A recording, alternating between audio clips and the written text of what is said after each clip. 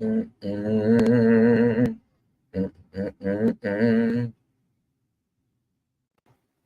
Mm-hmm.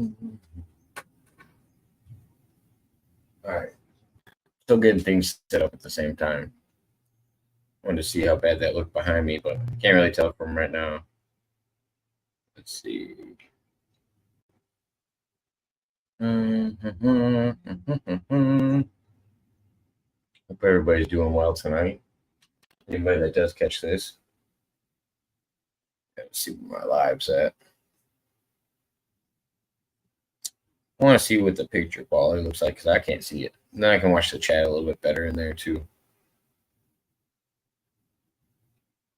Let's see. Work with me, people. Work with me.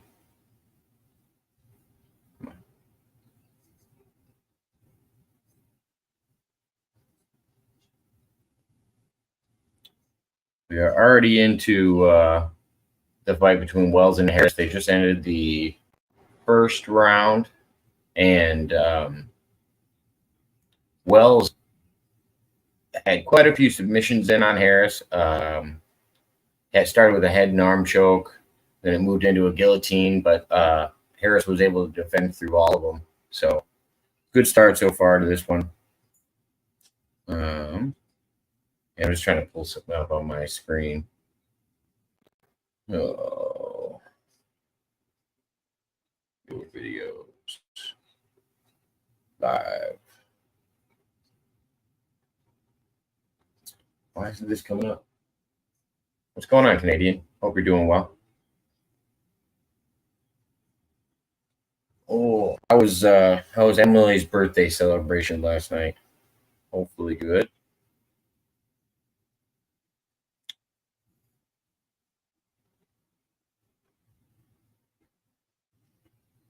Yeah, I fucking hate when YouTube does this. All right, if I'm streaming something, make it so I can find it on my own goddamn phone. It's so stupid that I can't even see my own notifications on my phone for my videos. I can go right to my channel right now, and other people can find my video, but I can't find it. The live that I'm currently doing. It's so weird to me. Mm.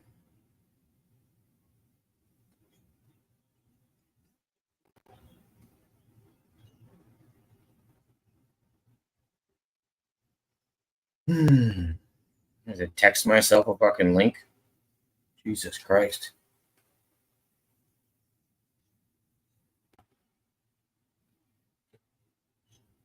Ooh. Just started the second.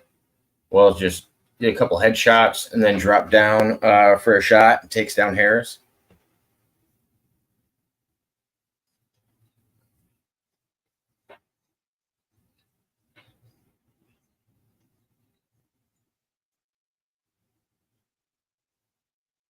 A lot of people watching these fights tonight.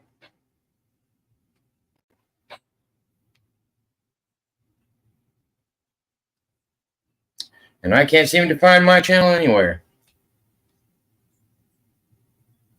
Jesus.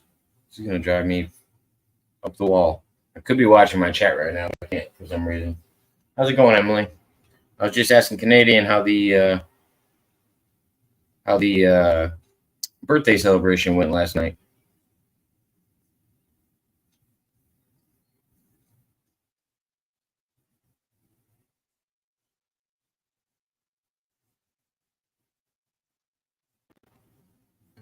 Mm-hmm.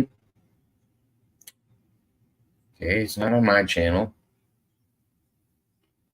I have fly in my room. It's also bugging me. I just got really agitated all of a sudden. Sorry for bitching. Jesus. Okay.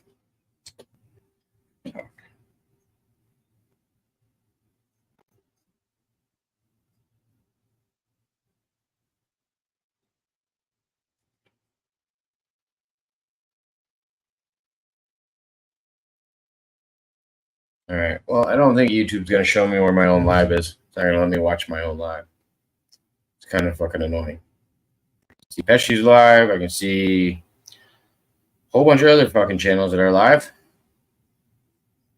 But I can't see my own channel. I can go to my page and it's not there. I know you guys are commenting on it, so I know it's up. I just don't understand why I can't see it. I like to watch the chat in the other one because the StreamYard chat doesn't seem to work so well. It was great last night. LOL. I was tired after that. Oh, figured. You guys were on for like 3 hours or something like that. Celebration.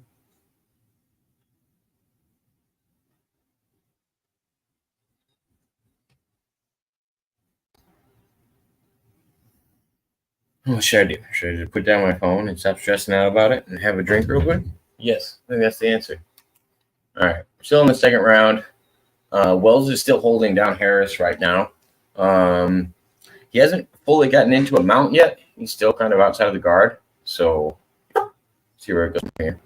But it seems like Wells has been kind of controlling this. He's working. He just got inside guard, and he's working some dropping elbows. Oof. Not looking good for Harris. But Harris defending himself well, at least against the submissions. He's not really stopping these elbows from hitting himself in the face, but yeah, he's had a dominant control time. I think he had 4 minutes or something in the other one, in the last round. Yeah, and I finally got to go home. Oh, nice. It's nice that you left.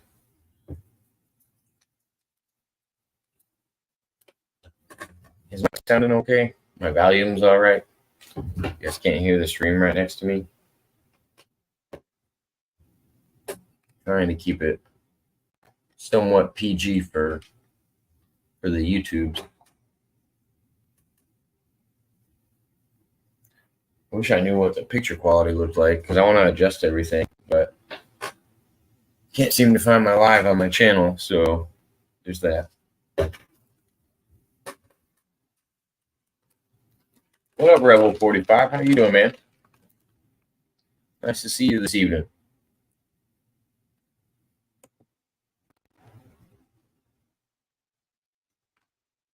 Oh, that was the end of the second round.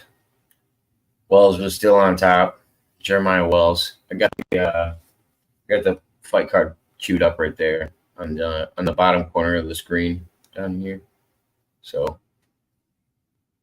if anybody's wondering who's fighting, what fights are next, I don't think we made it into the main card yet. This is still the prelims, and I'm also waiting for the Nate Diaz Jake Paul fights. Don't start until maybe 7 p.m. my time, 8 p.m. Eastern. Just chilling as usual. Nice. Glad to hear that, man.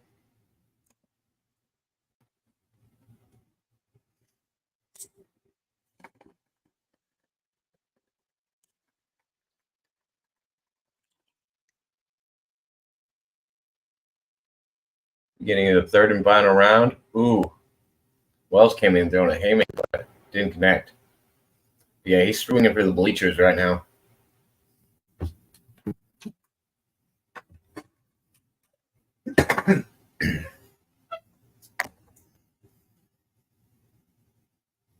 .430 left in the third. Ooh.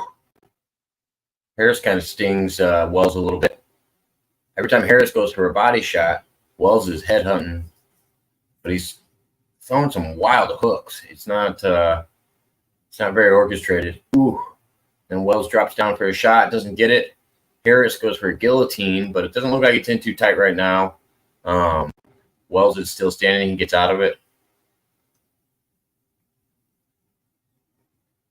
Got the size difference in these guys. They're the same weight, but one of them is Wells is just jacked.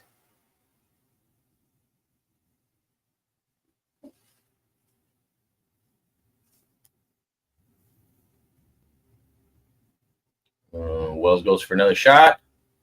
Harris goes for another guillotine. Now it looks like he's going for, I can't tell. Looked like he was going for a head and arm choke, but didn't land it. Didn't land in the right position. He landed with Wells on top, so Wells is using that to take the pressure off. Can he tap me from here?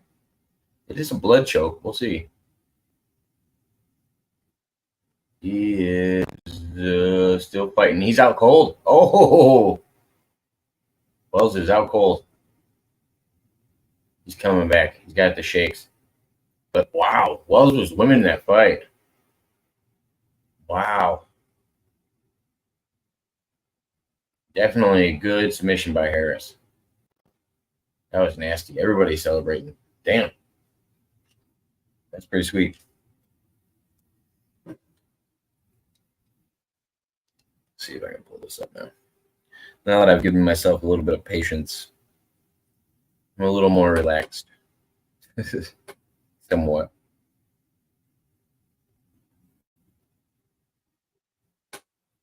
I can find this right away. It doesn't usually have these kind of issues.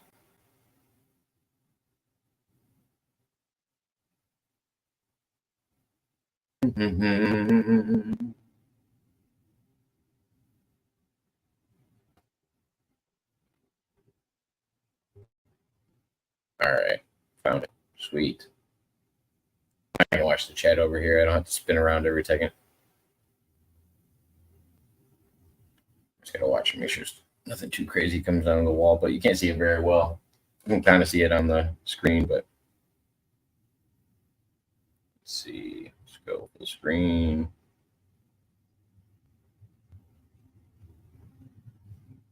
Mount this over here. Damn, what a rough fight.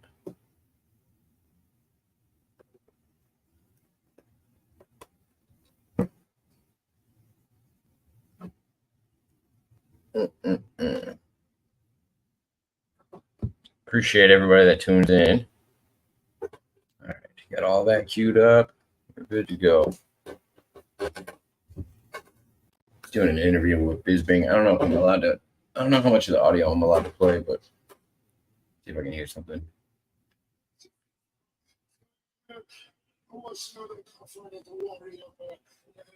I'm feeling great, man. This was a gym. We train in the gym every day, bro. Oh yeah, you can tell he's got to be a belt in jiu-jitsu because he defended submissions really well in this fight, and then he also ended with a submission, while the other guy was just throwing bombs. So I'm assuming.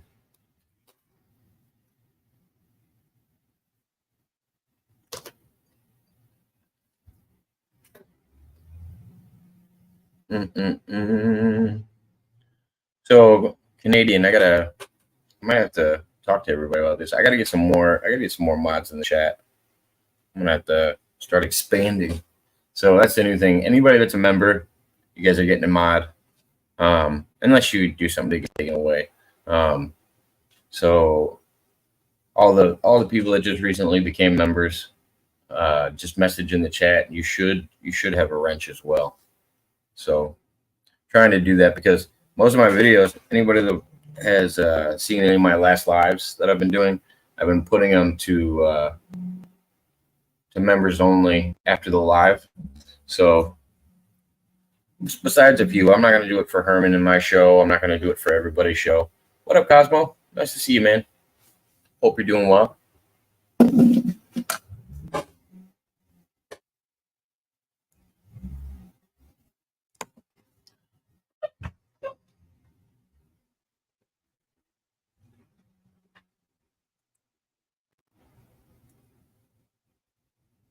Mm-hmm. Let's get the next fight pulled up here a second.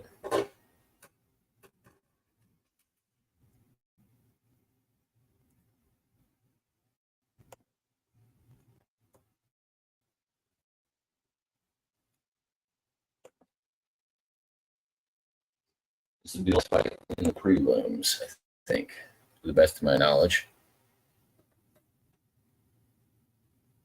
Oh, yeah, anytime, man. I'm happy to. Brantley says, hey, Jake, tell Brantley I said hello. So we aren't going to have a wrench anymore. Oh, no. All my people that are regulars still keep their wrenches. I'm not taking anybody's wrench away. I gotta get more mods in. I don't need less. That's for damn sure. No, all my mods that I have, that I gave mods to, I'm glad they're my mods. I just need some more.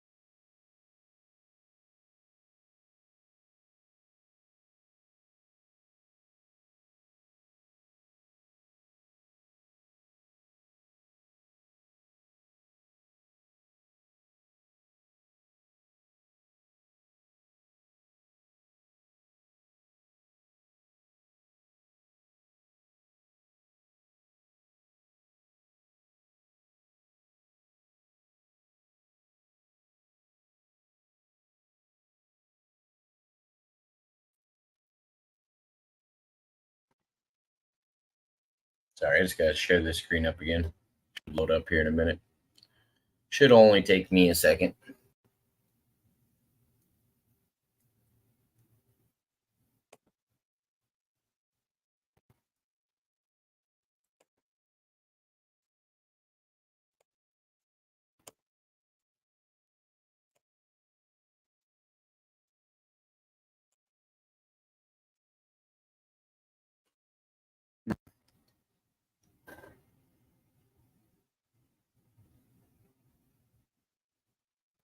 Oh no, it's not so bad today.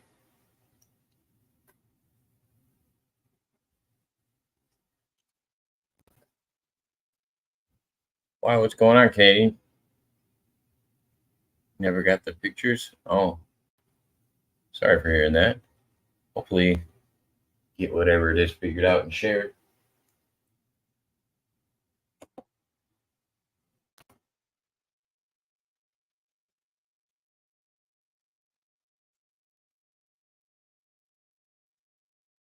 I should get that up.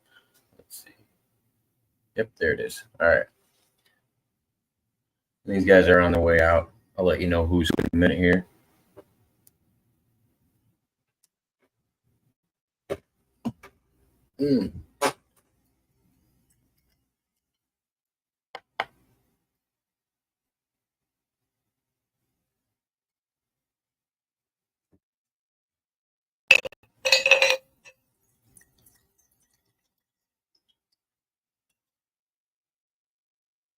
Rocking the peppercini jar.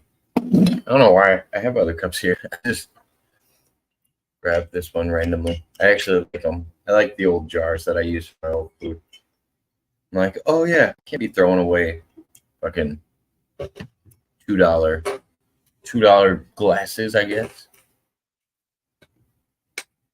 Skipping a little bit. Hopefully it gets sorted here shortly.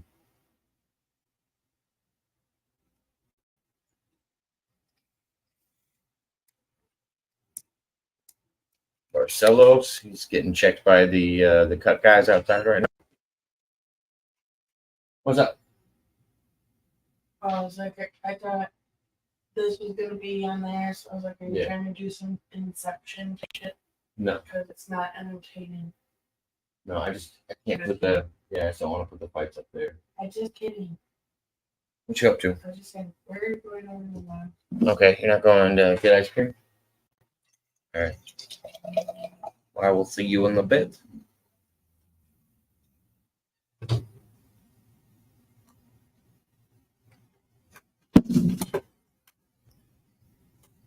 Phillips is on his way out now.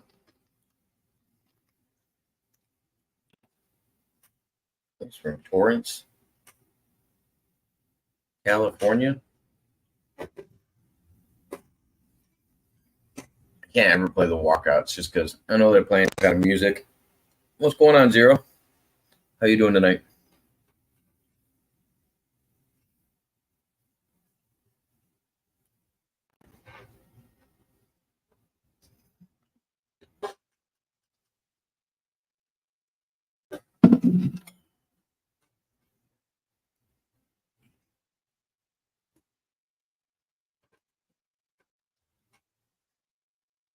I'm glad to hear. Glad to hear.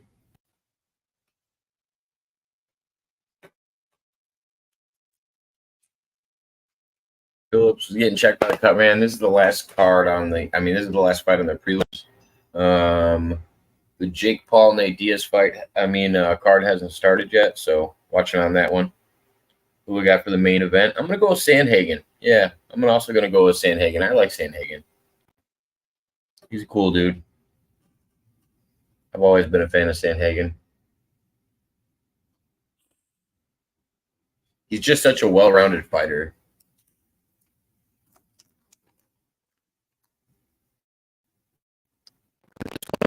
Go Phillips. I'm gonna go with the age advantage rather than the experience advantage on this one.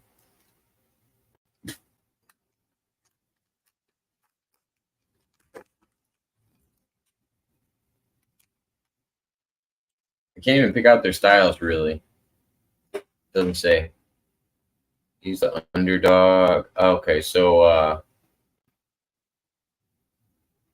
Barcelos, is that his name? Barcelos.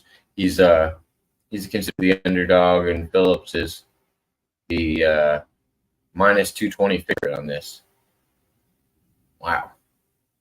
Fighting out of California.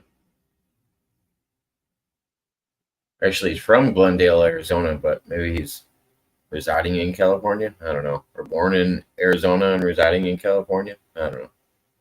Or vice versa.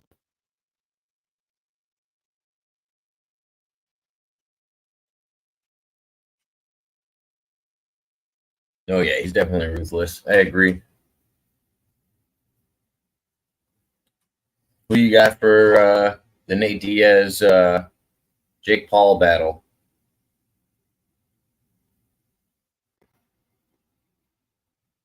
I might watch the Jeremy Stevens fight. I say Jeremy Stevens. Everybody in the chat's supposed to say, who the fuck is that guy?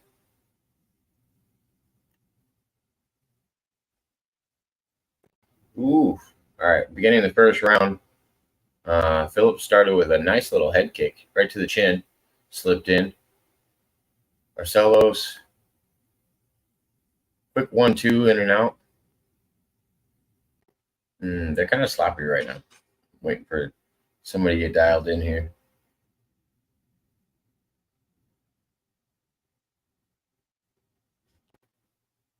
Ooh, straight kick from Phillips. Doesn't connect. Overhand right connects from Phillips. Ooh, another head kick from Phillips. Short jab from Phillips. 1-2 from Phillips. He's just dropping in and then stepping out. Barcelos with the overhand right. Ooh, leg kick by Phillips. And then Barcelos drops down, turns it into a single leg. He's got Phillips pressed up against the cage, and Phillips is trying to defend. Ooh, tries to pull a standing arm bar. He doesn't get it locked in at all. But Barcelos still kind of defending it just to keep it safe. Phillips kicks away, and they're back standing. 3:30 left in the first.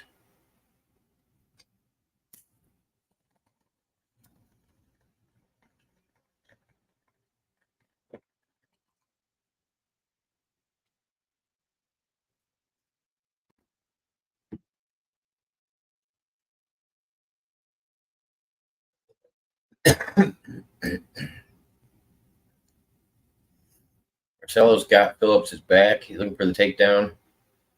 Nothing happened.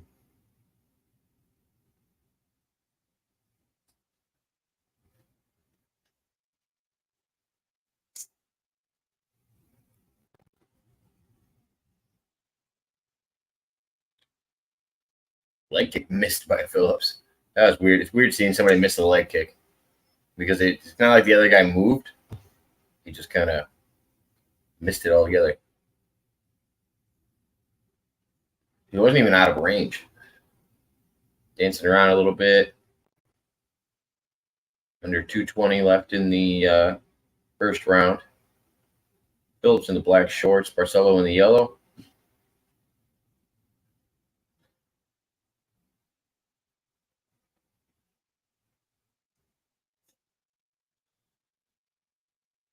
Ooh, 1-2 from Barcelos. Connected perfectly on that one. Ooh, big right hand from Phillips. Drops Barcelos, but he kind of scrambles back up. Barcelos drops down to a leg, tries to defend it. Ooh, nothing. Ooh, now they're standing again. Phillips with the knees. Separate.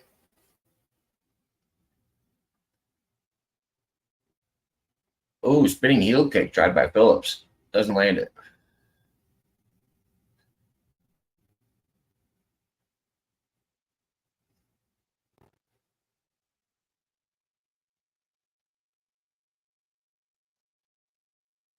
A little over a minute left in the round.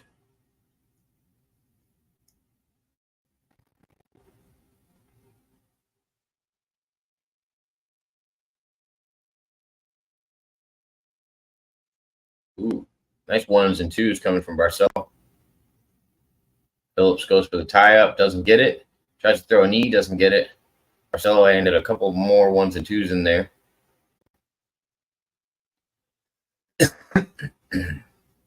Phillips really wants this knee to connect. Keeps going for it. The Barcelos dropping his head a little bit when he's moving in, but I don't know if it's enough to set up for that knee. 30 seconds left.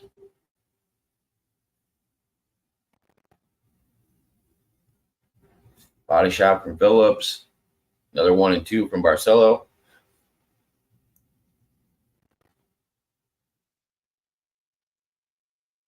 Phillips is really trying to get this tie up. He's looking for this like Muay Thai clinch, it looks like. Ooh, goes for a head Phillips goes for a head kick. Barcelos catches it. They're still standing. Nice. End of the round. Damn. I don't know who wins, to be honest. I definitely think Nate was younger.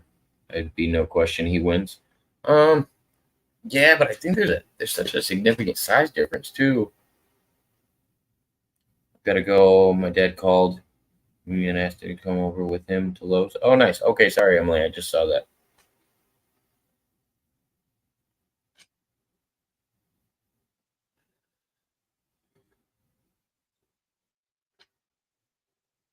There. Giving it all. That's for damn sure. It's a good card for the end of the prelims.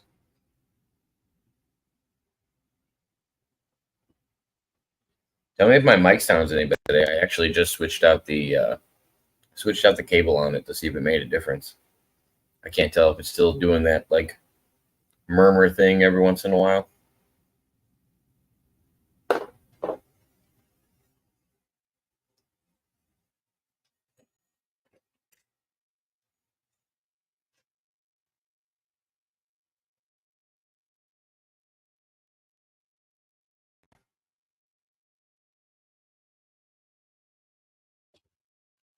All right, start of the second.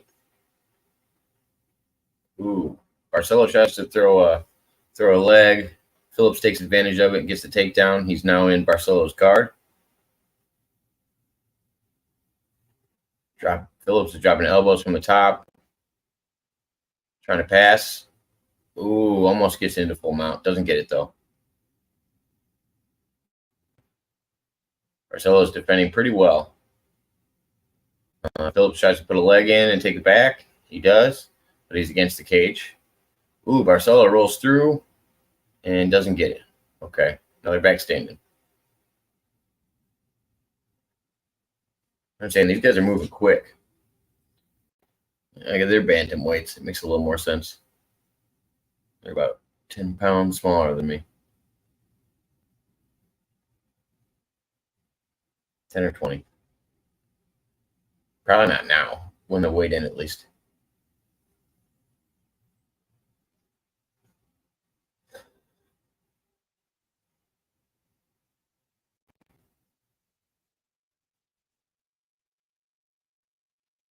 Barcelos fakes low, lands a jab. A leg kick from Phillips.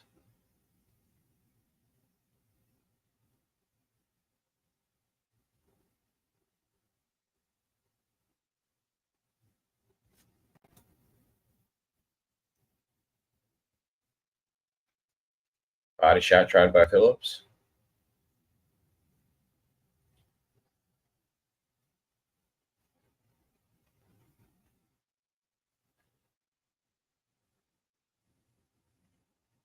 Head kick tried by Phillips. His range is just off because Barcelos not moving out of range. Like he's standing in the same spot when he's throwing these. He's just not landing.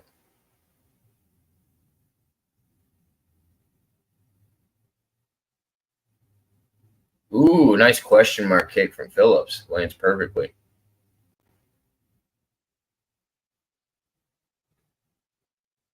Nice right hand from Phillips.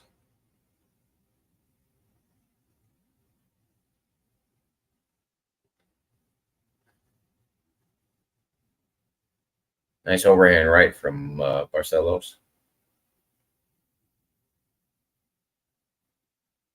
Ooh, big right hand from Phillips.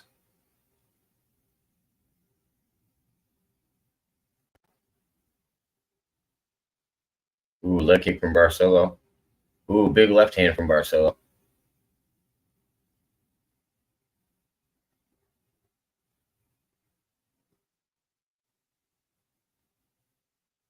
Head kick from Phillips.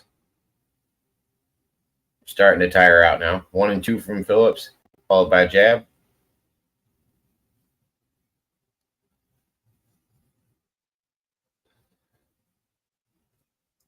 Barcelo drops down for a shot. And brings Phillips to the ground momentarily. But Phillips is back up. But Barcelo's got one leg in and he's got the back right now. Phillips is looking for a Gamora, maybe? Maybe looking for a Gamora.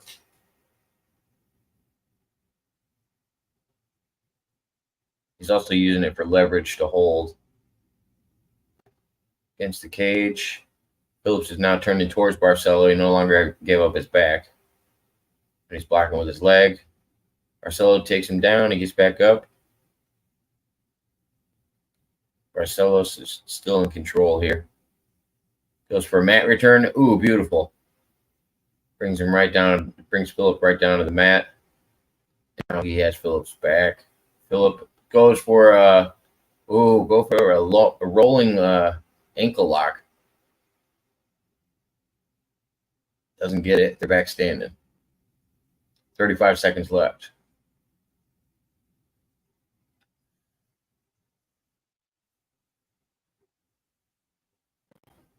What's going on, Blue Eye Diva?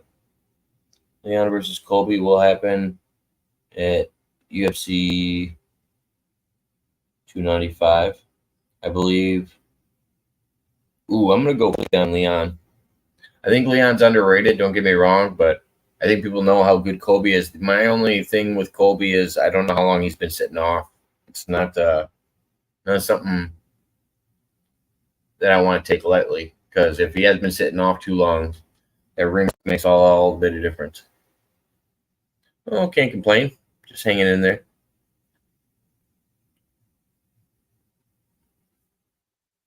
And that's the end of the second.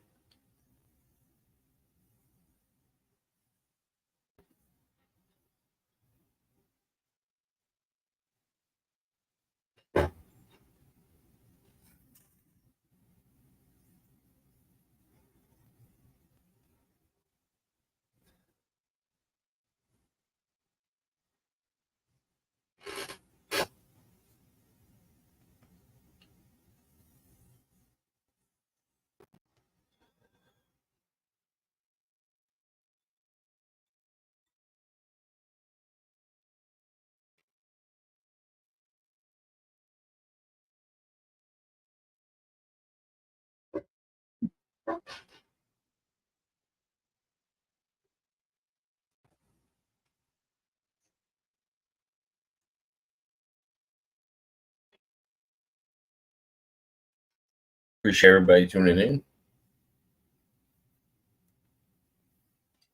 And the beginning of the third.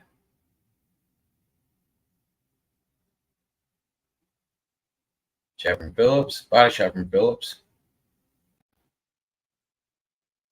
Phillips drops down for a single leg. And turns it into an underhook and then goes for a knee. Separated again.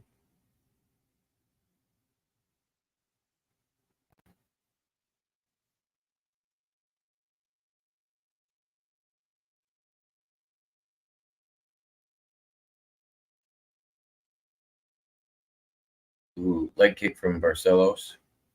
Kind of shook Phillip. He stumbled on that one. Kick tried by Barcelos. Doesn't land it.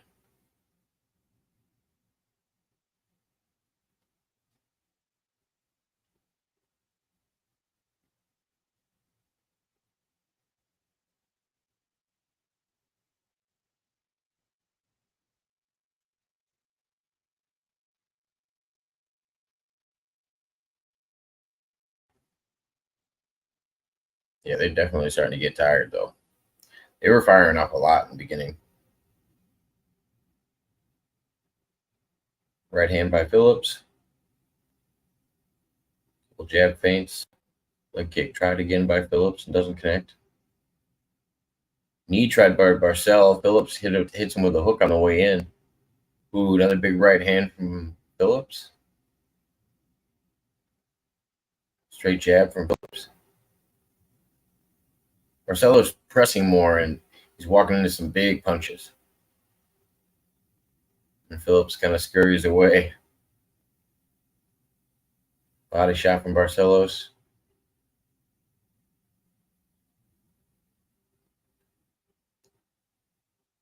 Big overhand right from Phillips.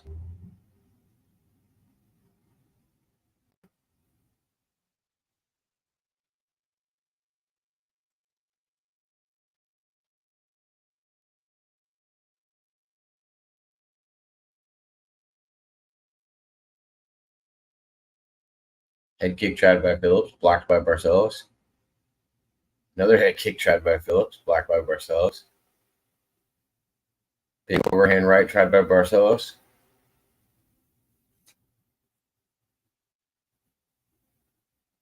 Leg kick from Phillips, jab from Barcelos. Another leg kick from Barcelos.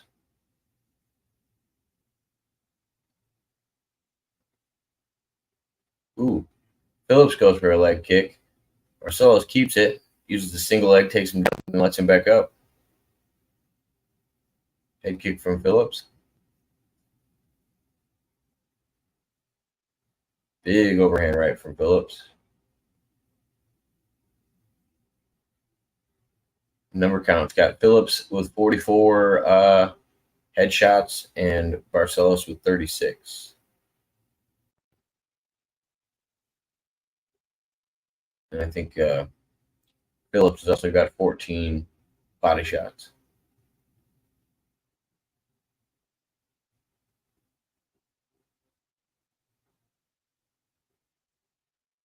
Minute 20 left in the third.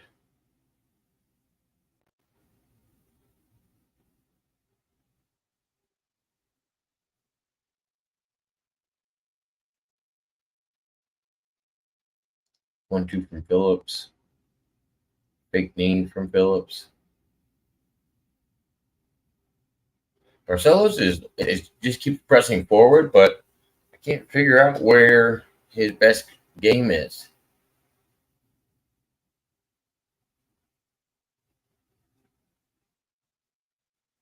Phillips is good at being on the outside, and he seems to have a decent ground game.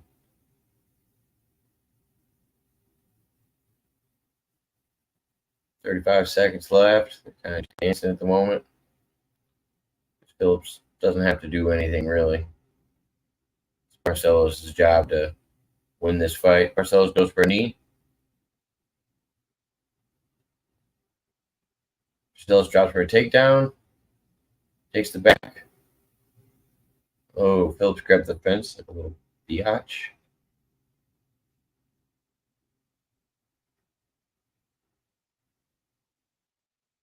Ooh, tries to give him a head kick on the break apart.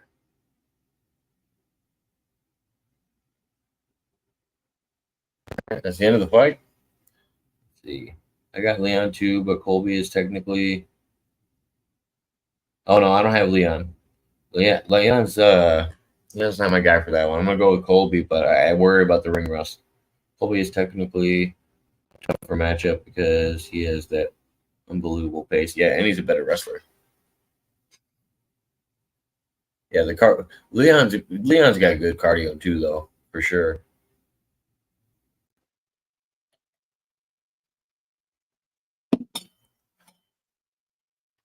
Let me use the restroom while they're announcing the winner.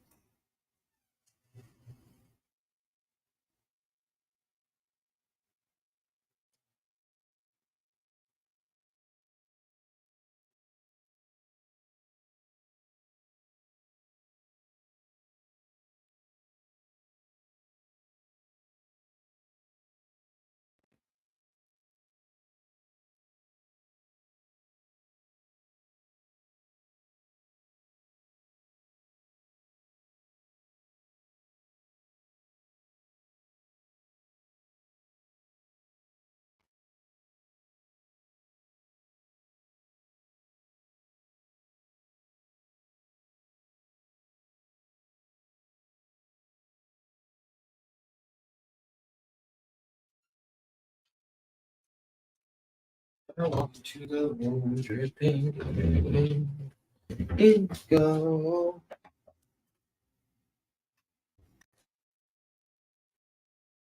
Oh yeah, Font's ranked 7, and I didn't even know Corey was 4. Yeah, it's gonna be a good fight. Colby got his back, his black belt in BJJ, so I don't know if Colby will decide to showcase that. Maybe, but Leon Edwards is decent at jiu-jitsu. I think he's had his black belt, hasn't he? I just think Colby's got a folk style of wrestling that I think is going to be the game changer in the grappling side. And yeah, Colby can take a fucking punch too. I feel like Colby runs on pure fucking rage.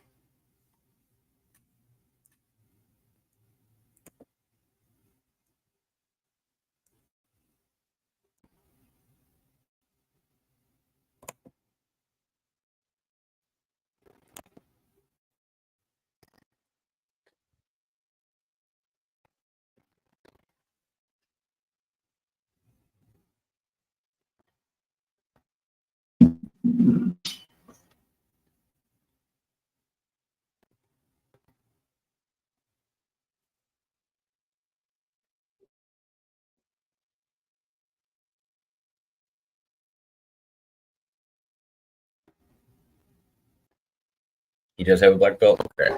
Thought he had something.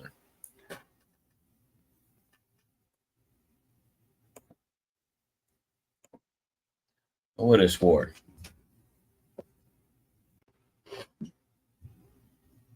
But yeah, no, I think it'll be good if he can get a submission. Like, don't get me wrong, but I don't think he's out looking for submissions.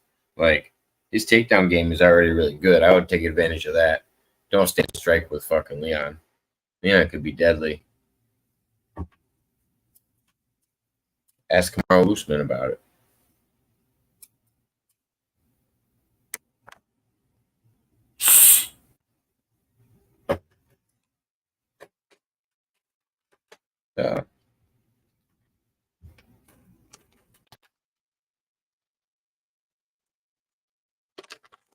Oh yeah, it totally depends on where you got it from, the school. I'm not too picky about any of that shit, but like usually other jiu-jitsu schools are like, no, you got to earn a whole new belt with us.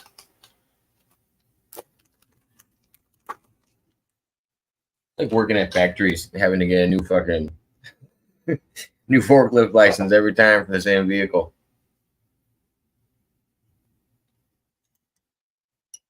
But there are different levels to it, to be honest. I think some people are sticklers about it more than others. They're in Nashville, Tennessee tonight.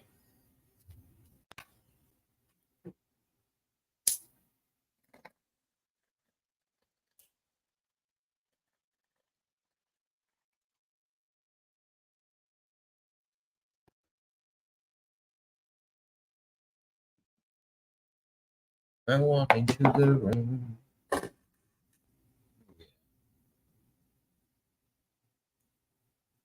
7 on YouTube and 1 on Twitch. Thank you, everybody.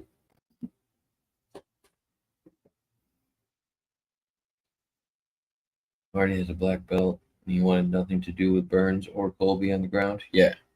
And the difference is, so Usman's a really good technical wrestler. Like his ability to take somebody down and let them up, and like he used to get a lot of tech falls, like where he'd be winning by 15 or more in his wrestling background. So he's a very technical wrestler and was always thinking about the score. Like he's a very smart fighter. That means he's got a good fight IQ from his style of wrestling that he brought into MMA. That's what makes Usman so good. Colby's got a different style. His is more, I would say, folk style based. Sure, the simple fact that it's like I couldn't see him doing that much freestyling Greco and doing good. He's not a big upper body wrestler. He's pretty proportional. So those are the guys that are usually good at jiu-jitsu, or the lengthier guys, or the short, small guys seem to be decent at it with a little bit of a wrestling background. That's why I'm surprised if I think Colby will have a better ground game than Leon, because folk style wrestling is more about holding your opponent down than anything else. And you get points for being in control all through college wrestling. They give you riding time. So as long as you're in control of the match, then you can just win. We're doing highlights of Corey Sandhagen now.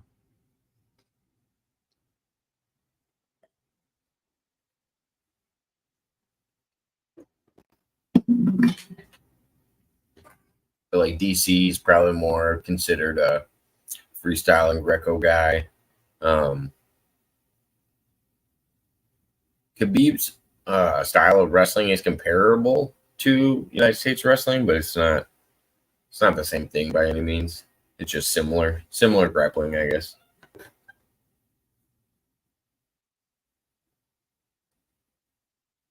Font looks hungry, at least. Corey's always looking calm and collected.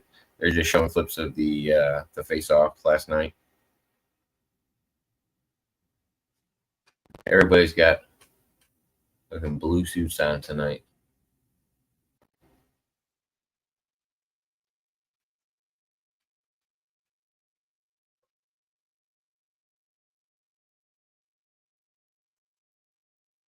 Yeah, I'm talking about his the way he holds people down. There's all right. So I'm really weird about grappling.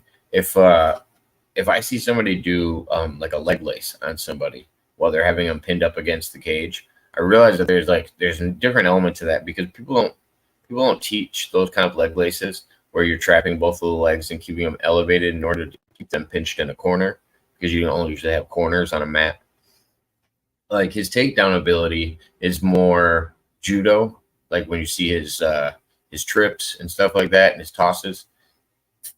But that's why judo is so equivalent to freestyling Greco, is because that's what I think, in my own opinion, that's why he did so well at what's his face gym. Man,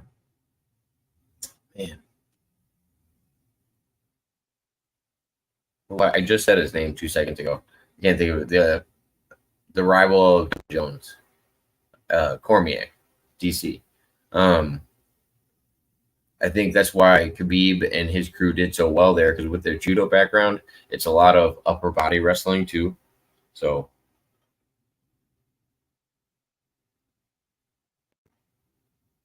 punch and kick. See, I know martial arts. How many MMAs do I have? Wow. I mean, I guess you watch professional wrestling. I guess that accounts for something. You can tell if it's a punch or kick, but I don't know if you directly would know if they were making contact or not. How do I know that guy's not selling it and this is all fixed?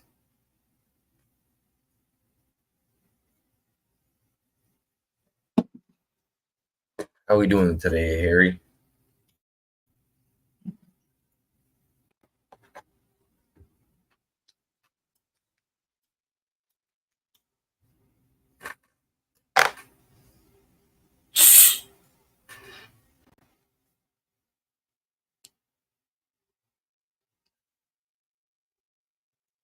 Klein versus Bahamunez. I can't even say that.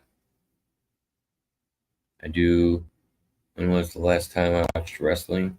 And it wasn't the TV show Heels. LOL. I asked Granny the same question, and he couldn't tell me. No, I don't know when you watch wrestling. I would assume it was Chando's matches.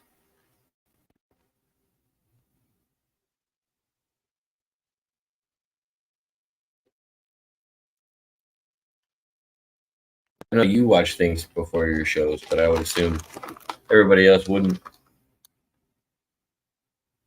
I like that that's a curse word around here. That's good. It's beautiful.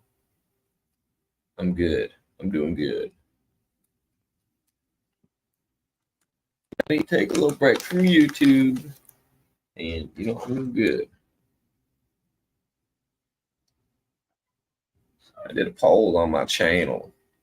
See if anybody thought I should stay on YouTube. 60 of them said no. But 40 of you care about me.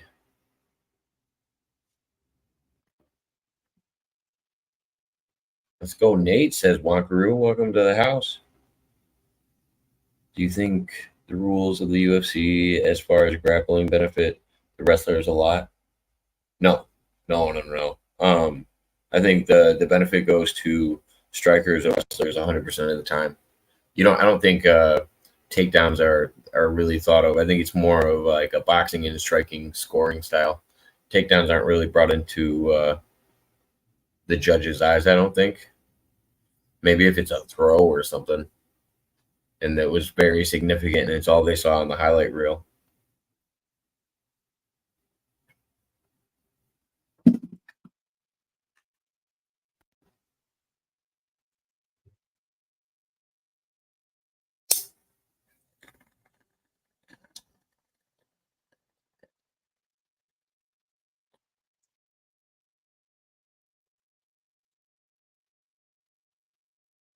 Okay. Klein is on his way out right now. He's got finished 16 of 19 wins, 8 by knockout and 8 by submission. Wow. He's on a 3-fight unbeaten streak.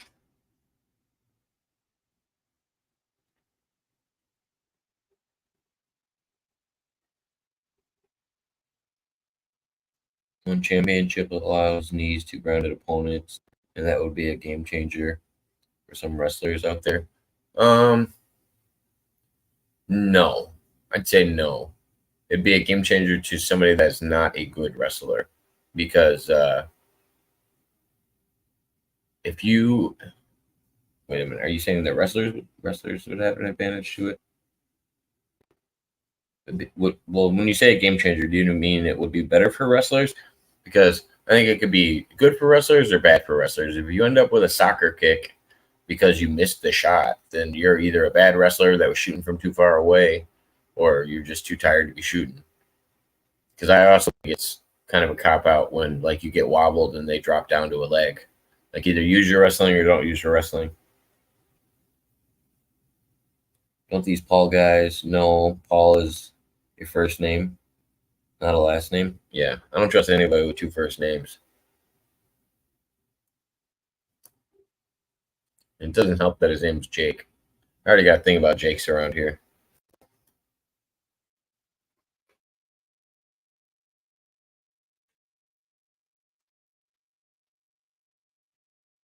I just want to see a few Stockton slaps tonight. with a glove, and I'll be a happy camper.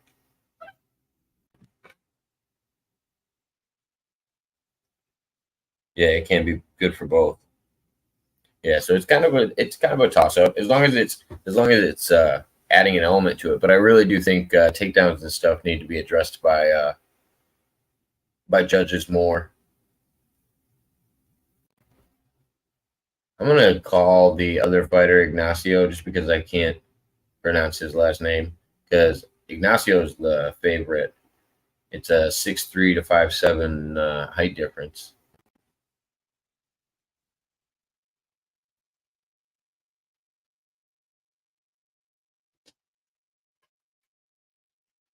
Is Bruce Buck copyrighted? I don't know the rules.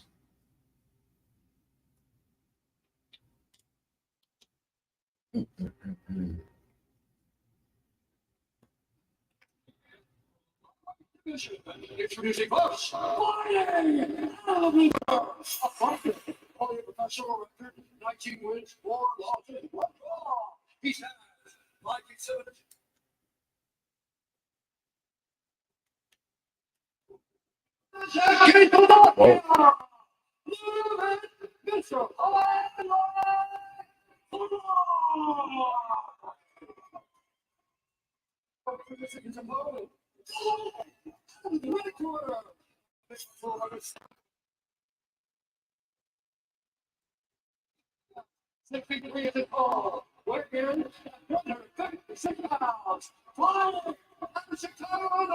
Ooh, I didn't know he was Chicago, Illinois. I apologize, Ignacio.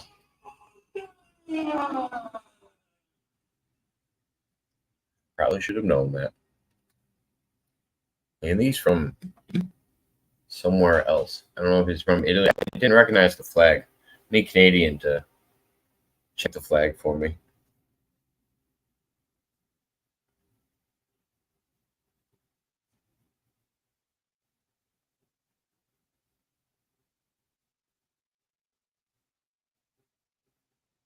Start the first round.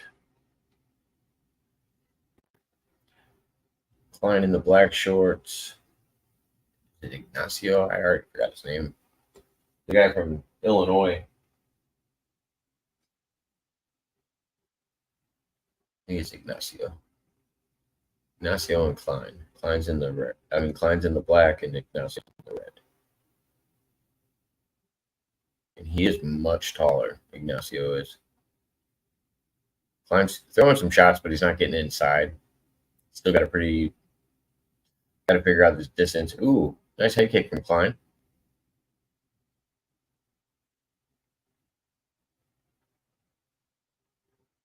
Ooh, Ignacio tries for a knee. He might have connected on there.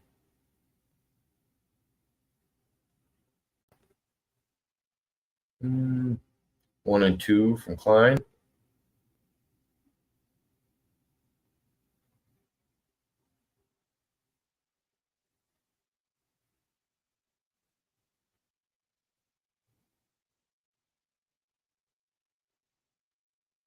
Ooh, big overhand right from Klein. Kind of sits Ignacio down. He pulls guard. Klein on top. And Ignacio's guard. Less than 3:30 left in the round.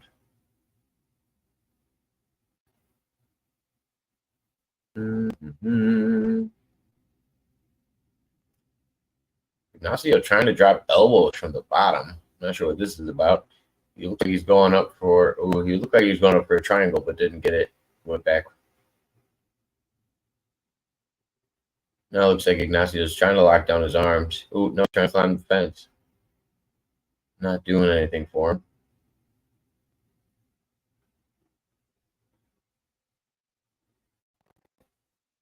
Klein still got him grinding up against the fence. Ignacio tries with a few more elbows. Meanwhile, Klein's just working his ground and pound on the side. Nothing really significant yet. Ignacio tries for another like a triangle he was going for. Keeps going up really high like he's going for a triangle, but I can't tell because he is under one arm, so I can't really Ooh, nice head kick from Ignacio on the bottom, right across the cheek of Klein. Klein drops back down, does a couple more ground and pounds to the side. But like he's not swinging hard. Like I don't know if they'll count those as significant. He just looks busy. 2 minutes left in the round.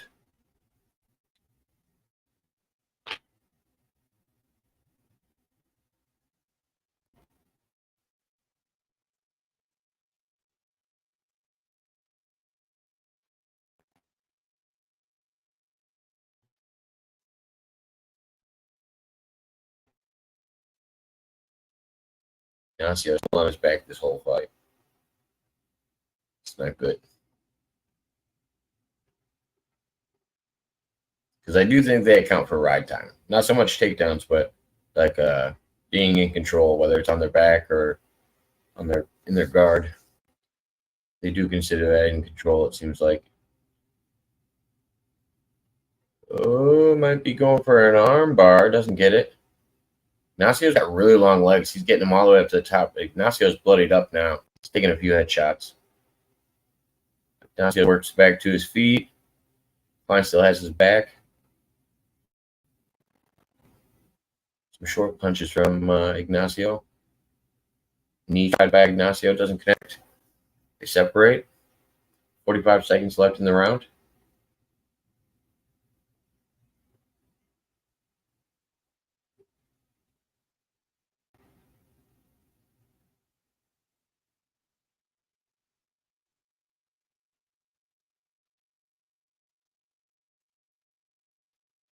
Ooh, straight kick tried by Ignacio. Doesn't connect.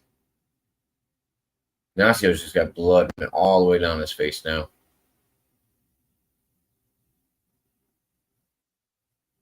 Ooh, Ignacio tries for a flying knee. Doesn't connect. 10 seconds left. That's an intense first round. I thought Ignacio was going to get smothered there. Time. Wow. Not bad. Not bad at all.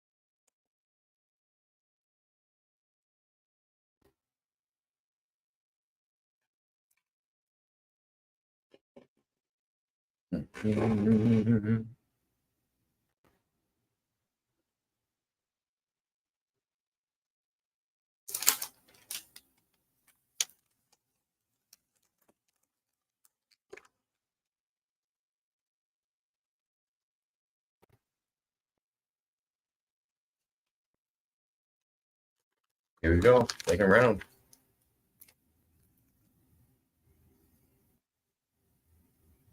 Ones and two from Ignacio. Head kick from Ignacio. Overhand right, Ignacio. Big right, no left from Klein. Ones and twos from Ignacio.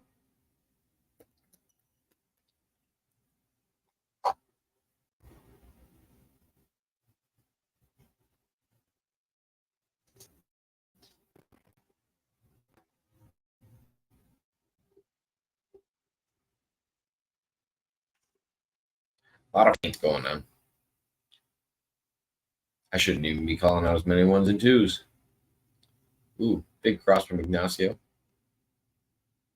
Ooh. Leg kick from Klein.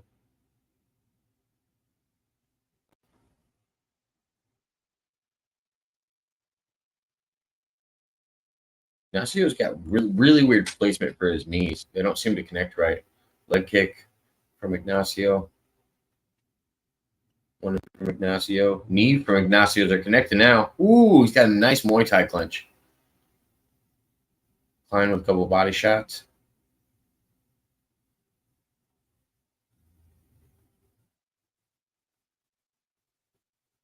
Overhand left from Ignacio. Klein drops down for a shot. Gets it. Now gives him. He's kind of giving his back. He's climbing the fence right now. Working his way up to his base.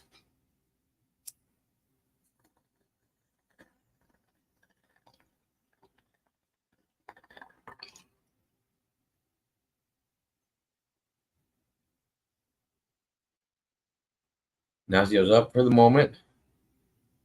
Now it's facing Klein.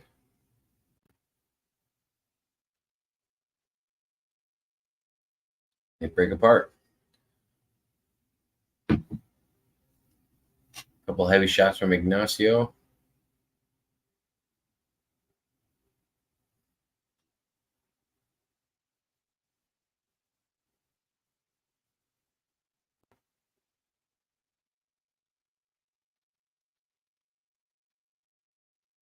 Big right from Ignacio. 2:15 left in the round.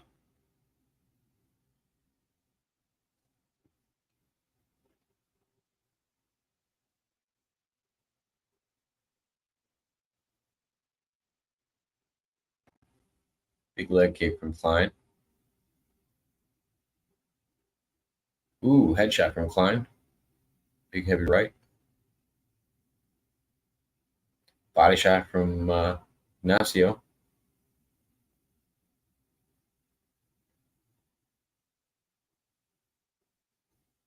Looks like Klein's got the advantage on shots. He's at 50 something, and I think Ignacio just broke 36 strikes. Ignacio tries for another knee, doesn't connect. Headshot from Klein connects. The head kick.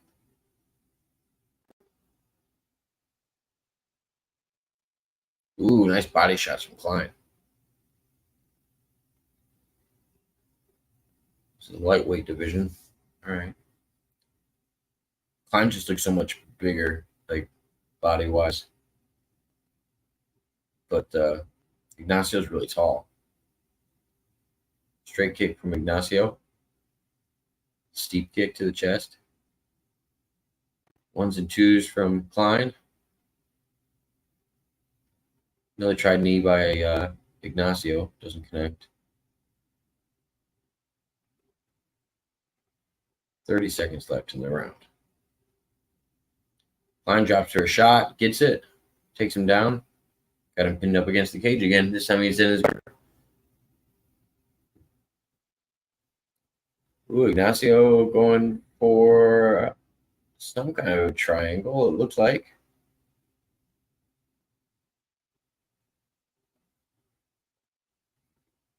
And then Klein's just kind of adding pressure to it. Ooh, a couple elbows from the bottom from Ignacio. 2, 1. Wow. Not too shabby.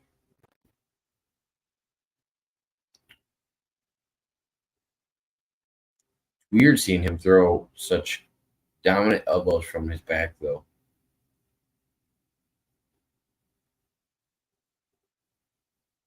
Hopefully all the cut guys are cool with it. I can't see where he's bleeding from, but it's running all over the place.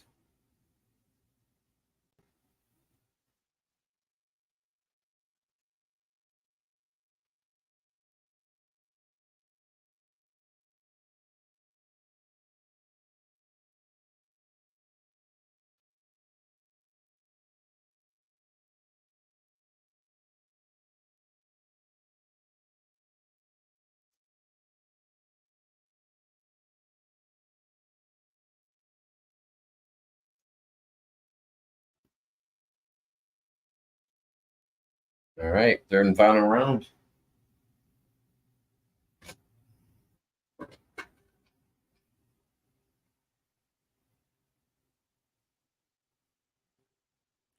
Ooh, 292. Sterling and O'Malley's going to be good, too. Touch hands. Klein's out driving a couple rights. Ignacio with a body kick.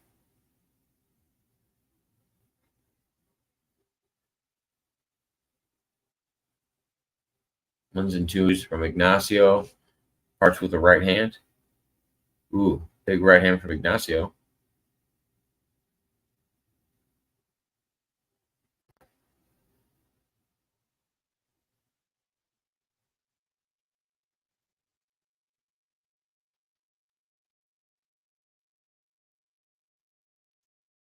Ignacio is having a little trouble getting inside right now. He threw a head kick. It was blocked, but it's in the right spot. Ooh, now they're in an underhook situation, tied up. Ignacio looking for knees to the body. Klein with a couple knees to the body. They break apart.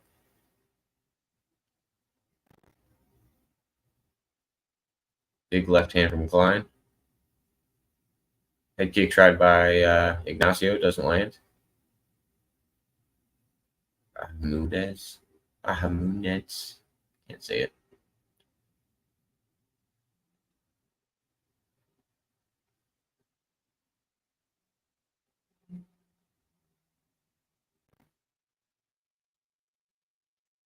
Not a lot connecting right now. They're throwing, but they're not really connecting.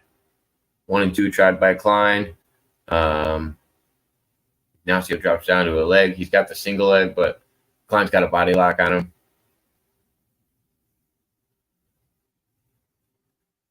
So he can't really succeed. Klein's kind of sprawled out enough where if Ignacio is trying to do this, he's wasting a lot of energy. Yep, he just let the leg go. Klein tried to spin around him, doesn't get it. Ignacio stands back up. Klein gives him a knee on the way up. Spinning heel kick tried by Ignacio.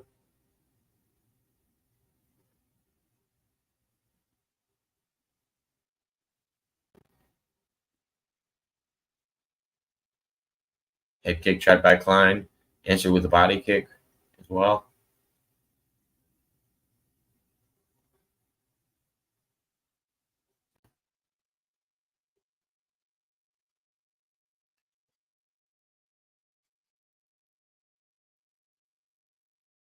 One and two from Klein.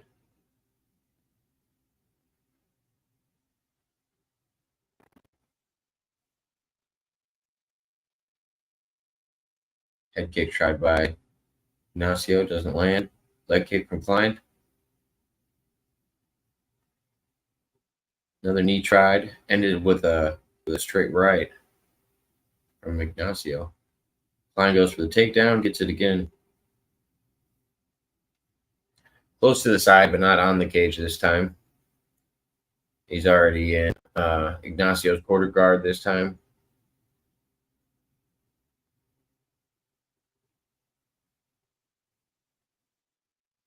Oop, now he's back into guard.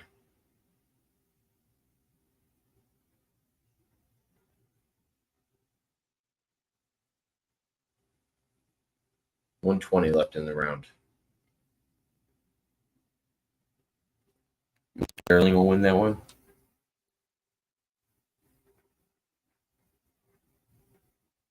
He had a way more dominant win over what's his face? Jan.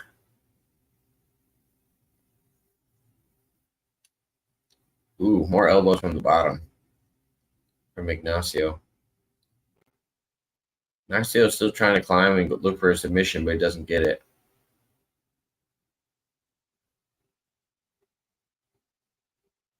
Ooh, watch out for those legs. Ignacio's trying to get a kick in there. Klein dropping some ground and pound. Back into guard now.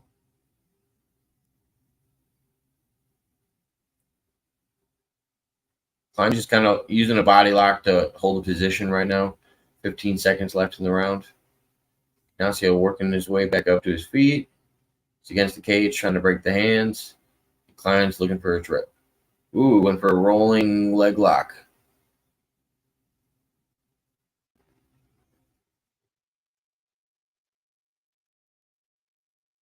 Doesn't get it. Time. Damn. That's a good one. Didn't mind that at all.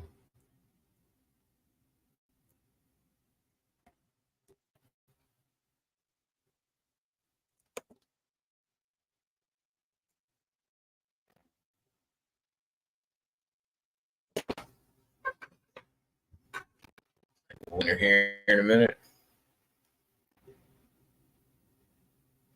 But I'm pretty sure it's fine.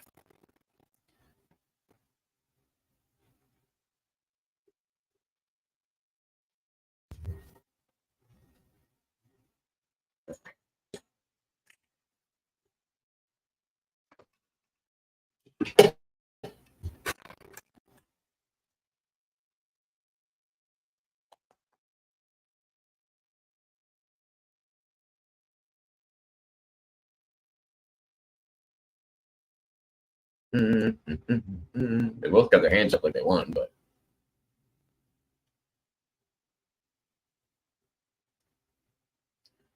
of course, got to sell it to the judges a little bit.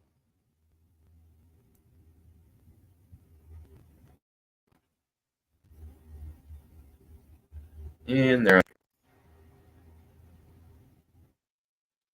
time is it? 8. I'm gonna check pretty soon and see if the other fights are going yet. Good idea. That there might be a little break in between here too. So I think it's on ESPN this time. We'll see. It started already, but I haven't been interested in all the fights. So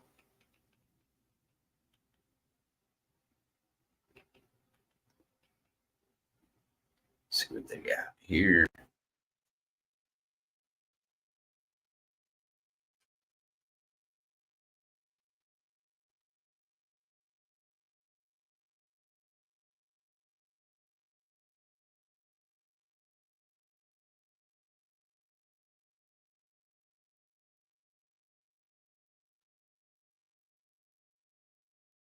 Got West Ham United football team. This isn't what I'm looking for.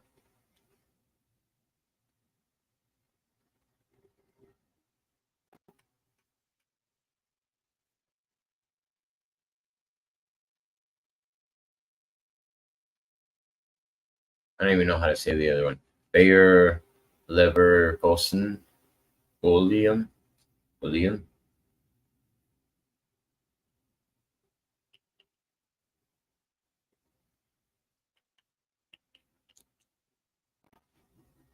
Where's Harry when you need him?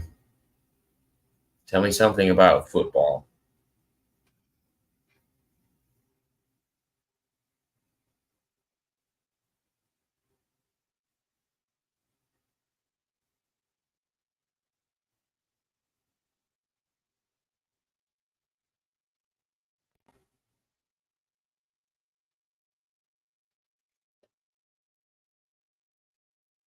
They're showing highlights of UFC stuff. I wonder what they're watching on there. I would have swore it wasn't a Showtime pay-per-view. I thought it was something else. I thought it was ESPN too. Welcome back, Emily. How was Lowe's?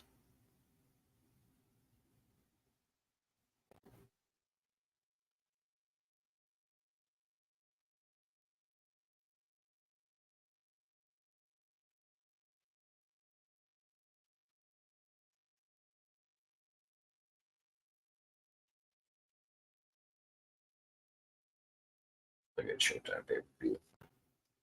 Just to be sure.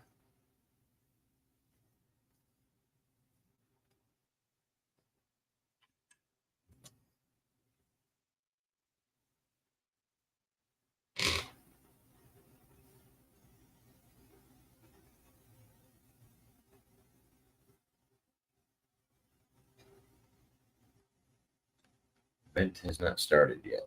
Stay tuned. The card should have started. if I'm not mistaken. Oops. Went all the way out. Go to live pay-per-view events. See what comes up. Should be in my save section. It was good. I made a doggy friend while I was there.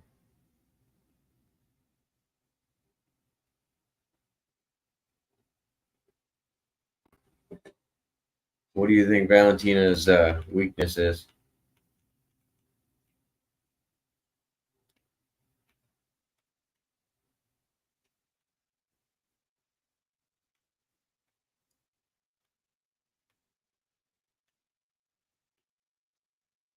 Oh,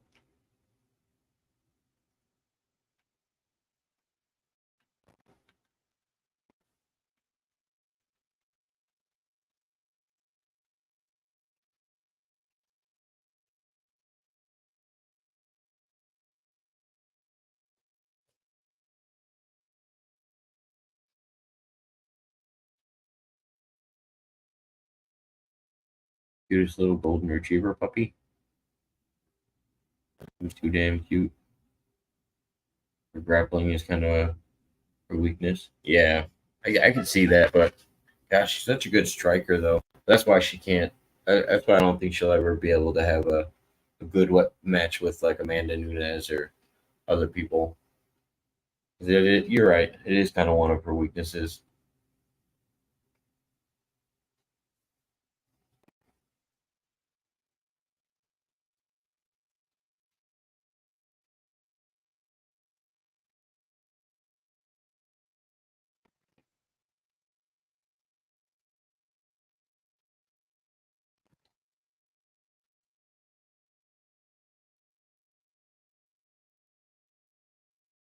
What's that say? Say hi to Brazil. Hello, Brazil.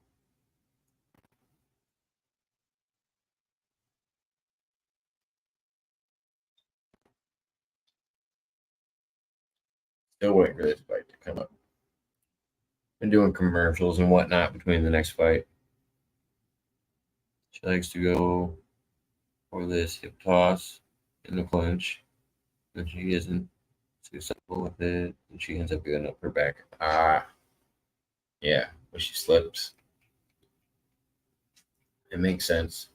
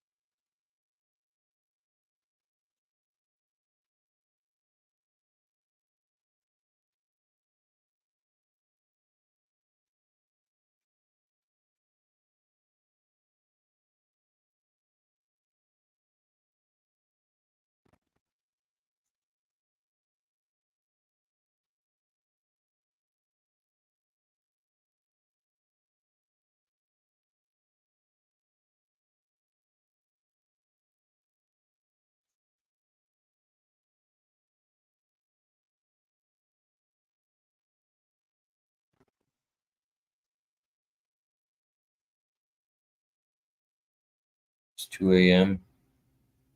when the fight's starting. I'm not playing them. I'm watching the UFC fight right now. I'm not watching the whole Jake Paul card.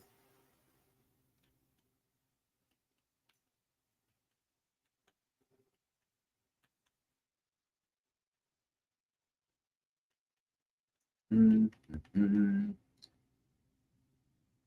The fight that I have pulled up in the corner, that's going to be the next fight.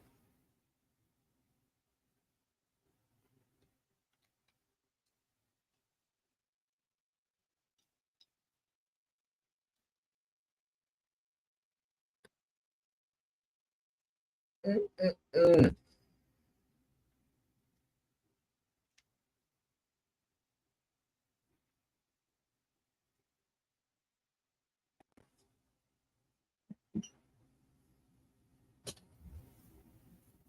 Where is my super suit?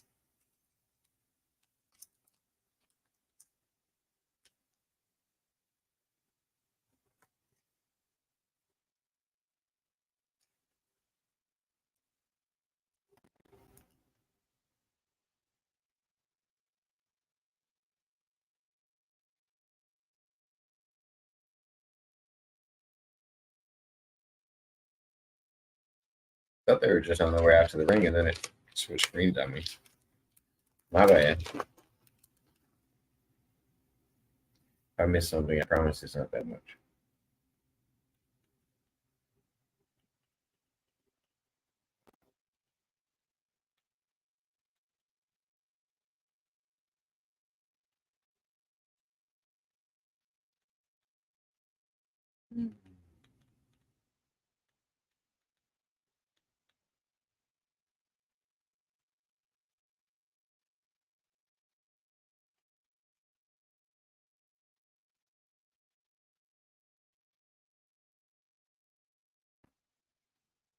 We'll take it.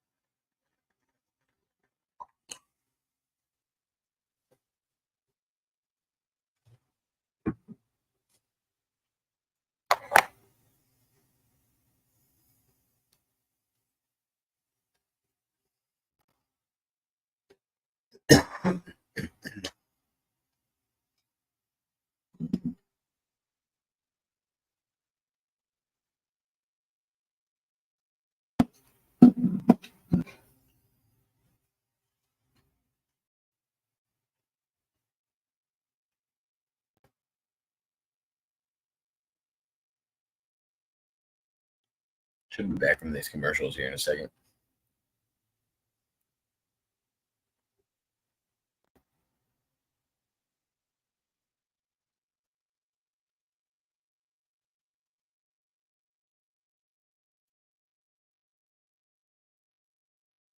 Did you see the Tom Aspinall fight? Also, how well do you think he does against John Jones? Aspinall versus John Jones? I don't know. I don't think John Jones is sharp. I mean, he hasn't really been tested in so long. I don't know. All right, we got Bozer versus Gamora. Bruce is announcing him right now.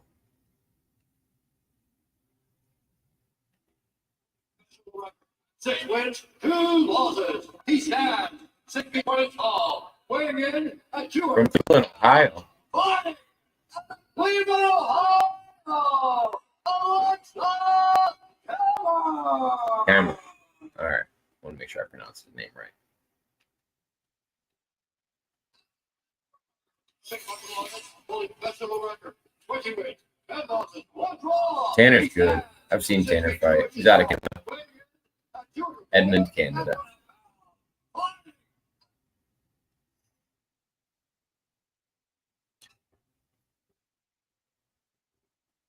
A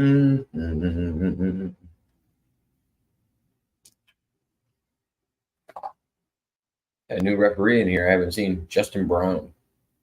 It's interesting.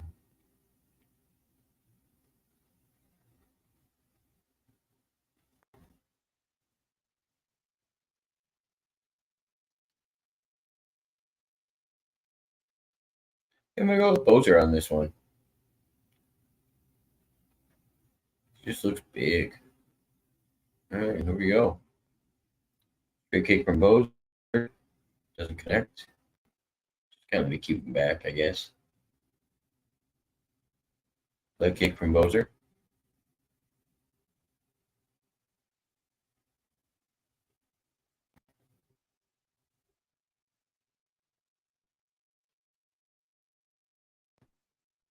Now Bozer's like looking a little timid. It's weird. Leg kick from Bozer. You got a weird movement, I guess. Tie up.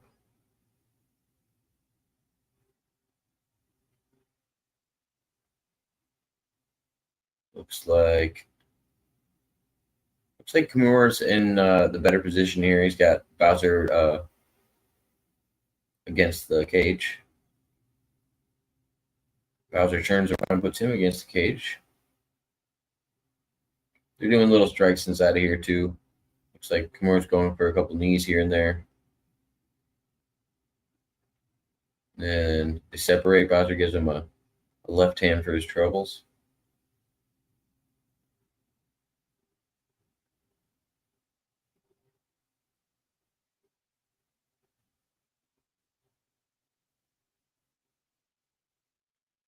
Head kick tried by Bozer. Doesn't connect.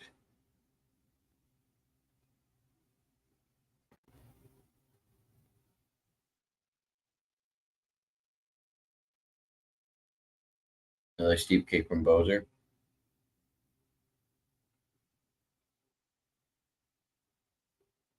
Kimura pushes him up against the fence. Gets in one underhook.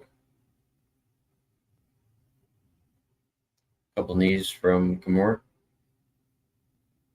Ooh, body shots from Gamora. And they separate. Big left hand from Bowser.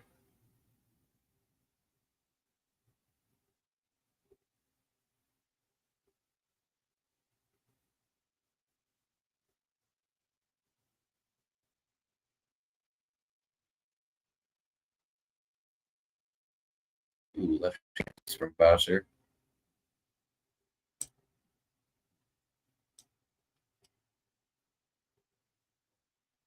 Another left hand from Bowser. And Kimura answers with a leg kick and kind of trips him. Still up though. Another steep kick from Bowser. Ooh, big left hand from Bowser.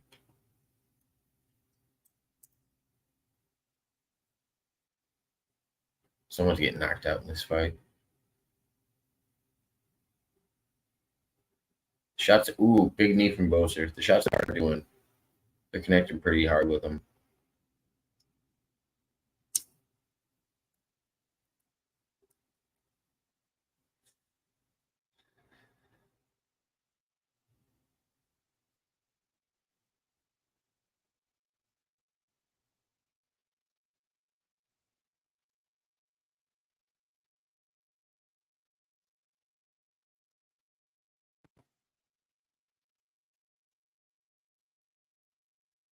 Going on.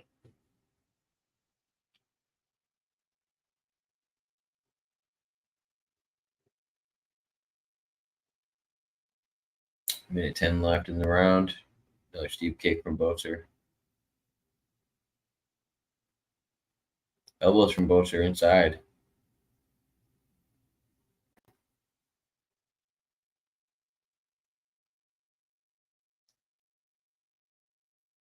Ooh, big hook from Bowser. Nice left hand from Kimura. Left and a right from Bowser. Ooh, big shots from Bowser. Kind of stumbled Kimura on that last one.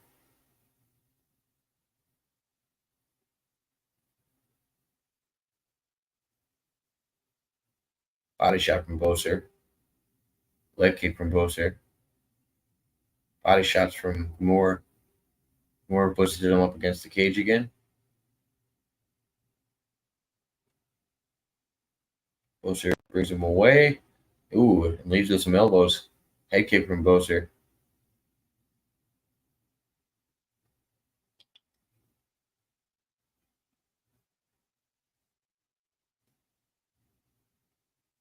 That's the round. Wow. Pretty good. Pretty good. First round. Yeah, I think someone's getting knocked out though.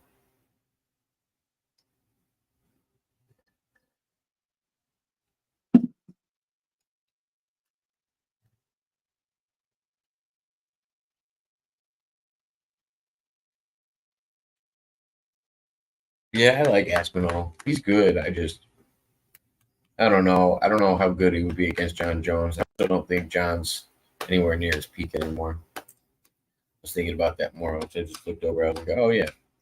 I do think Aspinall's good. I don't want to underestimate his ability, but I think John's been sitting too long and he hasn't been tested in a while either. So I don't think he would do too good against John, even if it was the bad version of John.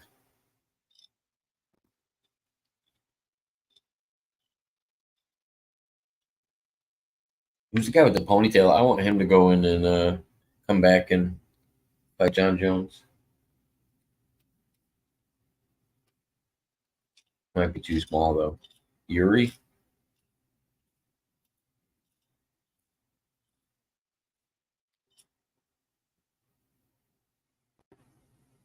Getting in second.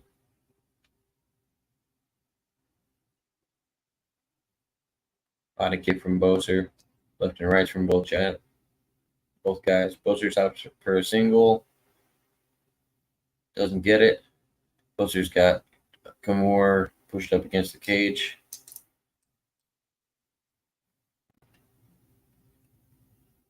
Knees from Boser.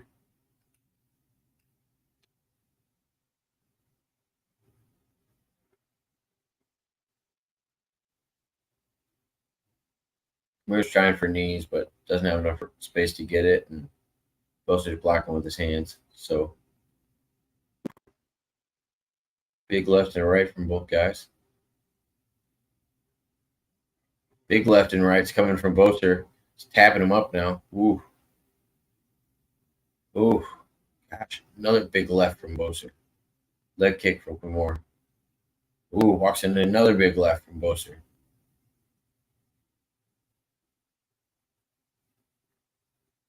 Big right hand from Boser.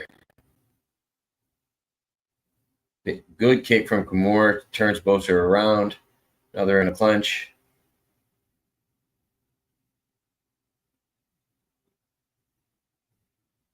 Big elbows from Boser. Ooh. He is tapping him up. Boser going for a single. Lets it go. Got the body lock. He's got Gamora pressed up against the cage.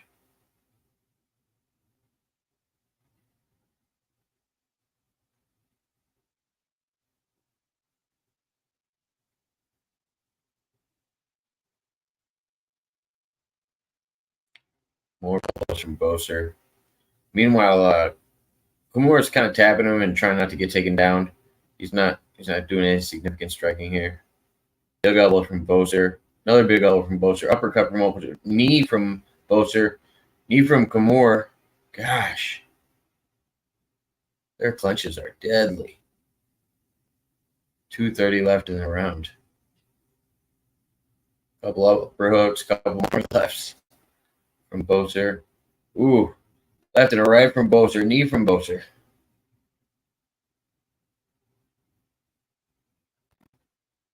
I don't know how Gamora's been hit in the face that many times. It doesn't seem to shake him that much. Got a strong neck, that boy.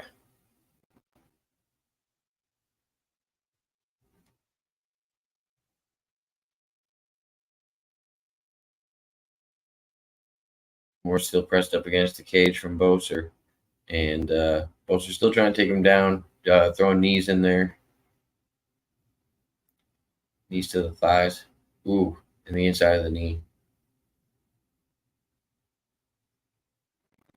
Ooh, elbows from Boser. Big left hand from Boser. Another left hand from Boser.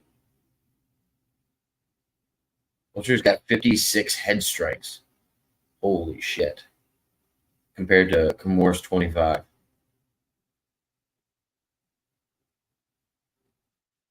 And these are like direct hits. Like they're not.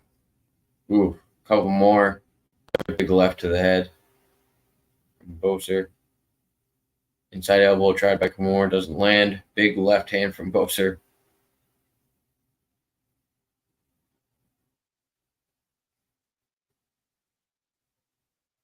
Boser's got Gamora pressed up against the cage with wrist control.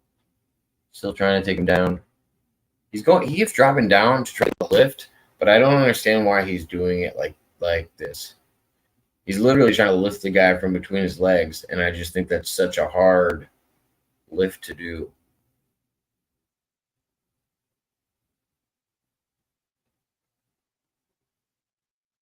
Big elbows from both guys. 25 seconds left in the round. More still pressed up against the cage from Boser.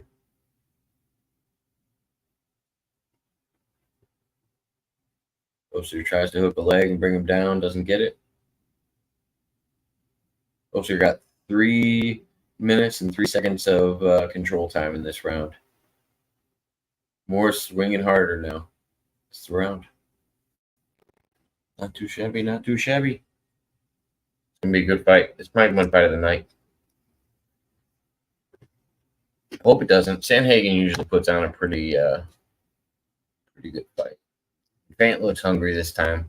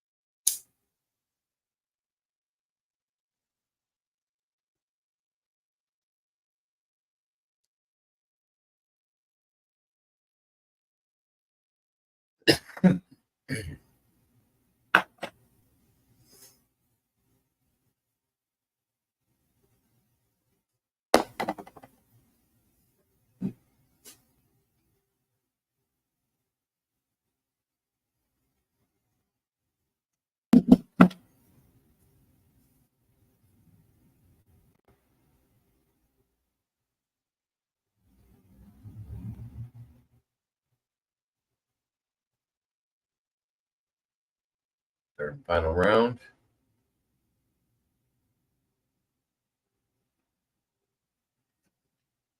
Body shots from Gamora.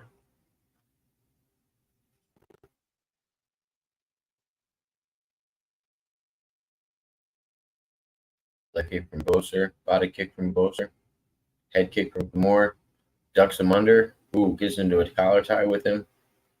Now he's got the overhook. Boser's got him pinned up against the cage again. Against the cage again. Against the cage again.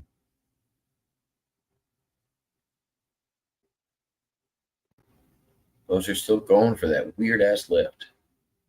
If he does, don't get me wrong, if he does get it, he dropped the guy on his head, but that is an insane lift to try to do.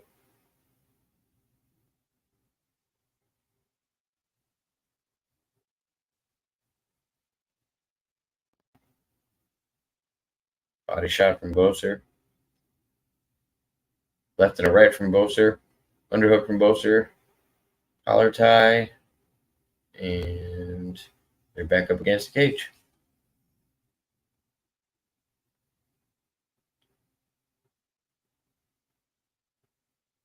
Boser trying to get the lift again. It's time. He got him off the ground this time.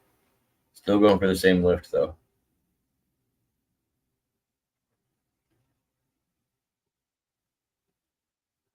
Ooh.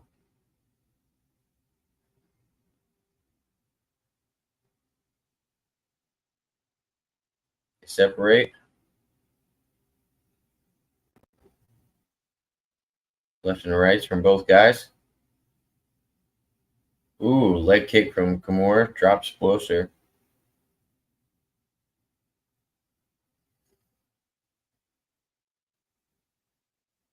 Still standing.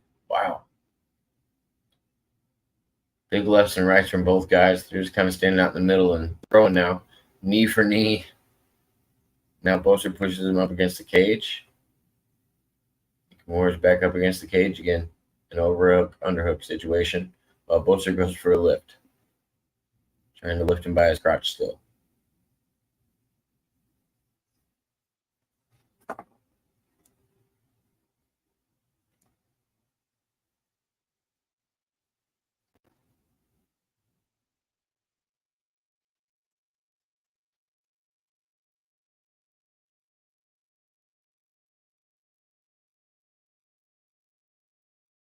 separate. 2 minutes left in the final round. Body kick from Boser.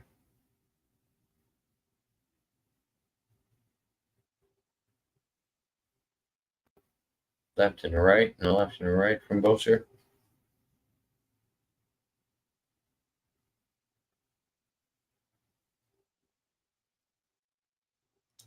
Blood just running down the left side of the face of Gamora.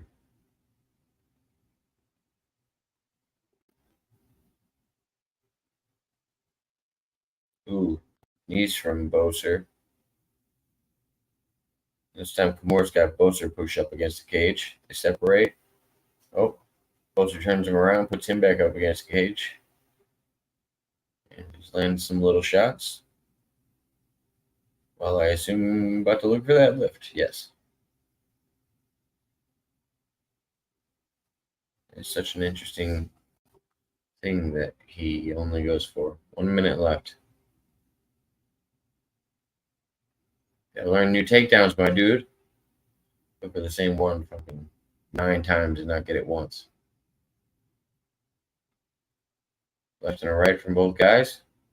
Body shots from Boser. Big left and rights from Boser. Big ones. Ooh, and a knee to the head. Left and a right. Still standing. 3 seconds left. They're at war. Holy shit. There's some Robbie Lawler, Rory stuff. Oh my gosh. 15 seconds left. Boser's got him pushed up against, got Gamora pushed up against the cage again. Wow. That was brutal.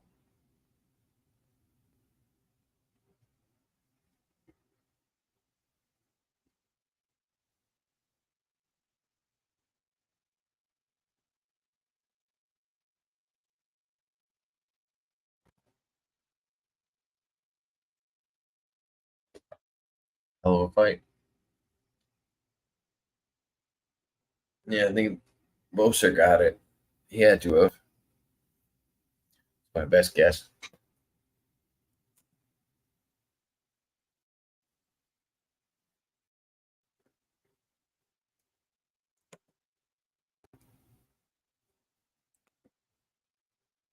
Diego Lopez, Gavin Hunter.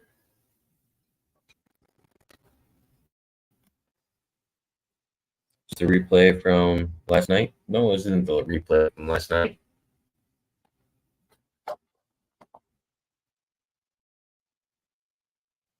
This is me. I'm live right now.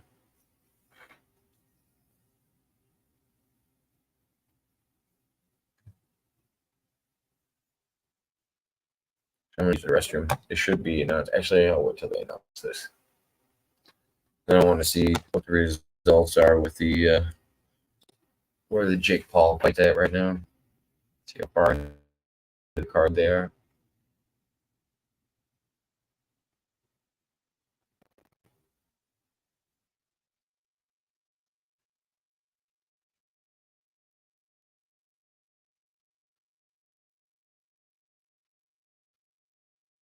Come on, got it, Tanner. Let's go. Yeah. Tanner.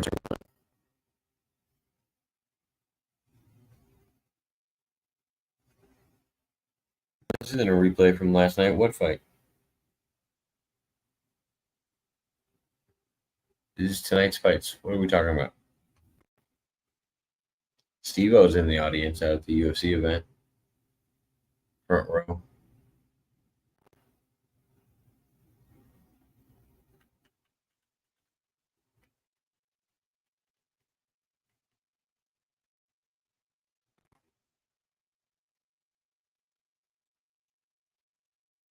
Diaz versus Paul wasn't last night.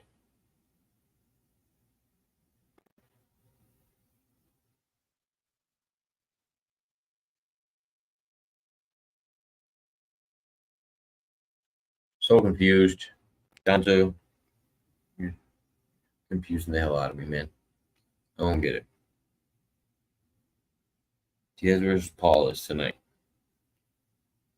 to the best of my knowledge.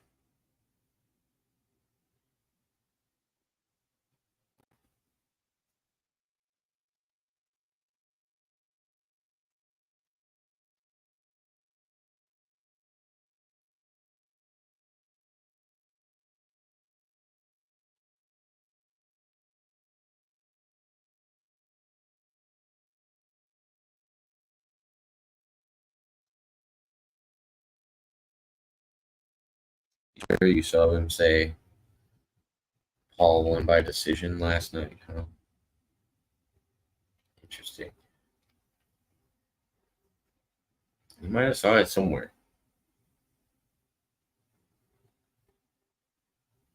That's the other thing is I don't see if it did come to it, I don't know if I'd see Nate actually knocking out Jake, but I see him not getting knocked out and being able to outlast Jake. I would see that if it goes to decision, I would have to assume Diaz.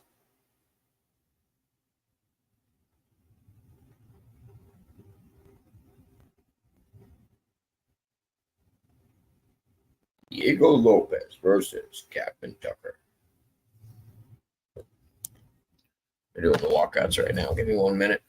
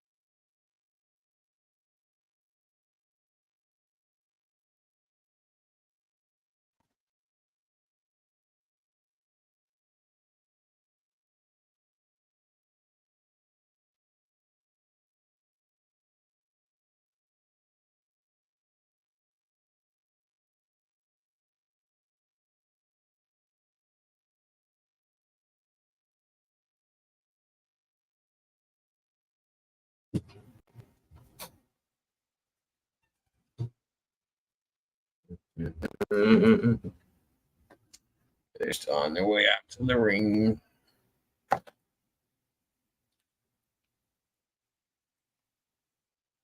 Kevin Tucker, Canadian native, shaking his tuchus all the way up.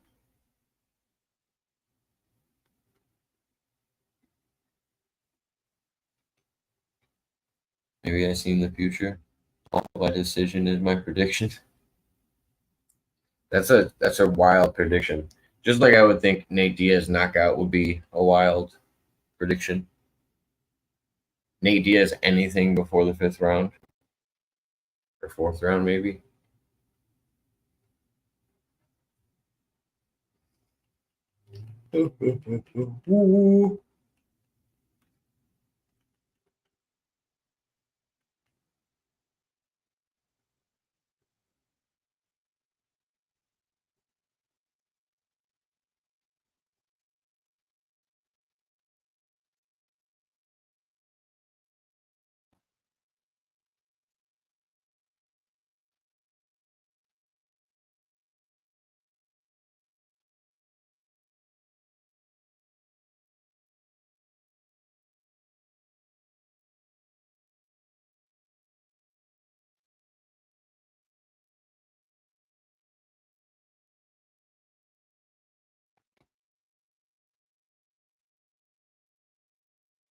Diego's on his way out, getting checked by the cut guys right now.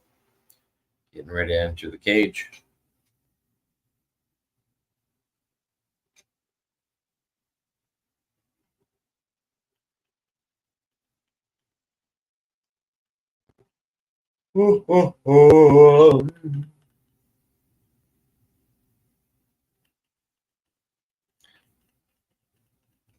I don't know why I've got Crawford versus Spence on here. Like I'm trying to watch Crawford versus Spence.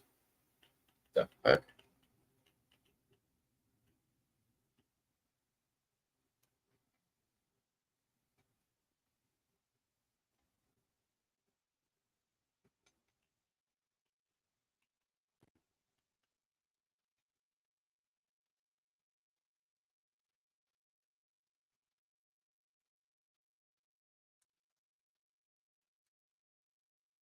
Now I'm kind of curious if we're going to get that prediction.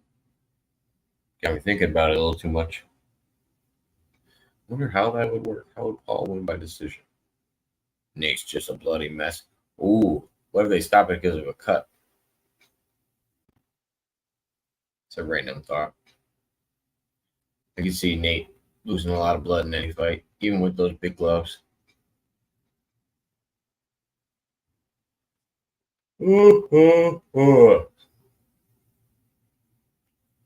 Damn, son. Where'd you find this?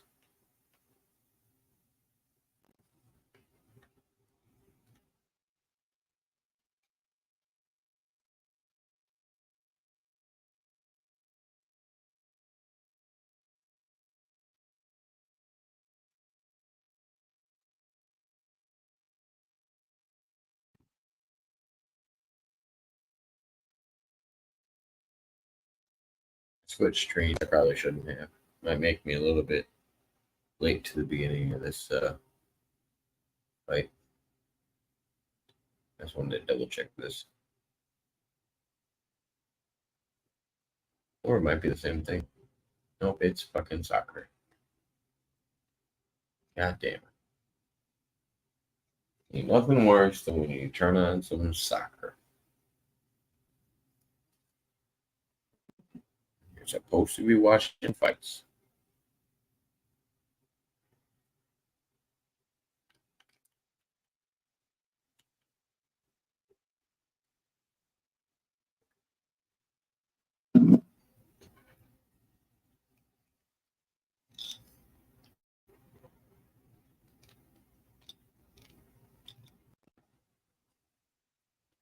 Luckily, I wasn't too worried about this one, but one day, check around.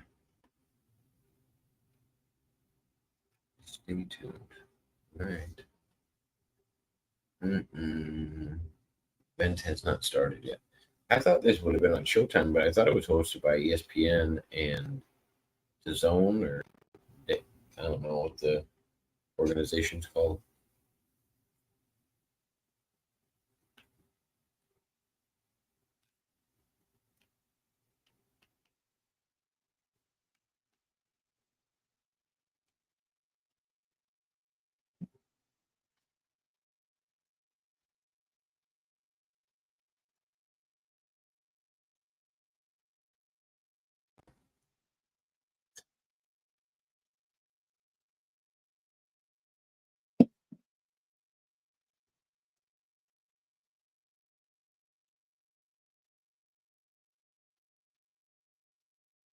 All right, they're already a minute in.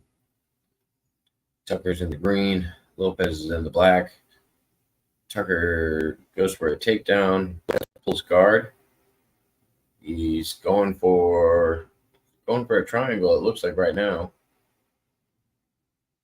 It's in pretty tight, but Tucker's standing up with it.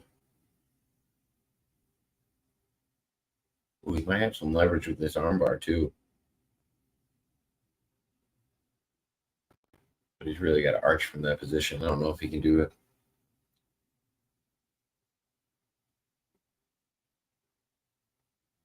Oh no, he's doing the triangle. Okay.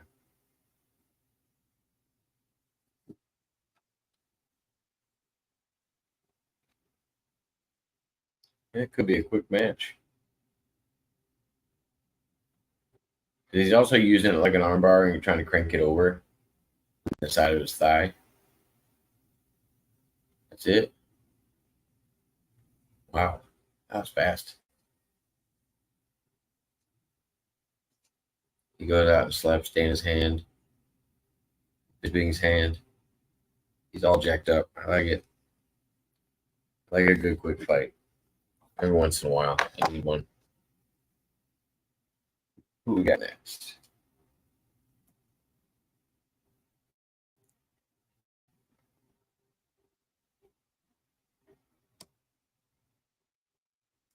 I have to do Jacoby versus Kennedy because I don't know how to pronounce the other last name.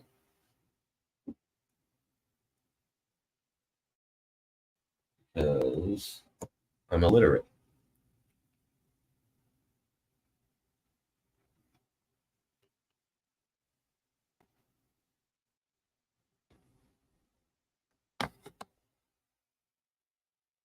Hope I'm not just watching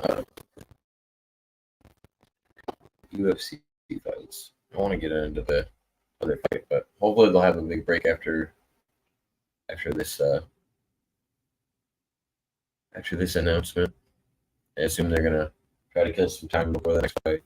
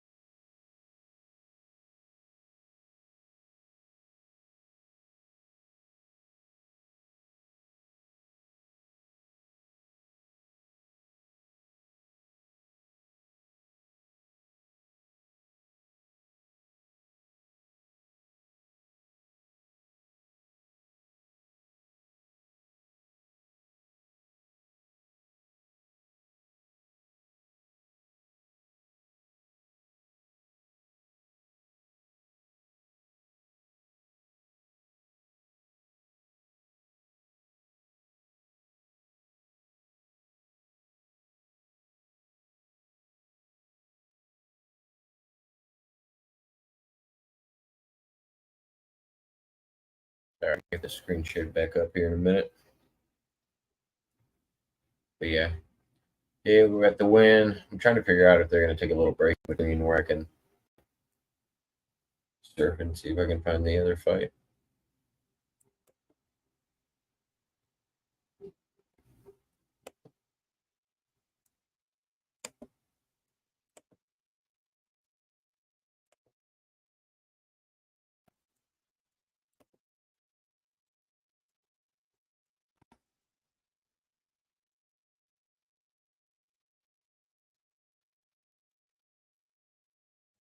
I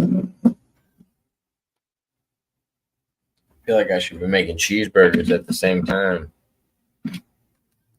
I'm fucking hungry. It's a good night for cheeseburgers, too. It's always a good night for cheeseburgers. Who am I talking to?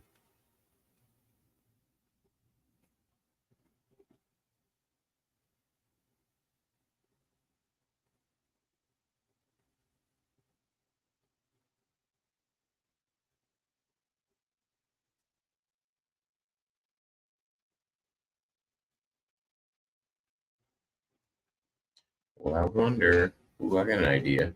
Come on, Jake. Could have guessed this earlier. Ha! Ah, you son of a bitch. Jacob, you a son of a bitch.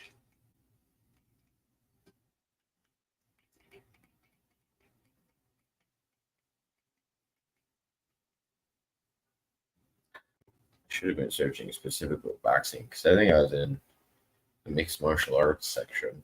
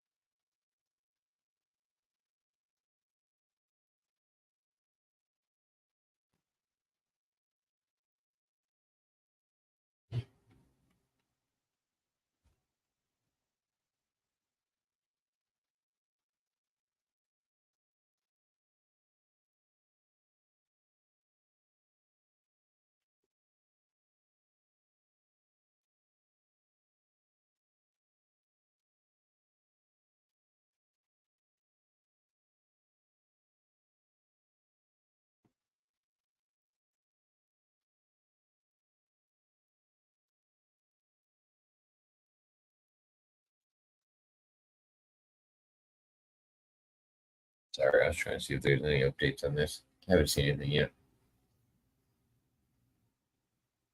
And there's going to be a little bit of wait before the next fight, so. If you'd like to get a glass of water or a nice snack, now is the time to do it. And all of this action-packed nonsense from me.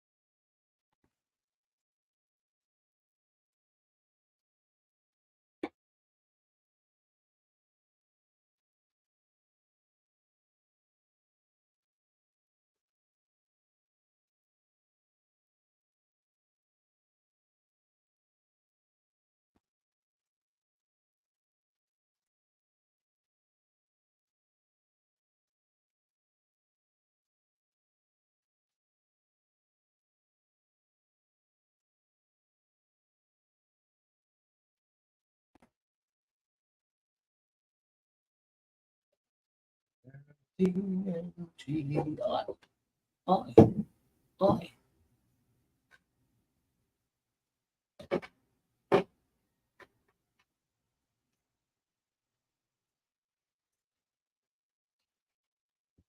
they're gonna be on commercials for a minute while I'm waiting for the next fights to start. I don't even know if I'm gonna get to see the Jake Paul. I'll at least see the reaction of it, but or the outcome of it. If anybody sees it before me, let me know.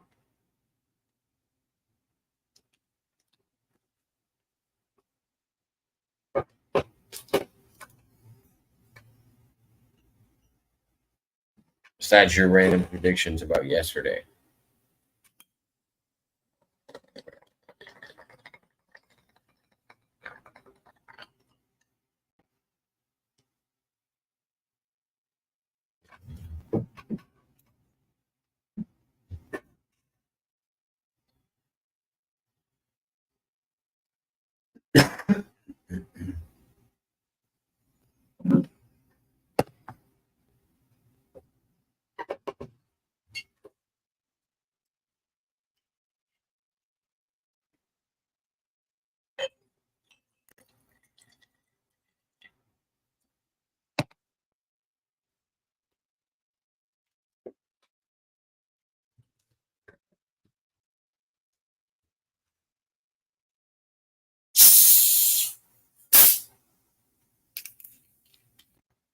Do some Dr. Pepper Cherry Zero Sugar.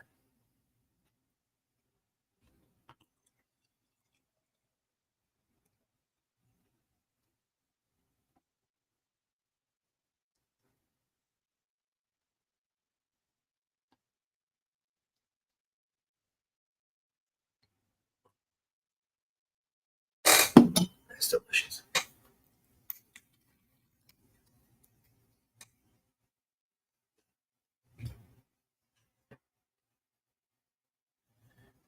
Yeah, I don't know when they gotta start this up again. Usually, whenever there's a really quick, finish, they gotta have a long break in between. But should be starting up the action here again soon. The intenseful commentary.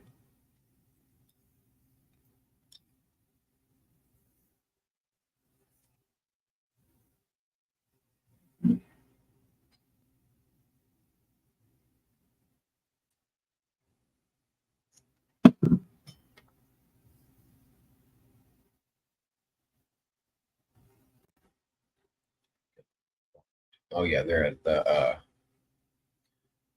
some stadium in Nashville, but they're showing a bunch of shots, like local shots, and they're at a guitar shop. I'm sparked, waiting for the spark to hit. Because once the moon is above my apartment, I catch fit to start shit. I'm smart with it. I give it a special touch when I push it, because I'm also a label rep, but I can't allow no bullshit. So shush kid, shush baby, shut your eyes. Lay your head back, let the tears crystallize. Wish the flies might point forehead. Oh, Gonzo, I was supposed to ask you. Are you still here? Yes, I extract the essence from your head and leave by resting in more dead. I've left more dead amputations and HIV kicks. And whichever killing this, not just some C's, man. I'm watching C-SPAN, waiting for the first rep to have me killed off to make this world perfect. Right here, right now, right away, atmosphere, motherfucker. If I need to, I can fly away. I'll grind you and your weak crew into beef stew. Ooh, Kennedy looks good. They're showing highlights of him. Maybe. My mic coming in better today. I switched out the cord. I wanted you to judge me a little bit. Just give me a yes or no. Actually, I don't want you to judge me that much at all.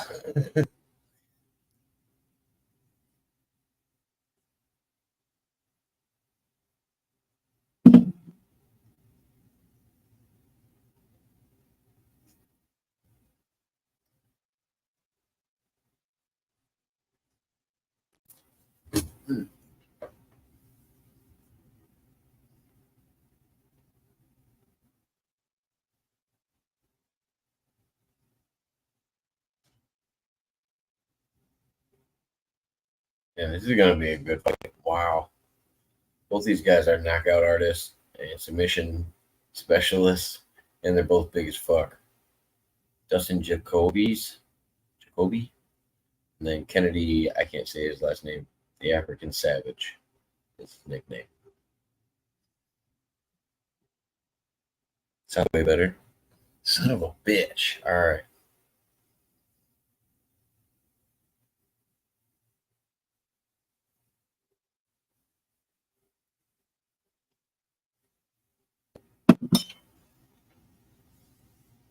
I think it's one of the ports on my computer.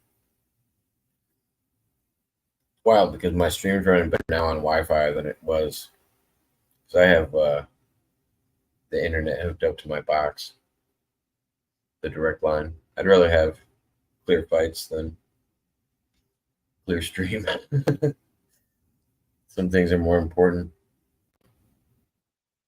I thought, I know when the card starts. I don't know when the fight starts.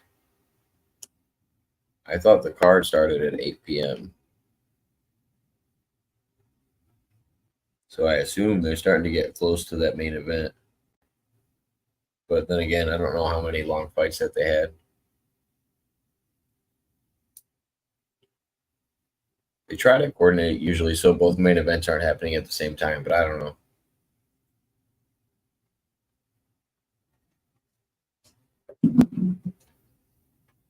I also don't know how many people are on that card.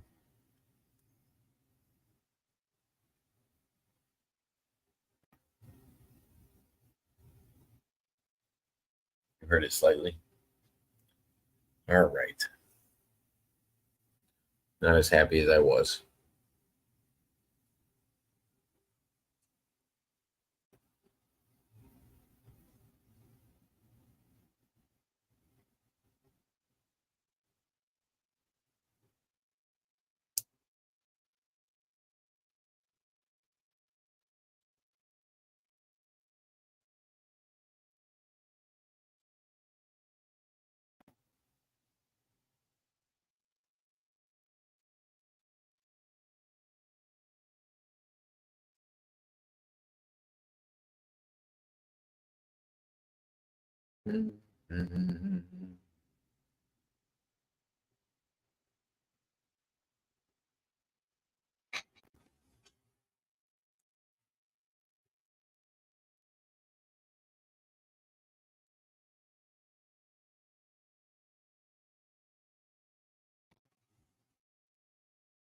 Oh my gosh. Wankaroo, this is the one thing. Oh man. You missed some of the best performances going on recently. Since you're such a lolcow fan, you didn't realize that one of the members of our community got turned into one of the biggest lolcows on the internet recently. Or turned himself into, I don't know how you classify it.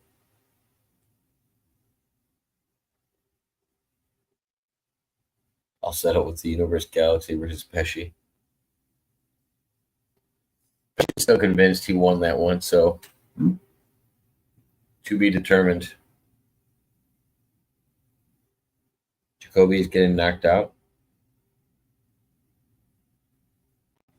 No, it wasn't Jake. It was Rocco. Rocco was made infamous on the internet. Last night I did a show. We had 40 people in the chat and 8 up on panel, and Rocco was accounting for his actions. Eventually, I get to this in my clips. I'll add some clips for the people that can't see the full video.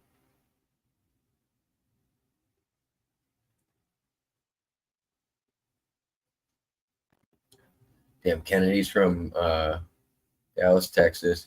Dude, he looks fucking mean. He reminds me of like a younger Curtis Blades. He looks like a beast. Oh, I'm gonna have to. I'll have to get a hold of your email on Facebook, and I'll give it to you. It's worth it. So I don't want to rehash it myself. It got a little wild.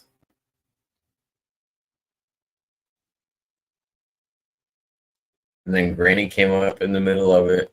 Chris came up in the middle of it. and who else? Oh, the Quadfather. There's a few people that stop by.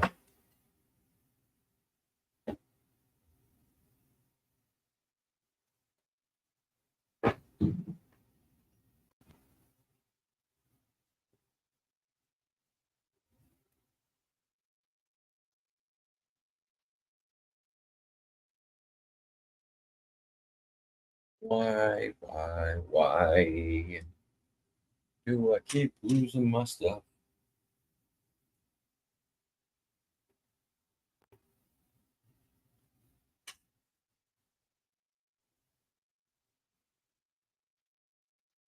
Mm.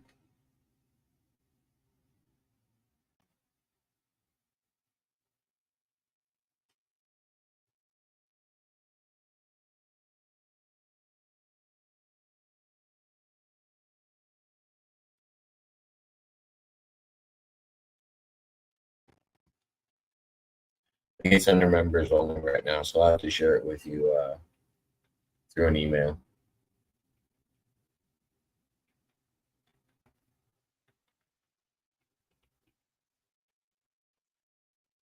I got a lot of good videos under members only now. Just because I realized I didn't have to keep everything private. There's like two sides to this channel now.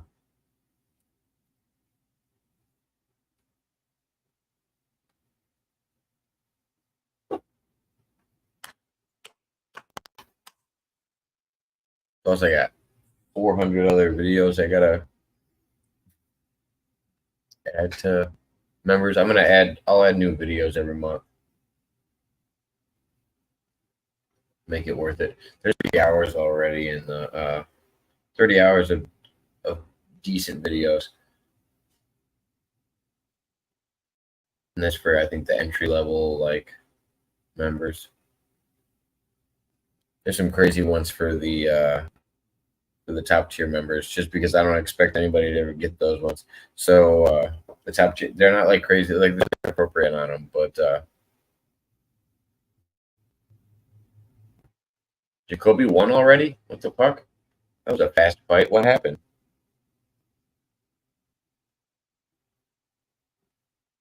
I missed the whole fight. It was loading green, and I missed. Like, I just know Jacoby still got his shirt off, and he's smiling, and Kennedy looks pissed right next to him with his shirt on. That's creepy. That can't be good. Can't be good at all.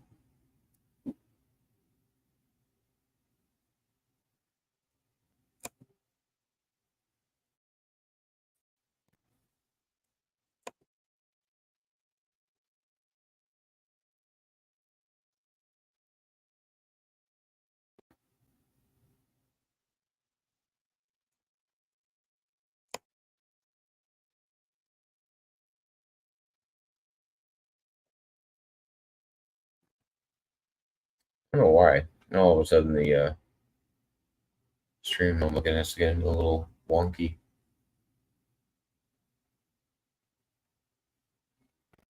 Damn.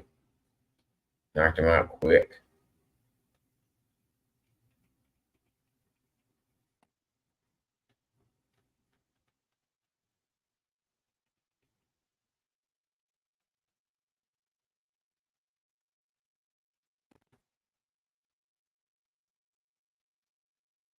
Yeah, no, I haven't started on OnlyFans.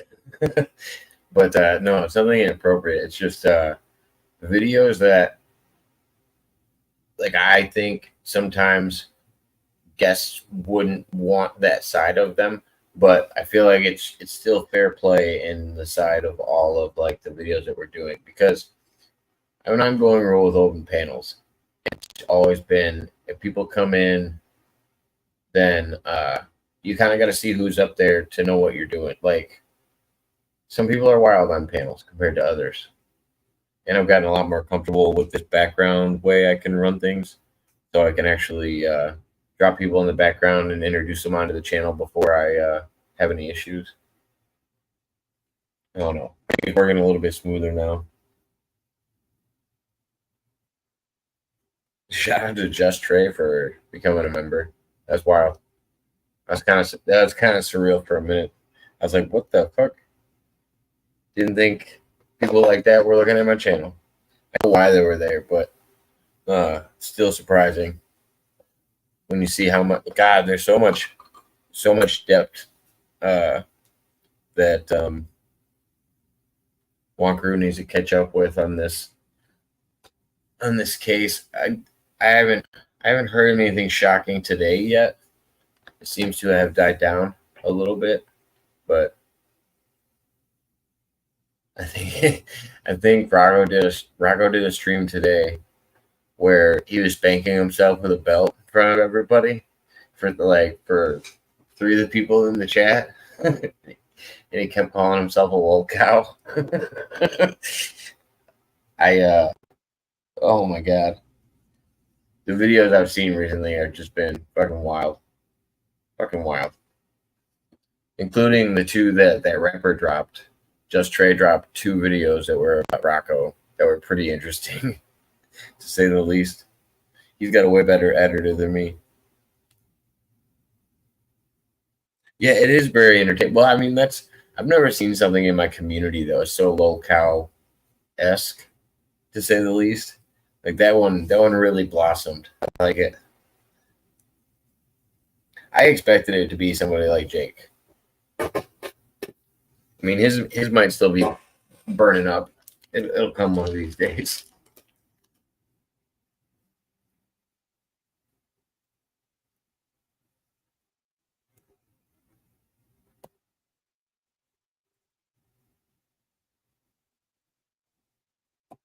Oh shit! I didn't know Jessica Andrage was.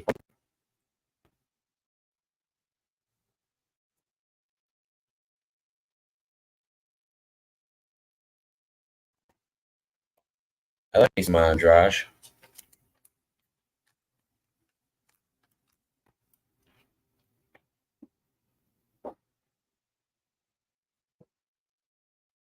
Your kid had to tell you what a little cow was. Like, I knew it just because of Chris Chan. Like, Chris Chan to me is like the ideal. Chris Chan would fuck up Cyrex, by the way. Chris Chan is way too big for Cyrex. Or Liquid Christina, or whatever she goes by now. It's a her now, I'm pretty sure.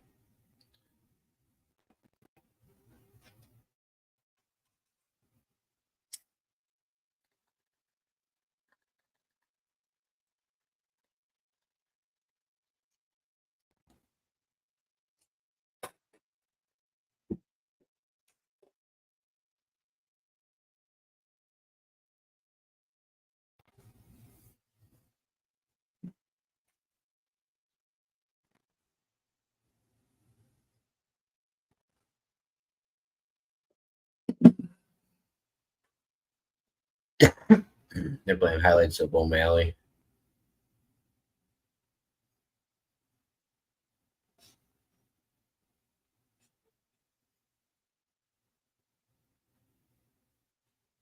Yeah, Wonker, I gotta hook you up with all this stuff because, gosh, there's a whole community now that is involved in this. The Little Family, Creek Squad. And not all the people in Little Family are Creek Squad. Two younger rappers, an older one by the name of Just Trey, but he's not like old. God, who else? God, there's so many people involved in this storyline now, including Rock, and it's all around Rocco.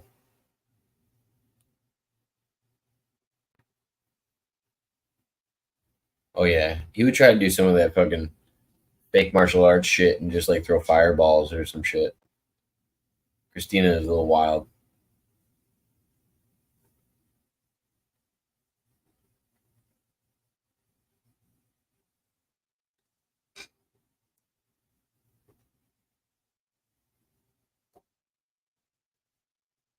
I'd rather see like what's his face? King Cobra versus Cyrax. That'd be a fun fight. Cobra JFS or whatever his name is. Colbs. Puff can be his mascot.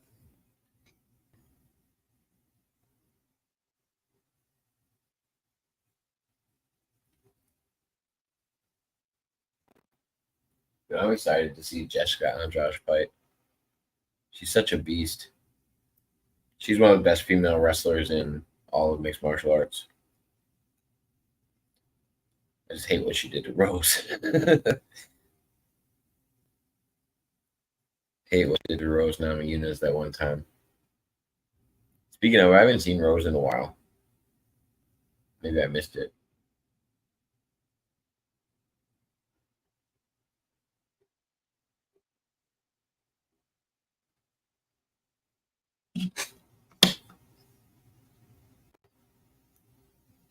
Oh, God. No, they're too aggressive for each other. They wouldn't balance each other out well enough. I don't think that would be a good matchup. They're two alpha males. It'd be a weird combination.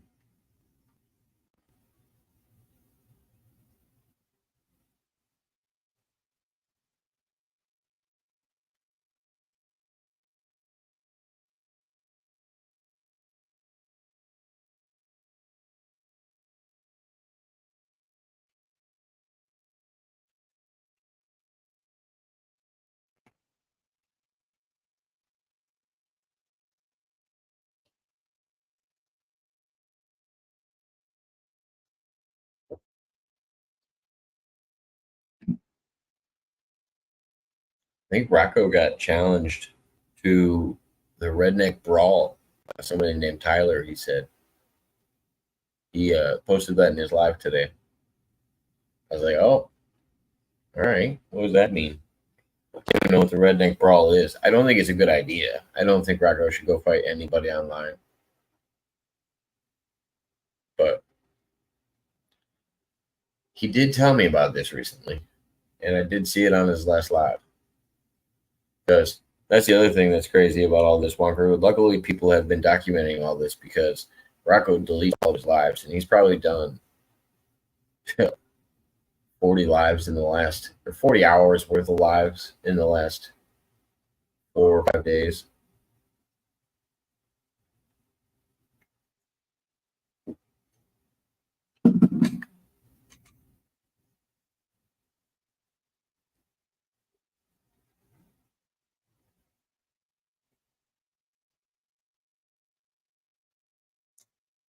Oh yeah. Okay, so here's what I wanted to do. Here's what I thought would be. This is a lane for Rocco. So he was on a live earlier and pulled out the saber and he was spanking himself with a belt. I think him and Airsoft Fatty should have a lightsaber battle. I could see that one. I could see that one going down very well.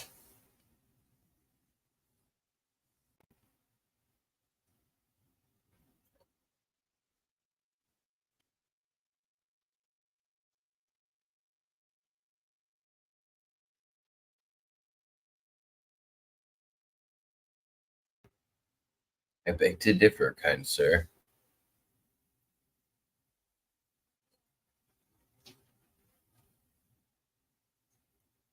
Ew. They have ketchup flavored McNuggets at Burger King. It sounds hideous.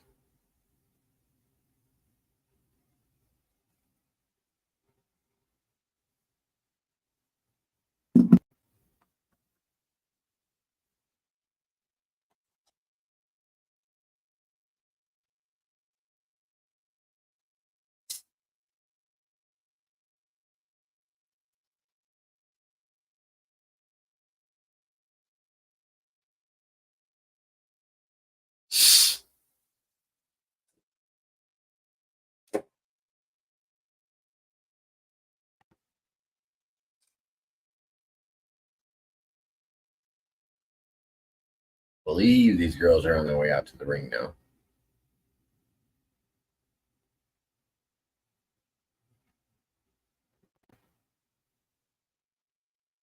Suarez versus Andrage. I think Andrage is going to win this one. They're both So I think Andrage is a better wrestler. I think Suarez is definitely a better grappler when it comes to jiu-jitsu and submissions, because that's the thing. Wrestling doesn't correlate in the fact you're not going to go out there and pin anybody.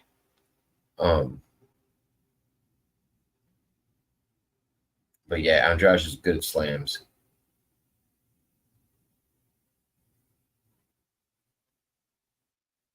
Gosh, she's so big for all the other girls in the division.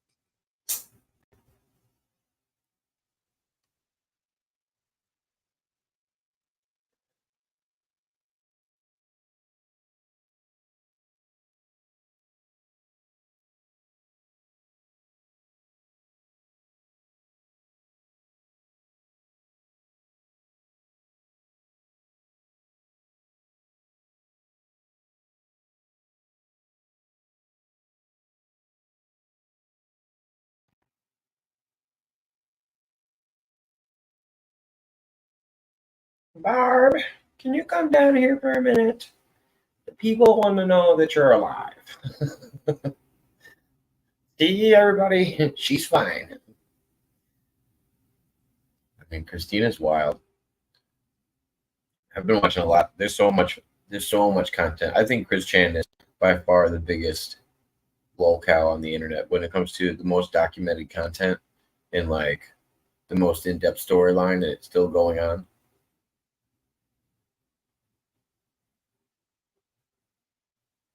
It's the longest downward spiral I've ever seen. Cyrex is more infamous. Like Kolb's is really documented, but Cyrex is not so documented because he's always joining on different accounts, and it's so weird. It's Cyrex is just on a different level altogether. He's been getting into a lot of real fights lately, though. I don't know if he won a scrap with anybody.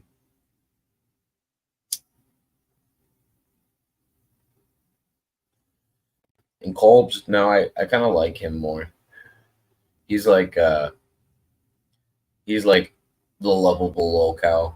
Like I don't want anybody like picking on him, but I think it's fun when he gets food sent to him from all of his trolls or his online people, and they'll send him sauces from different restaurants, and he'll try to come up with food hacks for him.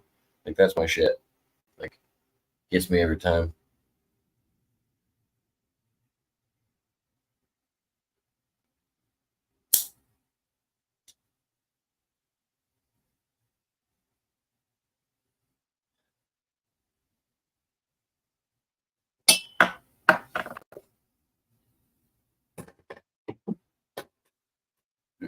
My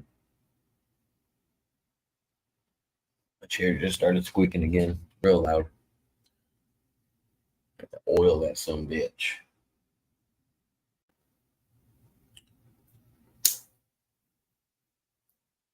Oh, okay, here we are.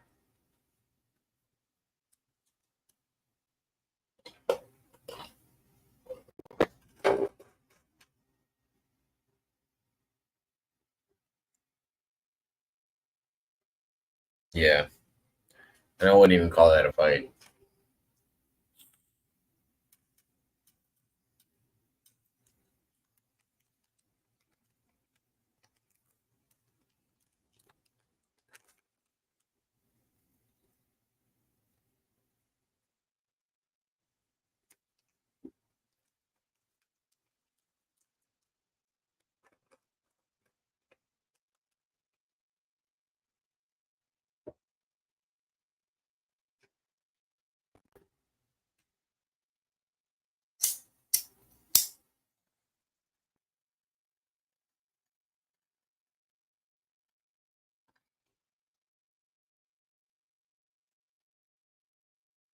Andrage is on her way into the ring.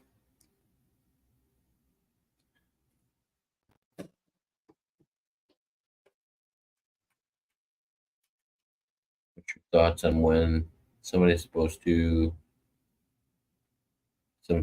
supposedly shot? I don't know. I don't know what he does offline. Like he's harder to document than most people. So when it comes to Cyrex, I think it's harder to understand what he's doing outside of what people are seeing. He's a lot more unpredictable. Marty actually seems smart, but he's made a career off of Cyrex. Marty wouldn't be anything without.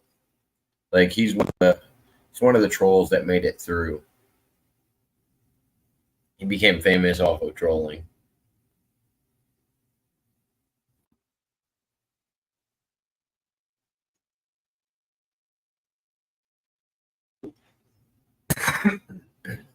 I don't even know what his current name is.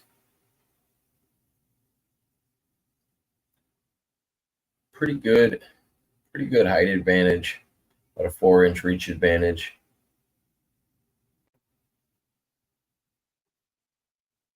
I can't tell. Can't tell who this is going to be. I want to say it's Andrage, but well,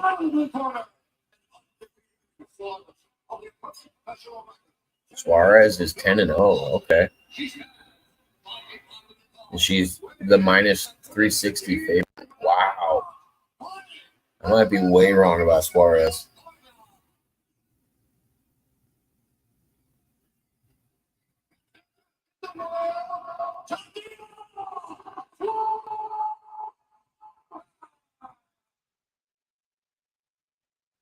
All right. I'm paying attention.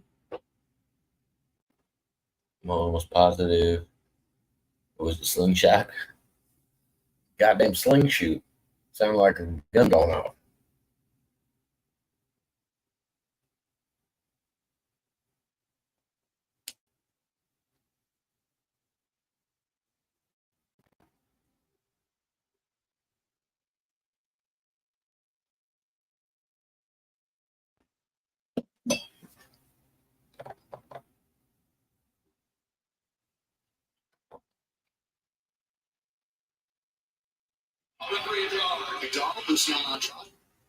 All right. Here we go.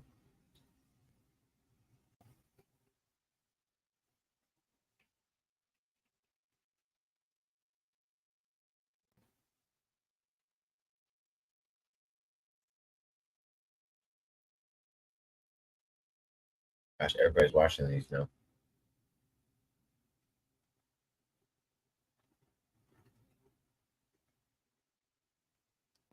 Kick from Suarez.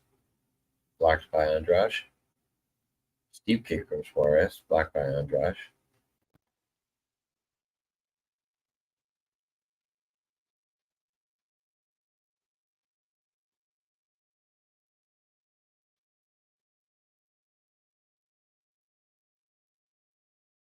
Oof, I'm gonna have to switch this after this fight because it's starting to lag a little bit. I'm not missing anything. It's just speeding up the process in between.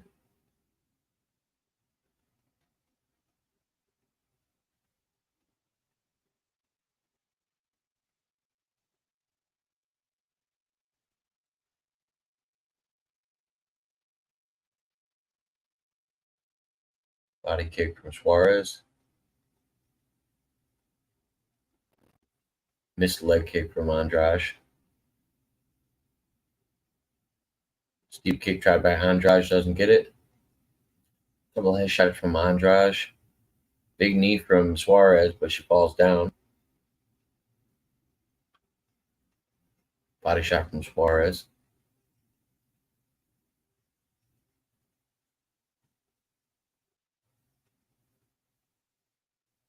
.220 left in the round. 320 left in the round.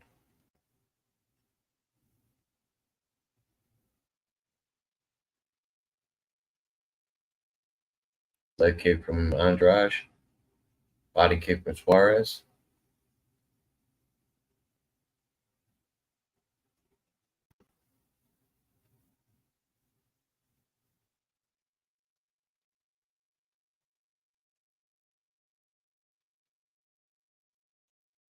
Suarez has been circling and Andrage is slowly pressing.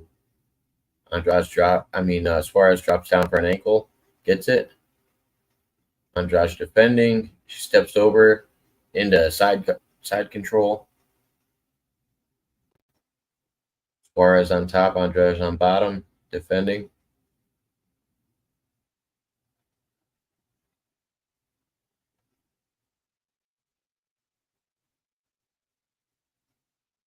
Ooh, 2:20 left in the round.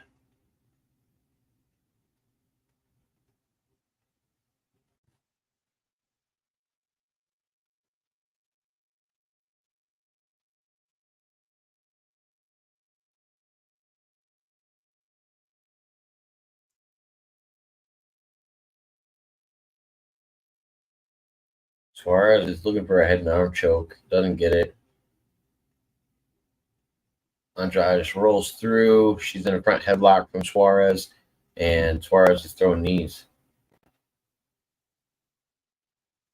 Knees to the body of Andrade. Andrade is blocking with her arms, but it's not doing much. They're still making it through. Well, she's stuck in a front headlock situation.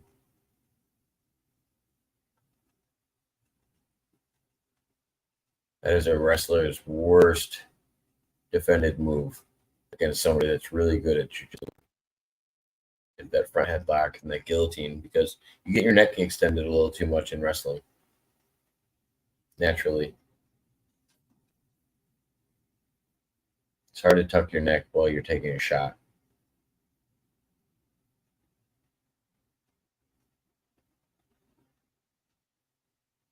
All right, she got out of the front headlock.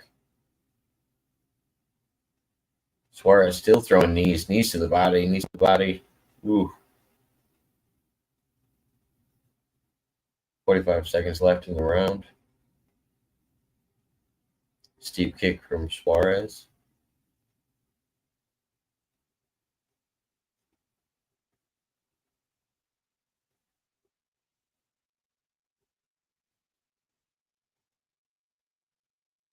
Big overhand right from Andrage. Body shots from Andrage. Knees from Suarez. Suarez tries to get Andrage in another head and arm choke into a front headlock, but Andrage pulls out. Body shot from Suarez. Body shot from Andrage. Landing with the right afterwards. Andrage throws a kick. Suarez catches. That's the end of the round.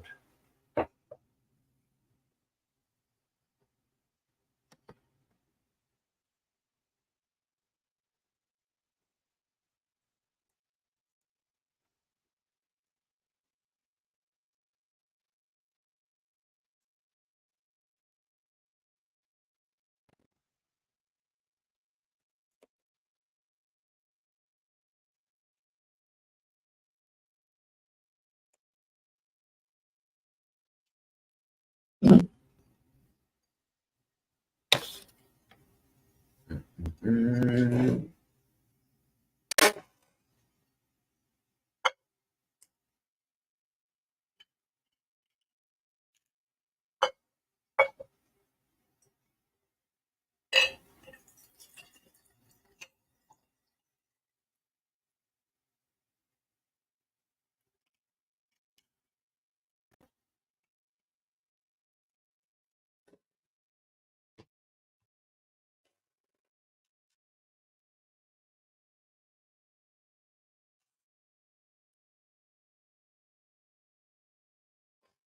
All right, beginning of the second round, Suarez comes out with a steep kick.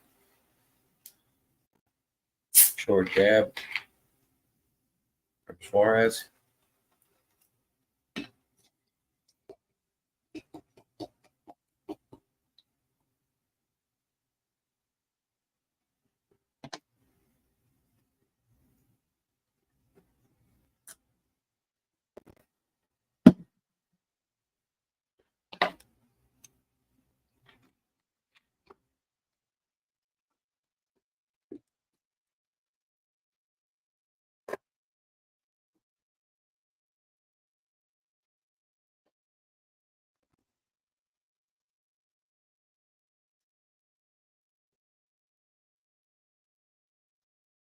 Suarez goes for the takedown, gets it.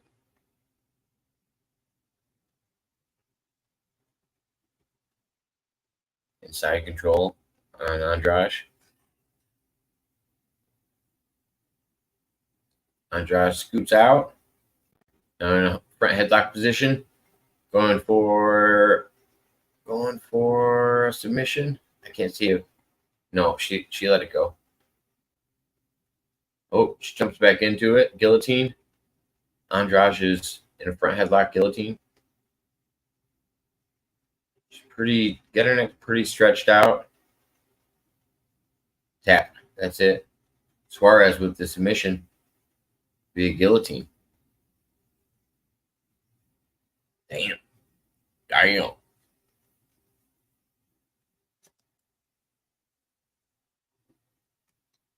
Damn, son. Where'd you find this?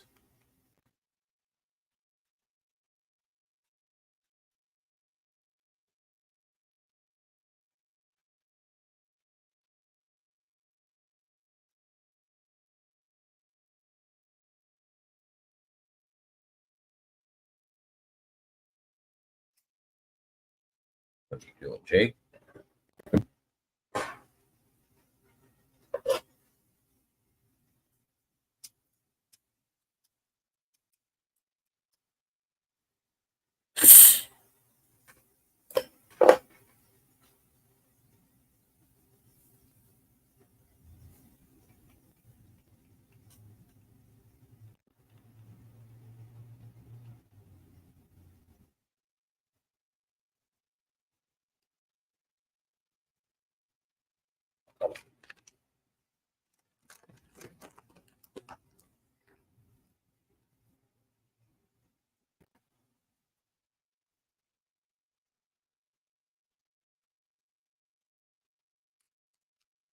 Second.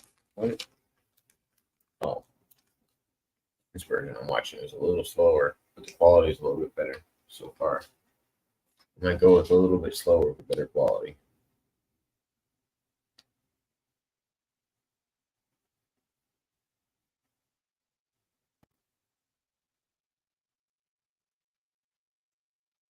Let's see how it lasts.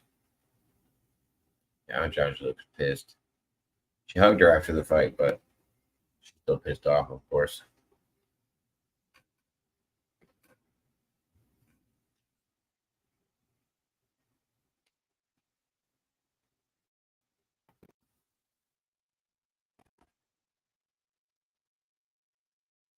Any results on the Jake Paul, Nate Diaz thing yet? I don't think I've seen anything.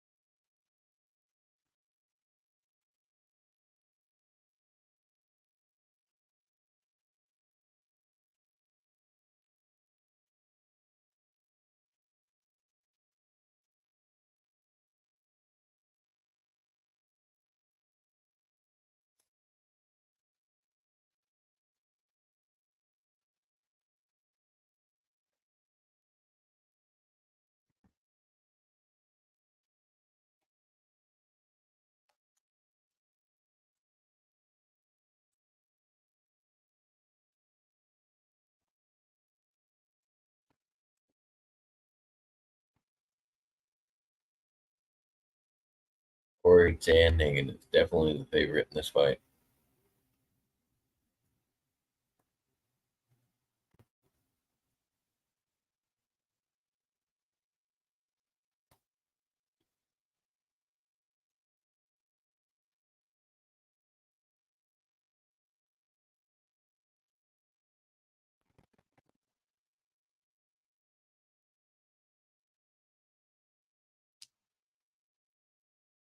Shows you how long it takes my StreamYard to catch up with everything else. Fucking goofy.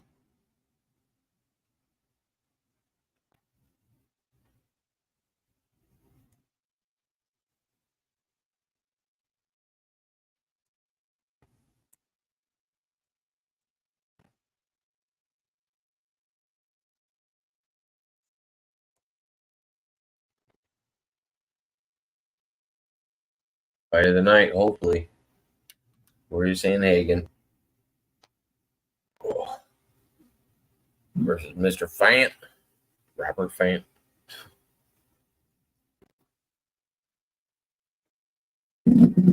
Looks like her coaches just gave her a black belt with a red stripe on the end. I don't know what the significance of that is, but something apparently. Guillotine choke. Round 2. 1 minute, 31 seconds in.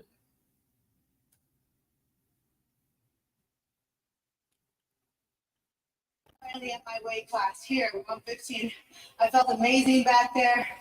And I looked back at my fight with Nina, and I remember DC asking, how is she going to do against someone with power like Jessica Andrade? Well, we found out tonight. Damn. Got him. She's undefeated, 11-0. She just beat the 5th ranked. She was 10th ranked, so she's got to be at least 5th now, right? Definitely moves her up.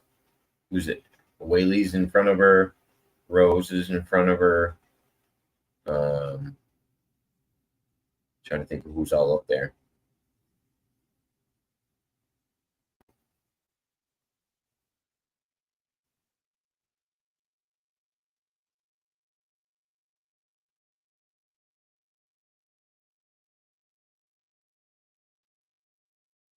I think Whaley would give her a fucking world of problems.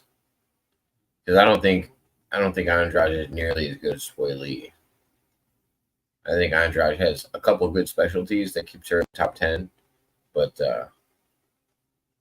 damn. Said Tatiana. Bo Nichols said Tatiana out there representing for wrestlers. Let's go. Everybody's tweeting about this right now. I like that they show the tweets on the screen.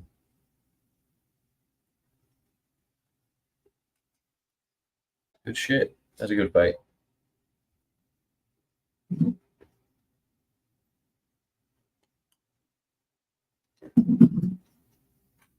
I knew it was going to be a grappler's match.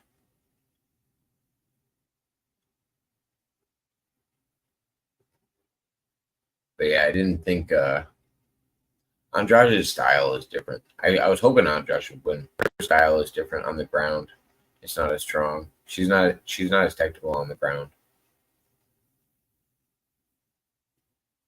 You can tell that her opponent's jiu-jitsu was way, way, way better.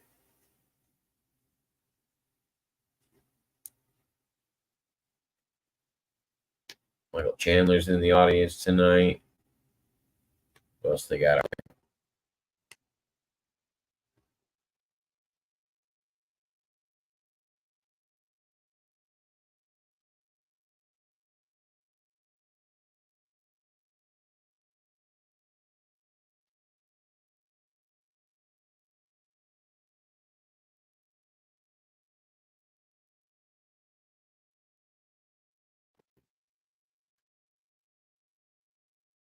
Man, where are all these things lagging out?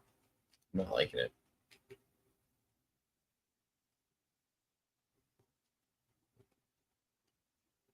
Maybe a little wait for the next fight. But everybody let me know if they see anything on the Diaz Paul thing. That was actually the outcome I wanted to hear about. I just threw on the UFC fights because I knew they were easy to throw on.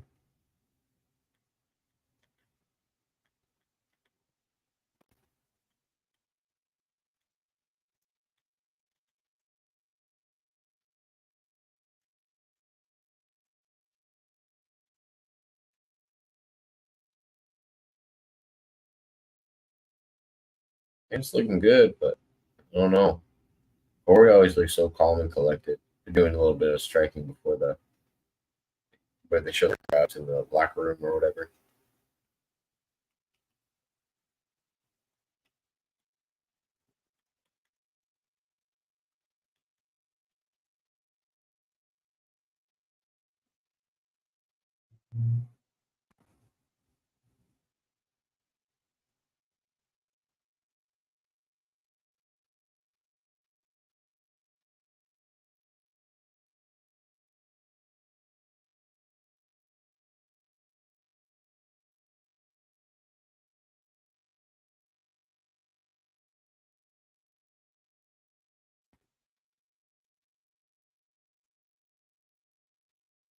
It was an ice bullet.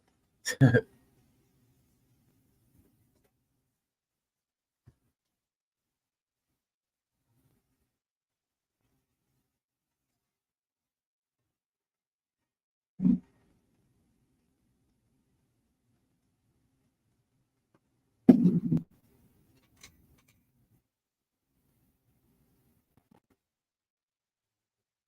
they're just doing some more stuff until it gets to their walkout.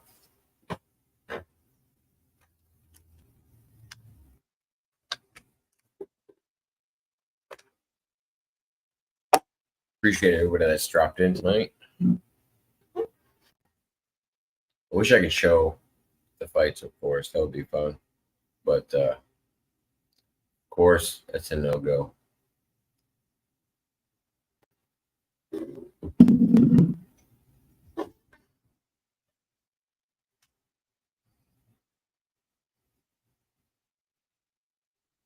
There's some weird specific rules that they give you when you get monetized on YouTube. And it kind of threw me off. There was one topic that they directly tell you that you're not allowed to talk about. And it's not medical stuff. But there's one topic specifically that they have like a note on the top that says, right now, at this time, you cannot talk about this subject. And I was like, oh, that's really weird. Otherwise, everything will be demonetized involving that subject. I don't want to get into it too much. There might be wars going on all across the world, and some are more significant than others. Technically,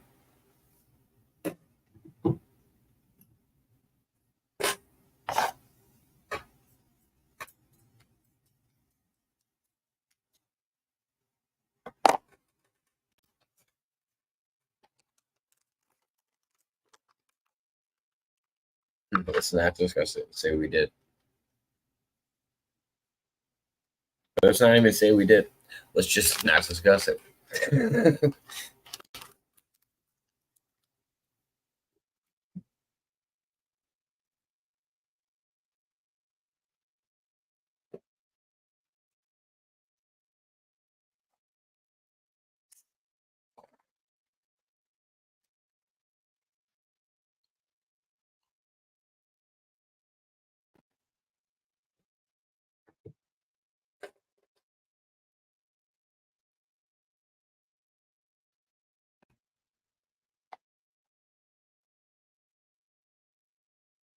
I don't know. I'm not good. I'm not very good with pronunciation.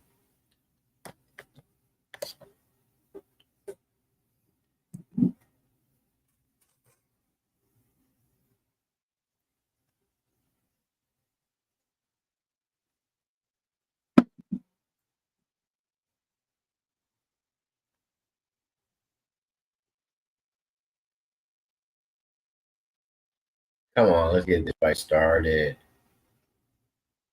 And then I can search for the Jake Paul highlights at least. There's something to be out there by the time I get done with this fight. Now I almost don't want people to tell me the result. Now I want to find it.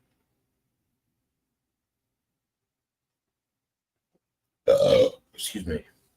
They lighten up the room like somebody's getting ready to walk out, but I'm not sure yet.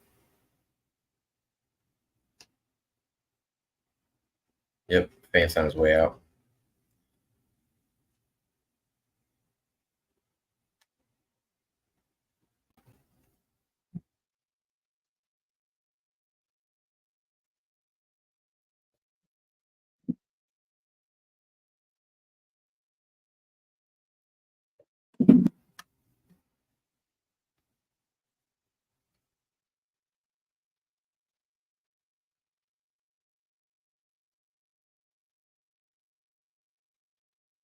Mm, mm.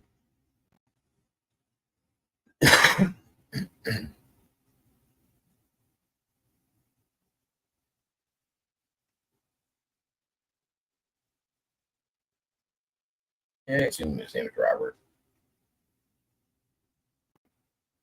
From Leo, Minister, Massachusetts.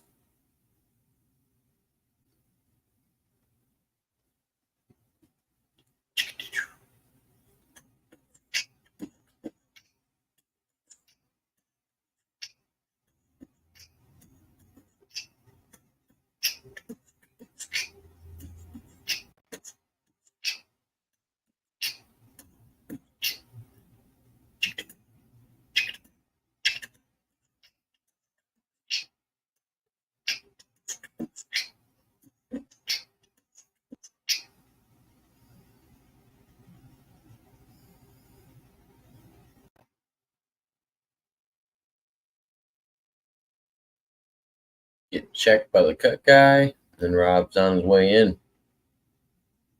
They're pretty close in ranking. I think Corey's in the top 5, and Robert is 7. Font's gonna be in the blue shorts tonight.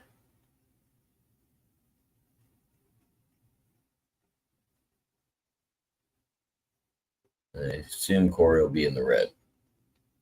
If I had to guess, maybe black, but I'm assuming red.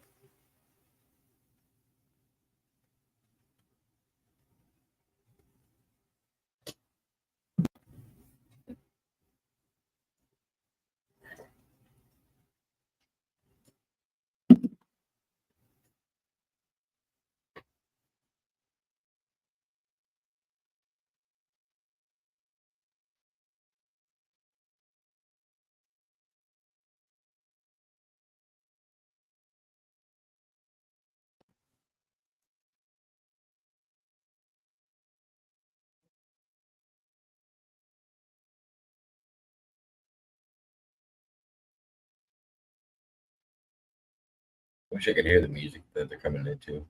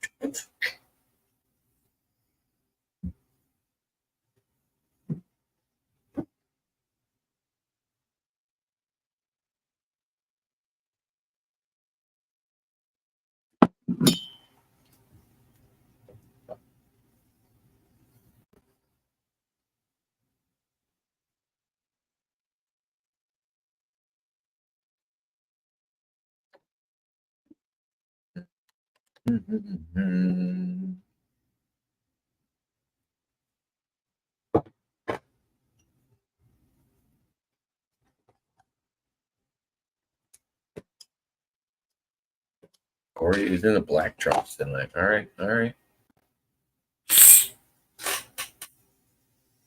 Threw me off. I thought it was gonna be red.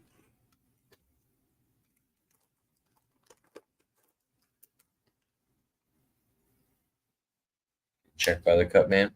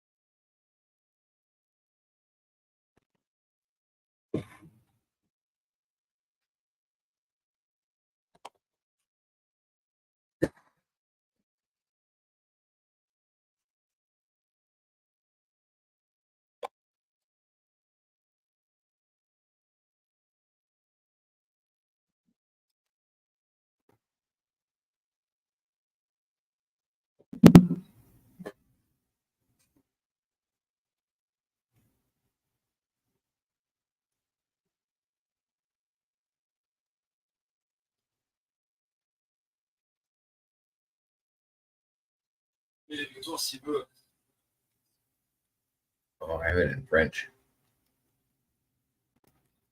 All right, 31 to 36 age difference, 5'11 to 5'8, pretty close.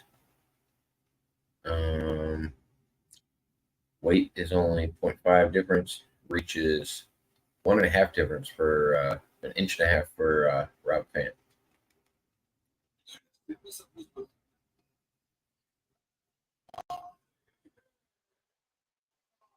The Tennessee Athletic Commission on Greek. I don't care who the judges are. It's not going to matter at the end of the day anyway. Jason Herzog's the referee.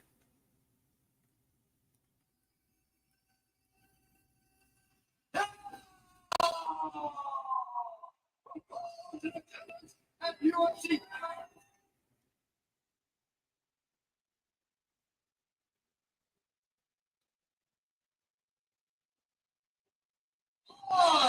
From the sold out Bridgestone Arena.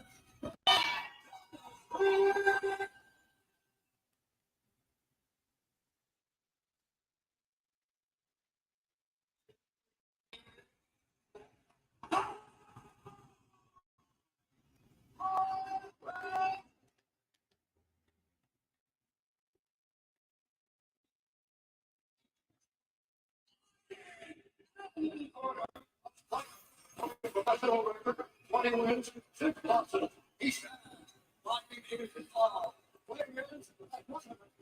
Everybody is booing him right now. This is weird. Coming out of Massachusetts. What you get when you're in Nashville from Massachusetts.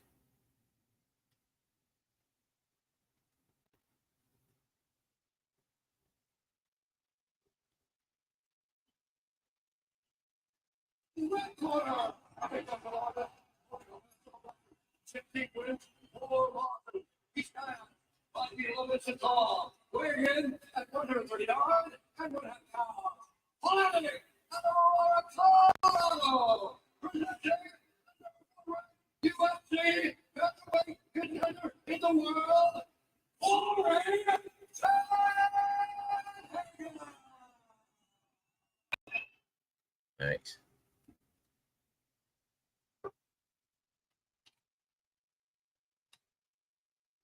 Go over instructions. They're good to go.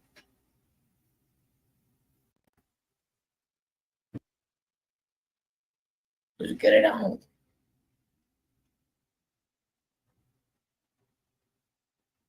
I have to go Sandhagen in this one. I like Sandhagen too much. Here we go.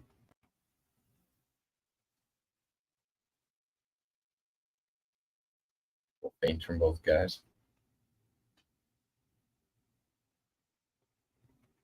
Sandhagen goes right in for a takedown. And he gets... No, it doesn't get it. They're rolling still. Font's trying to lock in 18.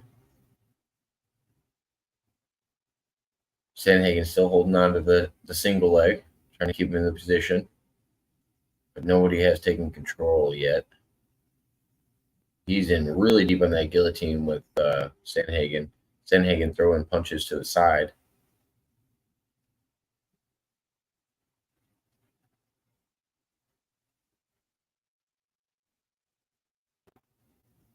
This is a 5-round fight. Wow.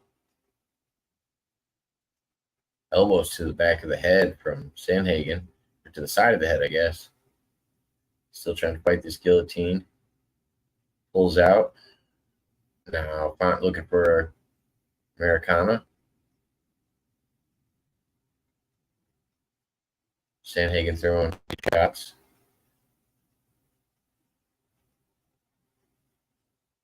Ooh, he's in. Ooh, doesn't get it. All right, they're back up, standing, rolled through. Sandhagen with a few punches on the way out. Ooh, big left and a right from Sandhagen. Leg kick from Sandhagen. 3:15 left in the round. Nice jab from Font. Another nice jab from Front. Ooh, another good one. Left from Sandhagen. Steep kick from Sandhagen. Takedown from Sandhagen. He's in Font's guard. Hasn't passed yet. Font doing a good job blocking with his feet. Ooh, big right hand from Sandhagen. But Font sits up and grabs the leg. Shots to the head from Sandhagen. Font still holding on to that leg. Let's go with the leg. Sandhagen takes it back and gets one hook in. Ooh, dropping bombs down on Font.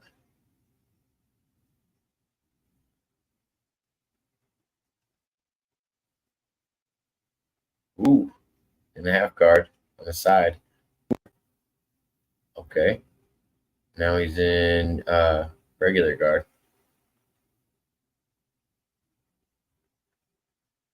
Base guard. 2 minutes left in the round. Sandhagen still in guard.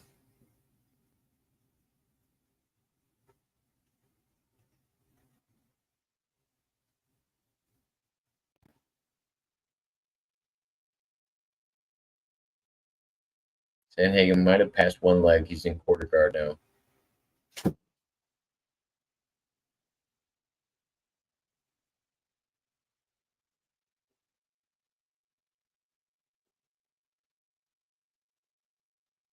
Like a weird quarter guard to side control. Font's trying to get some leg kicks in. Font was some nice shots from the bottom and some decent up kicks to the body. 45 seconds left.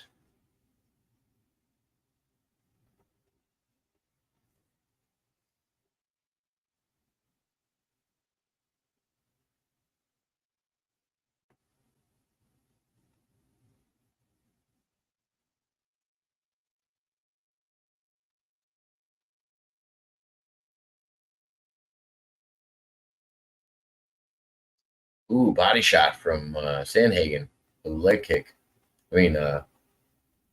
Body shot with the leg. Holds Font up pretty good. Font grabs it, throws him back down with a single leg. Now Font takes guard. Rolls through. Font takes his back. Couple knees from Font. 1-0. All right. Pretty close fight so far. Font's still in there. Nothing too crazy yet. No one looks like they're in like a power position. It looks like I would say Sandhagen got that round, but still in Font's possession if he wants to take it. 5-rounder. I don't see Font going 5 rounds. He looks gassed. But Sandhagen looks the same, kind of calm and collected, real quiet in his corner compared to Font's corner.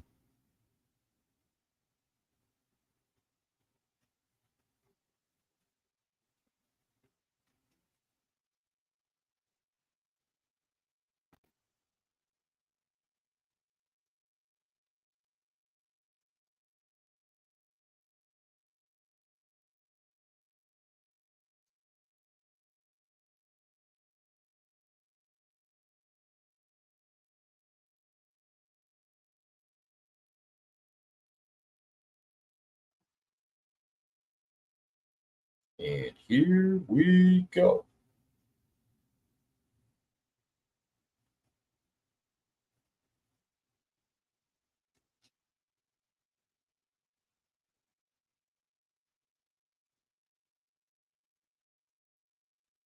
Ooh, Sandhagen put up a leg. Font caught it. Sandhagen drops down for a shot. Gets it. Font holding on with a body lock. Gives up the body lock. And Sandhagen takes one leg. And he passes. He's in the quarter guard, I guess. quarter guard with side control. He kind of drags that leg out to the side, and so it's similar to side control. He just brought the leg with him.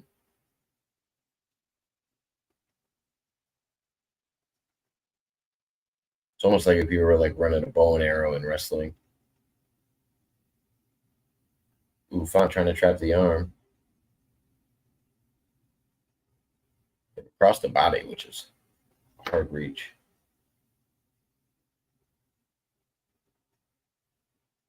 Now Font just trying to nullify the arms. Sandhagen dropping a couple elbows. Nothing too crazy though. Wasn't lifting him very high. Couple shots from Sandhagen. Font still on his back. Ooh, big elbows now from Sandhagen.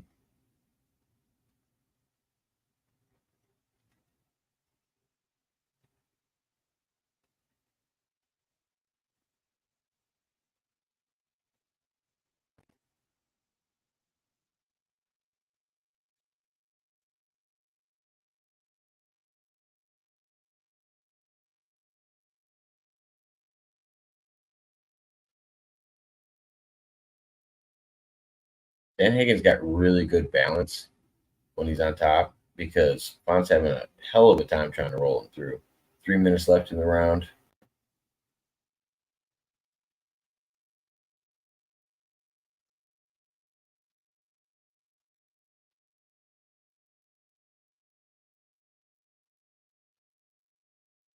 Ooh, another big elbow from Sandhagen. Font now trying to lock his arms down. Got his legs kind of entangled. Just wants to slow down the shots. Wrap to the back of the head from Font. Looks like he's looking for a Gamora.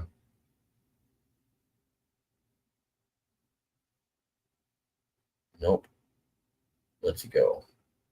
Sandhagen with big shots from the top.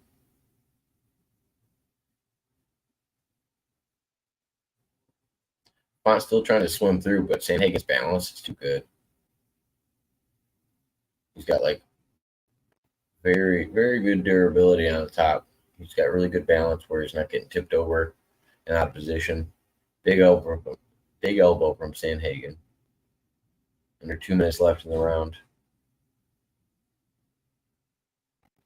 Top position for Sandhagen is almost 3 minutes in the first and almost 3 minutes in the second so far.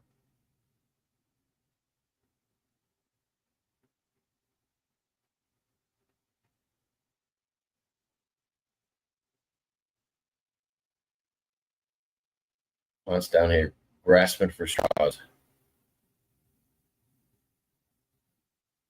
Sandhagen's trying to get into something, but I can't really tell what he's looking for. If he's looking for a ground and pound or what.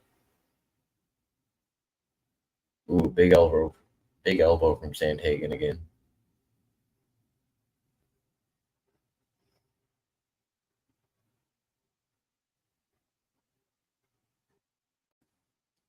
Minute left.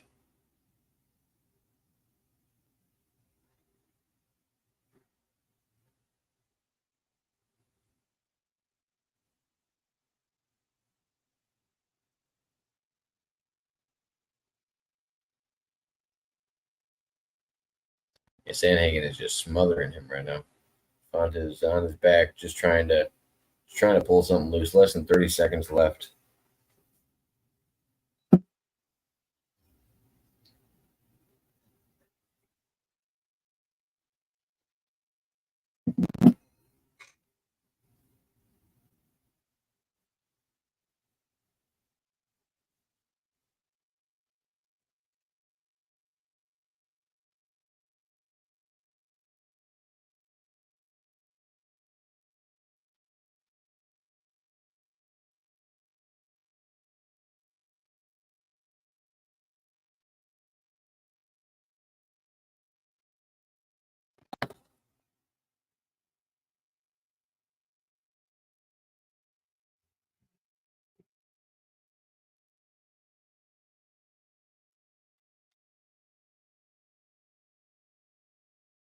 What just happened?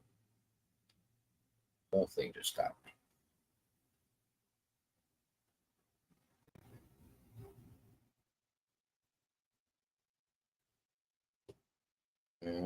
Oh.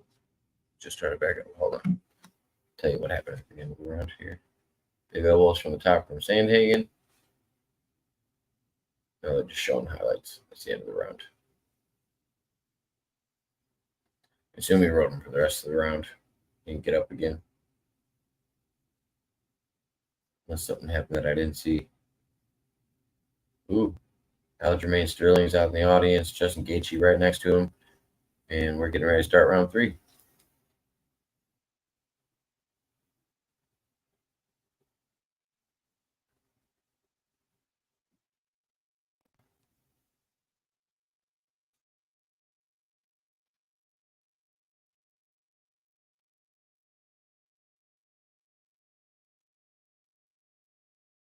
Steep kick from Sandhagen into the face. Little left hand from Sandhagen. Font with the left. Another left and a right from Sandhagen and a left from Font. Big right from Font. Sandhagen tries for a knee, doesn't get it. Sandhagen drops down for the takedown, gets it. Font's looking for the guillotine, doesn't have it, lets it go. And then Font moves. Sandhagen moves to side control. Still bringing that leg with him. A little under 4 minutes left in the round. Damn.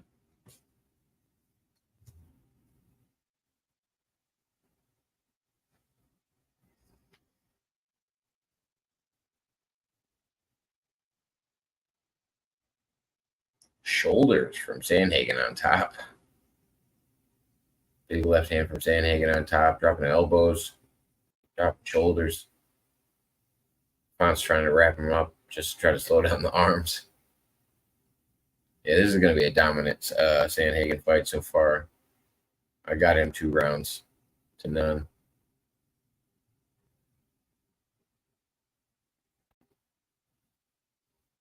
More elbows from the top from Sandhagen. It's just Sandhagen takes him down and just holds him there the whole time. It's not a bad thing.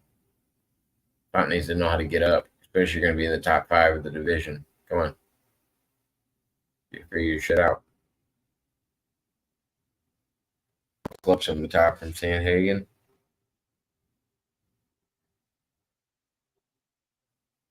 Font was trying to swim into him. Sandhagen lays him back out. Working more of a cross-body ride with the leg now.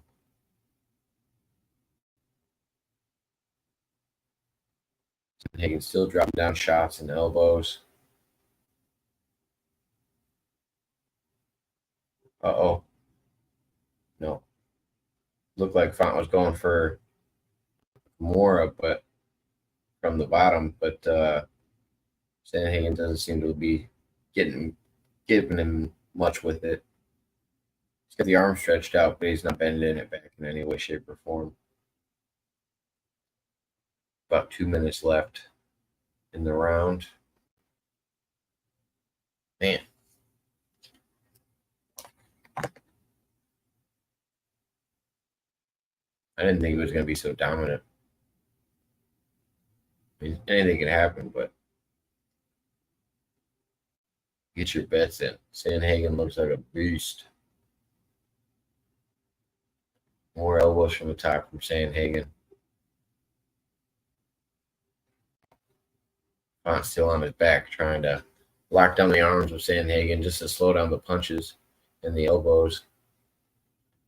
And then Sandhagen slips another arm through and just starts dropping him again. Jesus.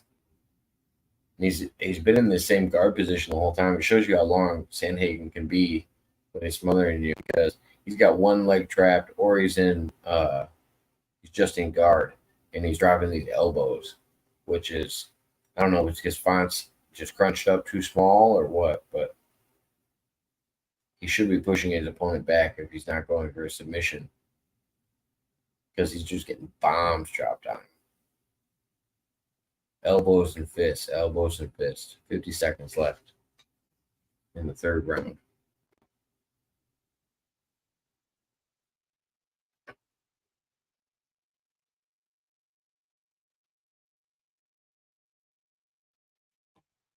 Sandhagen lets him back up. 30 seconds left. Knee tried by Sandhagen, doesn't get it.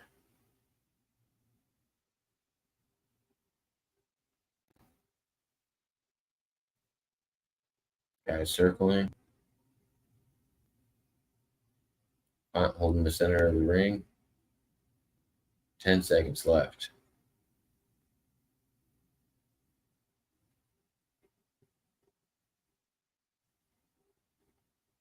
Shots tried by Font, doesn't connect. Sandhagen tries and doesn't connect. That's the end of the round.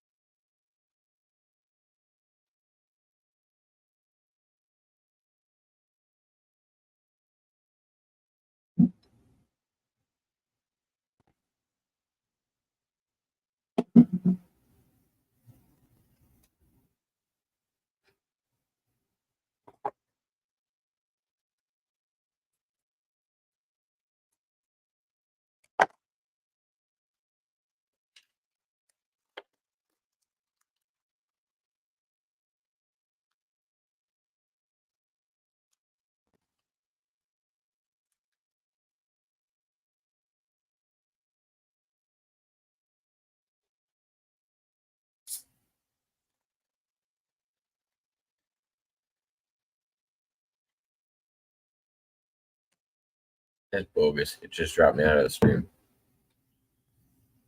Oh. Hold on.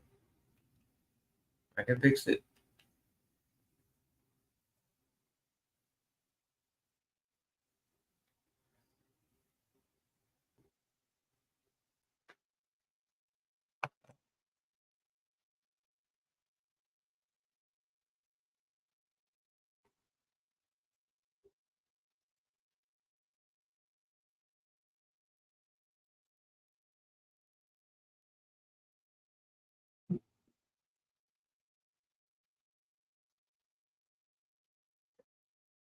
We go round 4.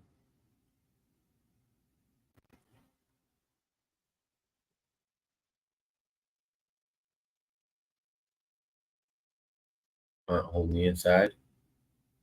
Sandhagen circling at the outside.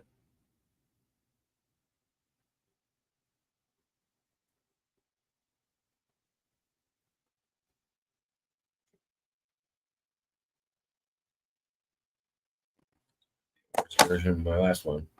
Damn it. Froze up on me. Left and a right from Font. Knee tried by Sandhagen, doesn't get it. Sandhagen goes for the takedown, gets it. And back to where we were. Sandhagen dropping elbows from the top. In quarter guard. Quarter side guard. Well, Font's rolling into him and taking punches. Font tries to get the leg out. And Sandhagen, looked like he was going to pass, but pulled back. Less than 4 minutes left in the round.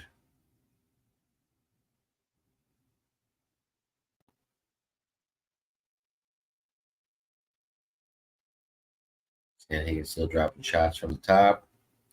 Font still laying on his back. I was hoping this would be better. I need to see Font start going for something besides a Gamora for me to think he's got any chance down there. Elbows dropped on him all day. I mean, he's defending himself. He's not just taking him, but he's not going to do enough to win this. He's just doing enough to stay in.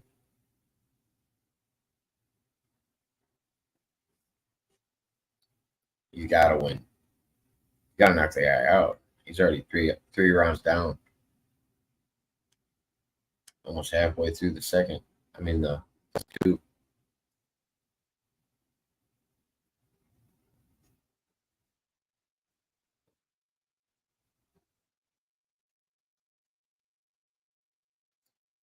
Sandhagen still smothering Font.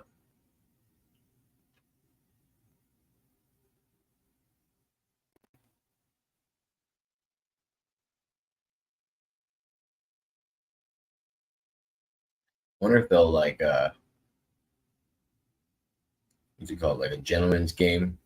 Somebody beats you by a significant amount in golf. Maybe they'll just stop it after the fourth. Just say, hey, do you want to do this anymore? Or do you...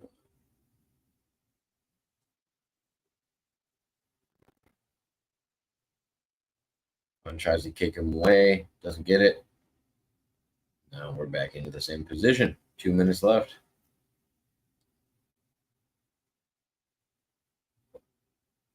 Would you believe that? Sandhagen, Liddell was from the top.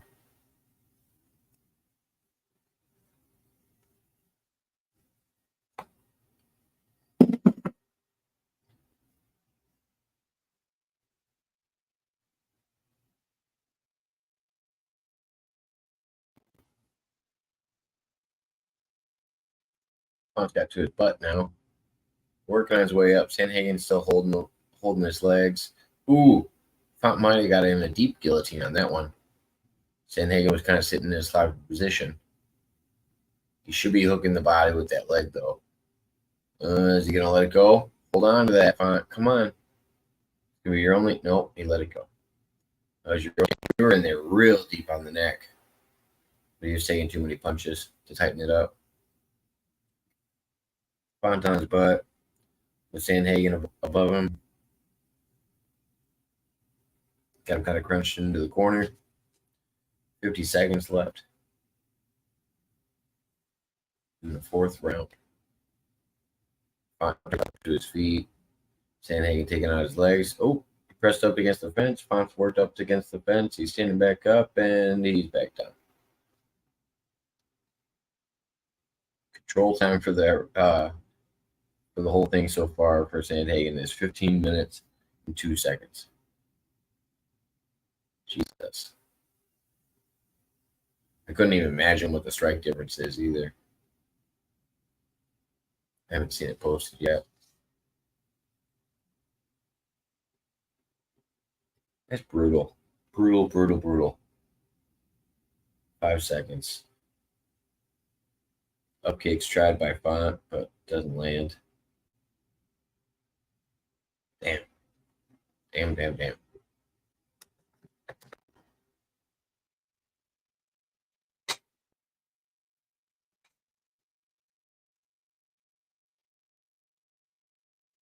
Got to get a knockout this round. Can't go to your back. Got to get a submission or a knockout. What do you got?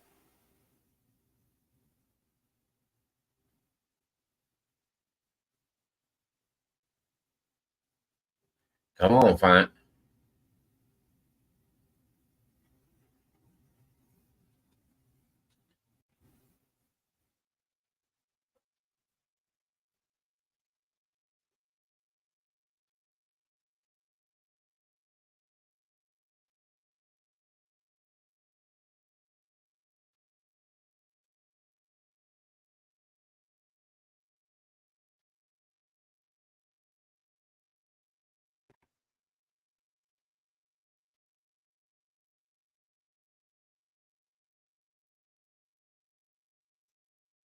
Here we go. The fifth and final round.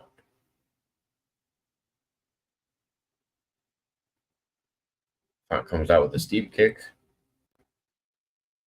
Pressing Corey again. Right hand from Font. Steep kick from Corey.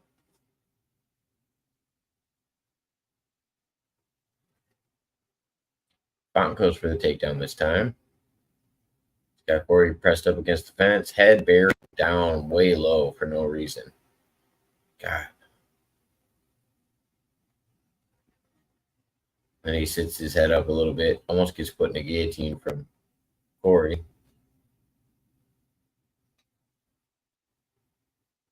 Still pressing Corey up against the fence. But just in like the worst head position. So he's just wasting a lot of energy here. He's got one leg. but Corey's posted up well where he's not losing his base.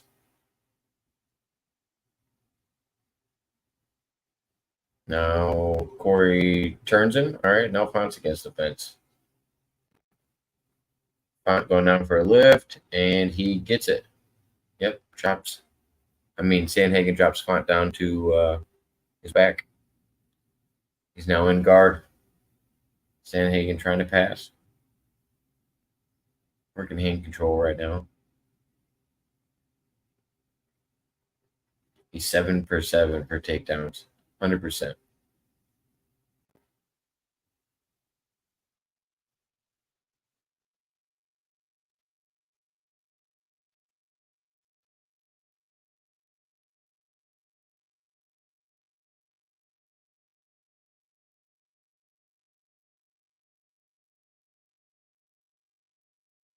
Ooh, Sandhagen go for a guillotine this time. Doesn't get it.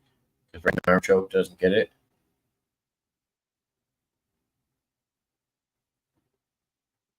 Sandhagen on top, looking for a finish. Ooh, got the head and arm in. Ooh, it's tight. Let's see. Let's see.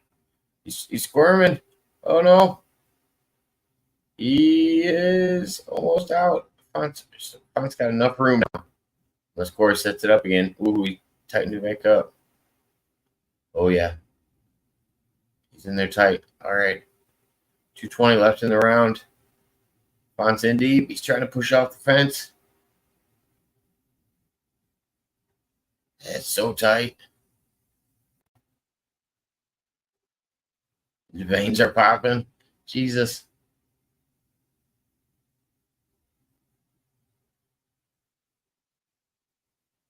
He lets it go. All right. Sandhagen still in control. On top, less than 2 minutes left.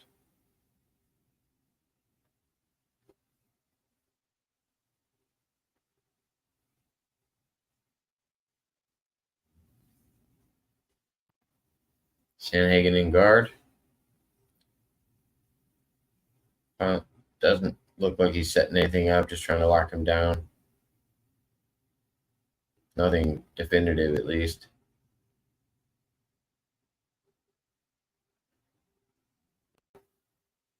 Couple more shots from the top from Sandhagen.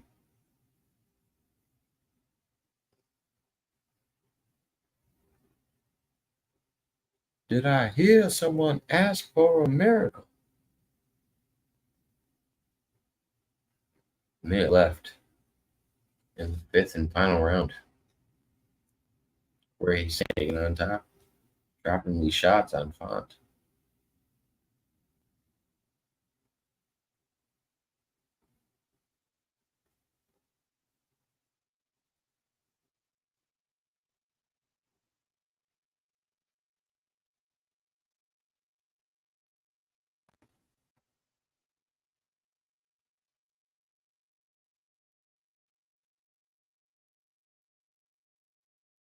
Thirty seconds left. Font going for an armbar at the end here. Or is he looking for a triangle? I can't tell. He's tucking well, so he's got the arm turned the wrong way, so it's probably not an armbar. He's got the hand turned the wrong way. Tries to swim into a guillotine, doesn't get it. Sandhagen takes control again. 4, 3, 2, 1. That's it. Sandhagen with the definitive win. Let's see if we can find anything else here. Check one more time, and then we'll probably have to switch over to something else. Otherwise, I can find it real quick.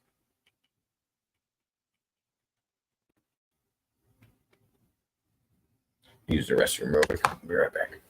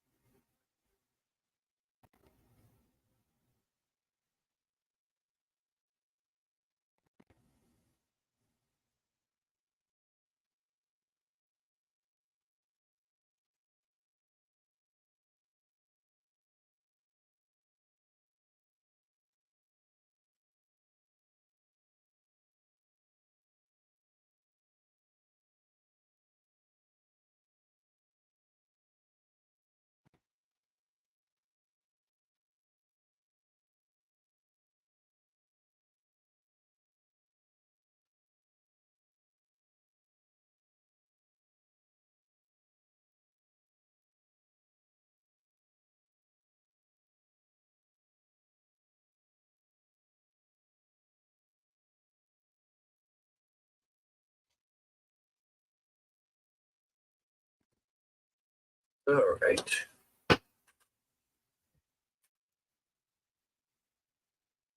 What do we got for boxing? Otherwise, I'm going to pull it up on my phone.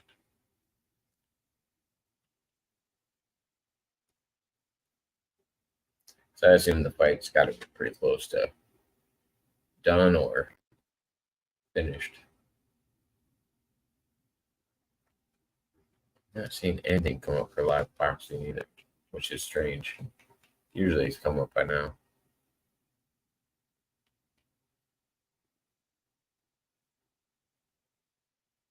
Mm-hmm.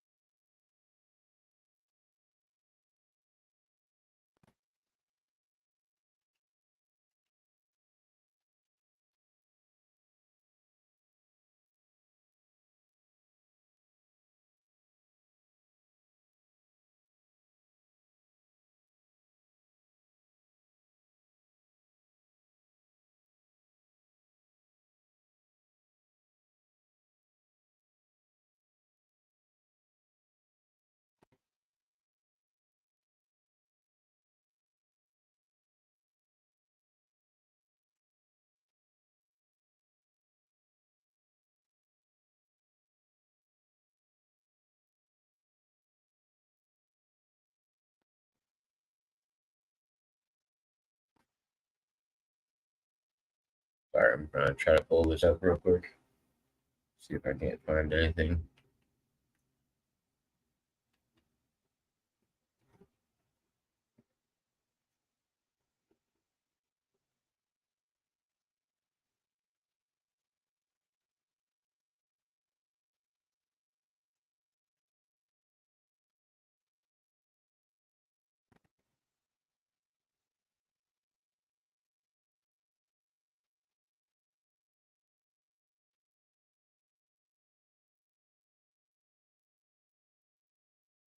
See what the MMA host got going on. Not much, but a little. Enough to make people even more interested. But he is relatable. In some weird way. He can't put that together. He loves weed. He doesn't back down. You know, people can relate to that shit. Rockabye Diaz boxing ring. When Jake Paul hits him, he's going to sleep. It's not intimidating. Hasn't started yet?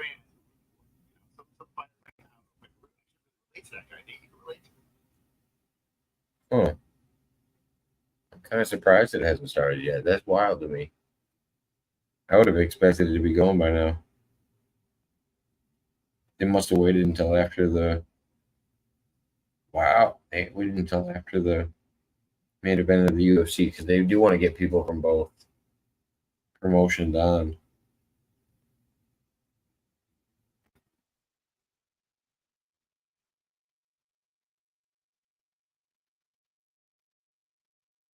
CSGO for now until main event.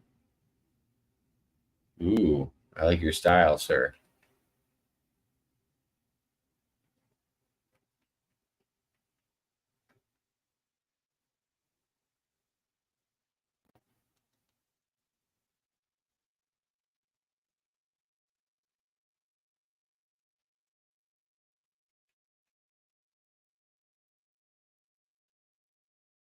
It won't even load. There's so many people on it.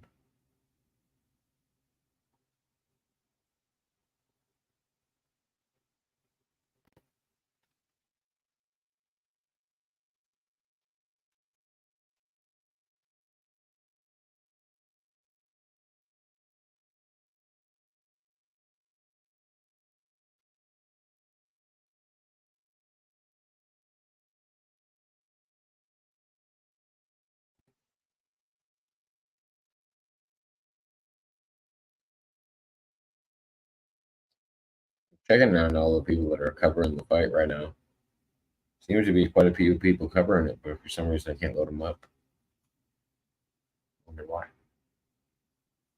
Because I do not know.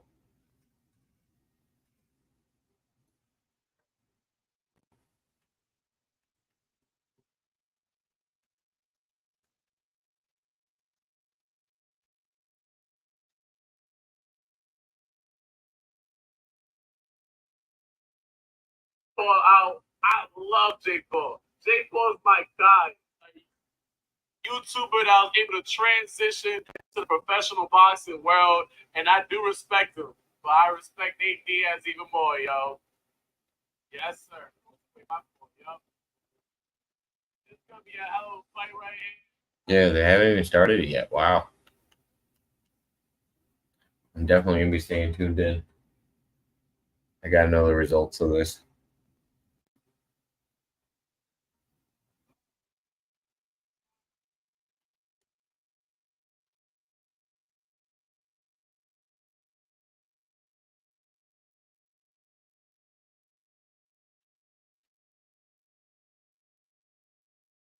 Everybody's got Nate Diaz by a close poll. I mean, at least on this channel, there's 3,200 people watching. Shout out to RTTV Extra. Yeah, it's been, I came from.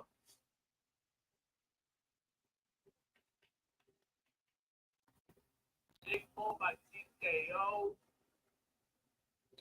Stock the slap knockout. Get the fuck out of here.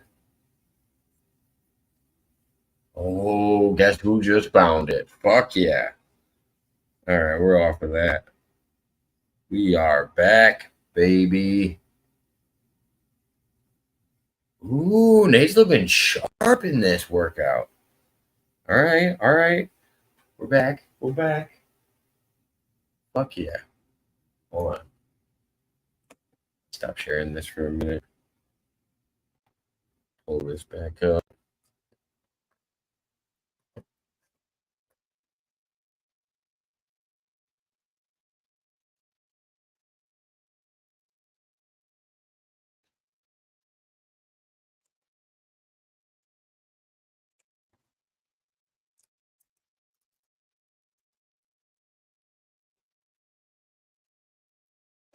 Diaz versus Jake Paul.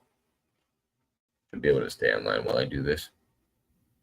If everything works according to plan. Oh yeah, the version I just got now. We're good. We're on. He's looking sharp. I mean, he doesn't look ripped like Jake does. Jake looks like he's in better shape. He's an old fuck, but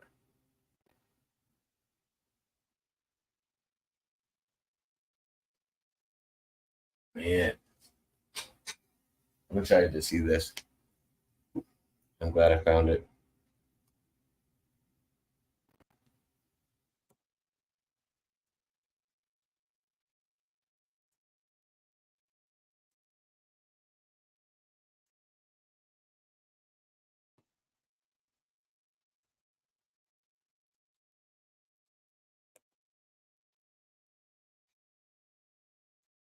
I'm showing clips from yesterday right now.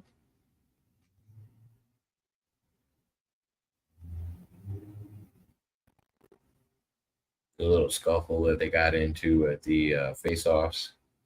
Somebody in the entourage between the two of them were actually throwing some fucking bombs on stage.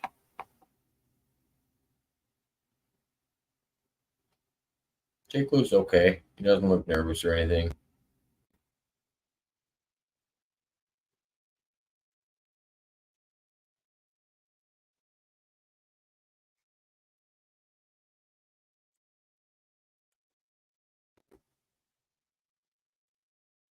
Oh, and Logan's dressed up next to him? What the fuck? Fuck Logan Paul.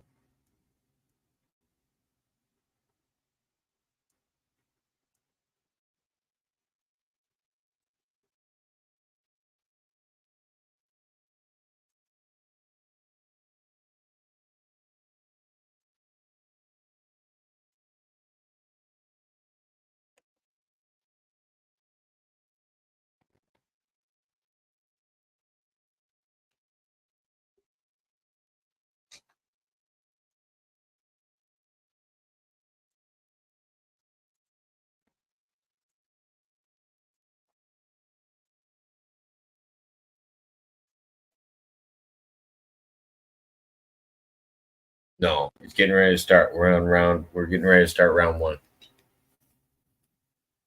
They haven't even started it yet. I knew they were going to time it out perfect for me.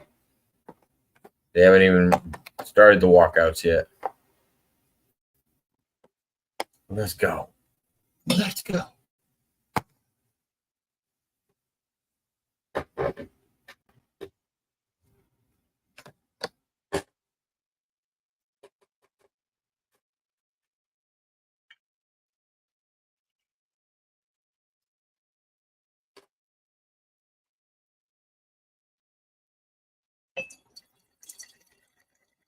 Dude, Nate looks good at hitting pads right now. I mean, I don't say that very much about somebody just hitting pads, but he looks good right now. I want to see something promising. I'm excited about all of this. See where it goes for Nate.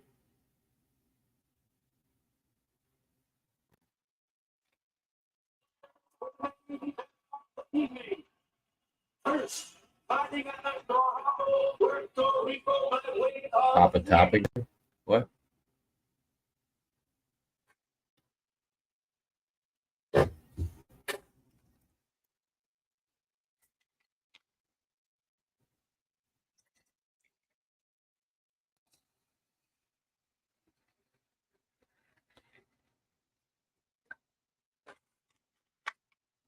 The problem child, Jake Paul.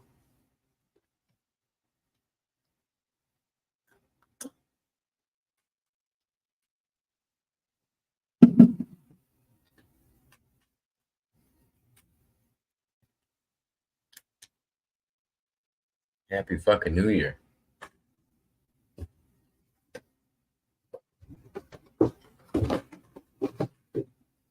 Oh, he's got his robot walking out with him and his brother. And I can't see who the rapper is. Maybe they'll announce it. Got some rapper in front of him too, but I can't tell who it is. Almost Healed Deluxe August.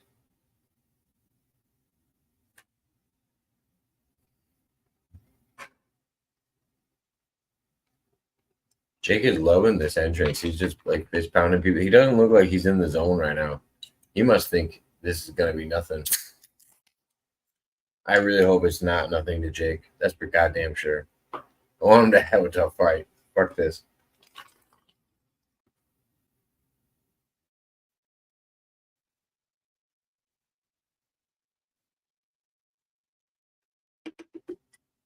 Thanks everybody tuning in. I appreciate it. He's on his way out to the ring right now. But like I said, he doesn't look super sharp right now. He's just, I don't know, he's smiling coming out, fist pumping like randoms in the audience.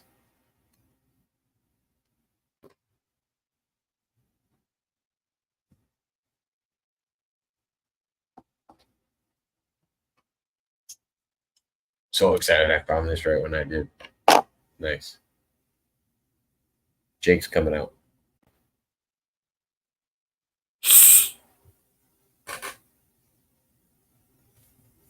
I don't know if you know this, but coming out bisexual.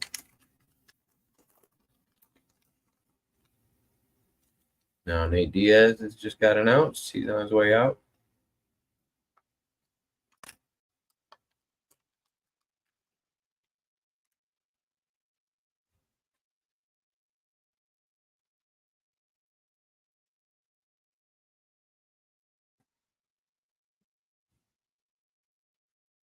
Yeah, Logan walked out with Jake.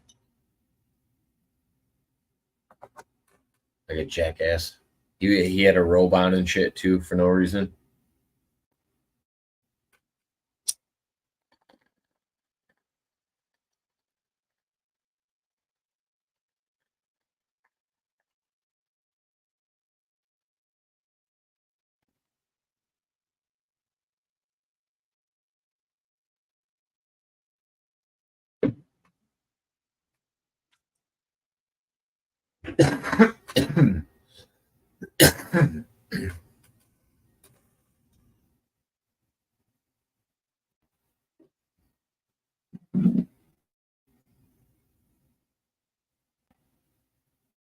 I don't know if they're going to or not. Nate hasn't really accepted it, but Jake did offer him $10 million for it. He said, I don't know.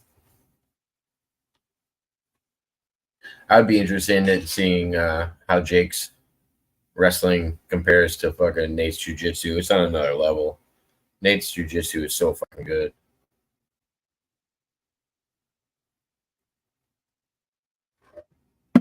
Jake's 100% a folk style wrestler, unless he trains in anything else that I don't know about. But that's what his base is. School wrestling. And since he grew up in Ohio, it was definitely folk style wrestling.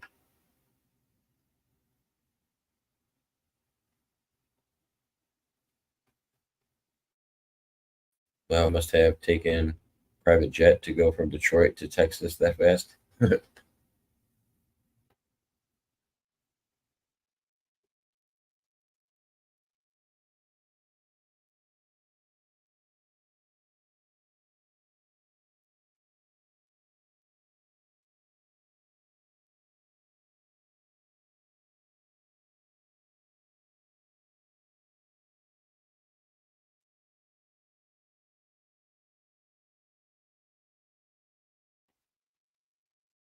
I don't know if they're not playing music. If they're just going to do the announcements, I'll fucking turn it on.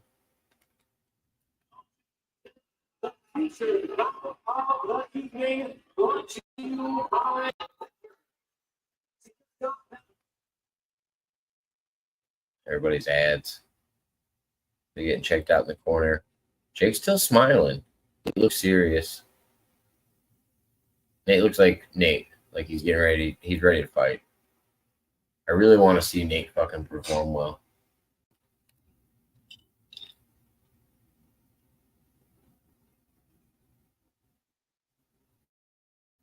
That's a weird thing about boxing. They got fucking 90 people in the ring right now. Everybody's fucking crew. Still saying who the ads are, and just got to the judges. One from Texas, one from Nevada, and one from Oklahoma. Mark Kalooi is the referee. He was just on SummerSlam. I smell a fixed fight. It looked like Logan that was in front of him. I would, if anything, I would say that the SummerSlam stuff was pre-recorded. It looked like okay, so there was somebody in, because Jake's wearing white and black, and there was somebody in gold and black in front of him. If that that says anything.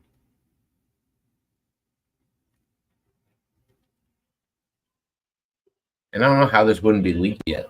I don't know how all these people in attendance wouldn't leak anything on a fucking YouTuber.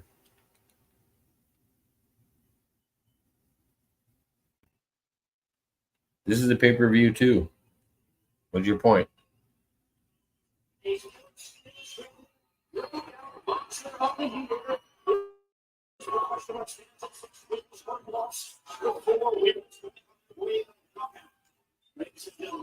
Here is the serial originator, renowned content creator, the popular social media superstar, introducing the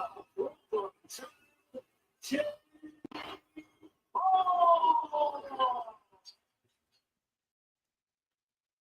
All right, we're getting there.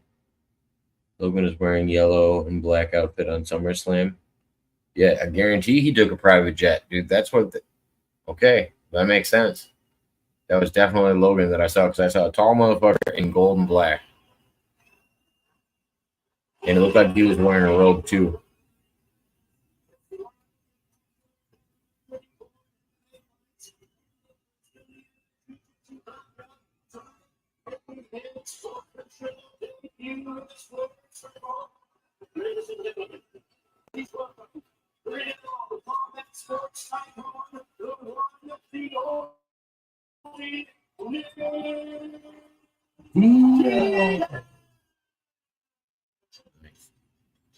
Dude, I'm excited. Come on, Nate. See that tough shit. The tough shit you always pull off. I'm not gonna do every time they get a left and a right. It's a boxing match. I'm gonna try to judge who won the rounds. if anything dominant's going to happen or happening at the time.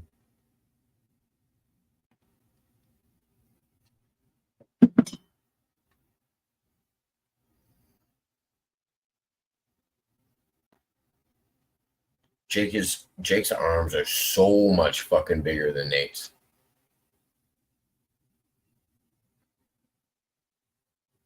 Jake looks so fucking big. God damn.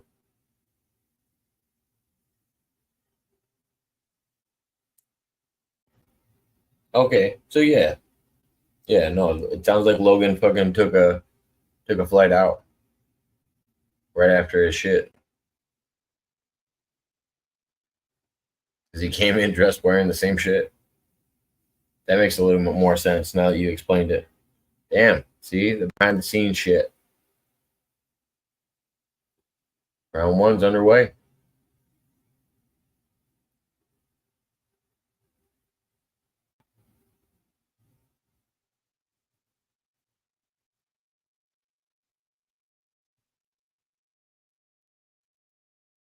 Body shot from Jake. That was a pretty significant strike I saw.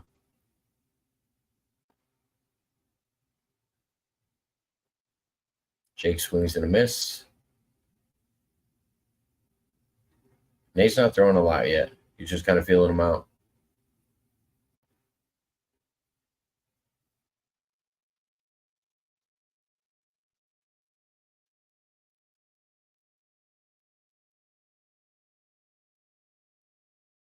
Pretty slow first round, 2 minutes left. Jake's swimming for the fences now. Oh, shit. Couple body shots from Jake. Big headshot from Jake. Ooh, another big headshot from Jake. Nate's getting some fucking big shots right now.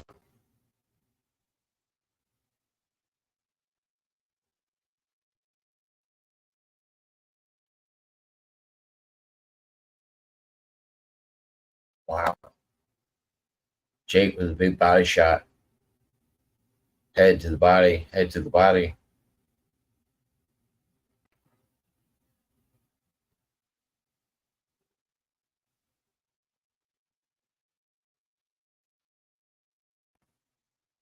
Nate tries to wrap him up a little bit, and they separate him.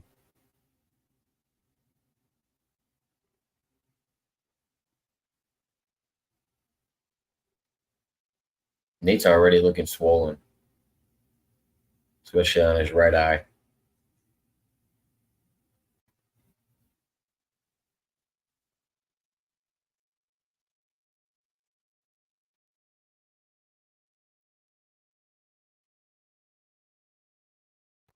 Wow.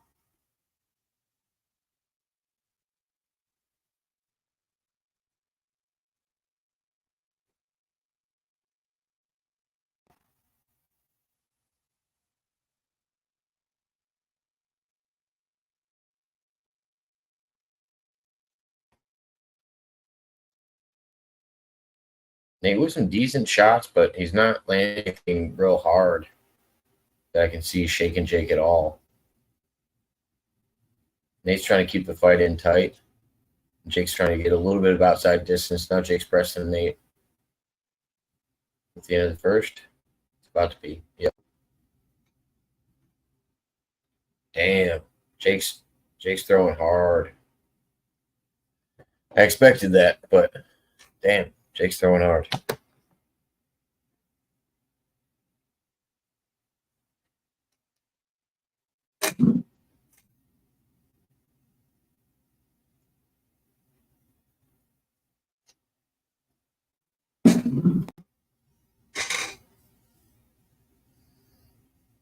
Let's start the second round.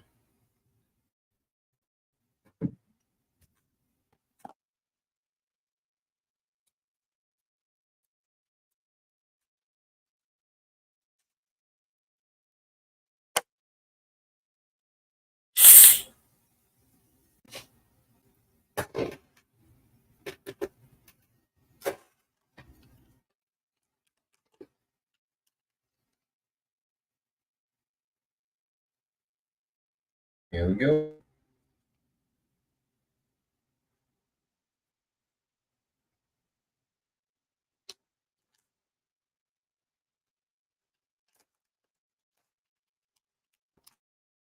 Nate's trying to put his arms up inside and trying to close the distance. Taking some big shots on the way in. Ooh, Jake with a swing and a miss that time. He was loaded up pretty good.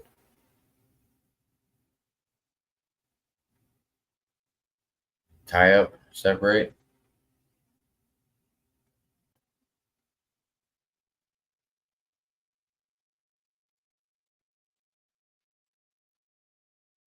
Diaz, I would think, has a better chance the longer it goes. Yeah, 100% agreed. But Jake's dropping some bombs on him right now. Ooh, nice. Diaz in the exchange when they were breaking up, he had a nice side to the Jake, right to the side of Jake's head. Ooh, a couple more good ones from Nate. That was nice. Nate's getting good at the dirty boxing style. He's getting inside, getting into a clinch, and then at the same time when they're parting ways, he's hitting them with some nasty hooks on the deep part. Jake, Nate's talking shit. He just looked at the crowd and pointed to Jake. Like, what the fuck is this? And just pushed him away by his face.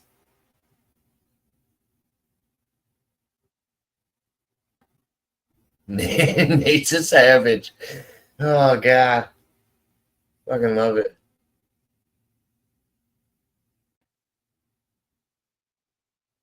Nate's got his hands dropped, and then he brings him up to go in.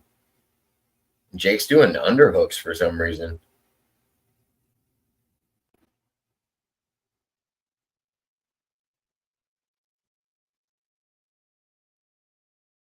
Ooh.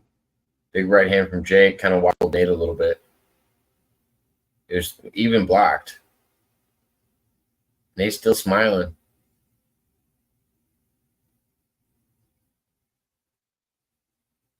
Jake's not smiling anymore. They keep getting into tie-ups just to separate. 20 seconds left in the second round of 10.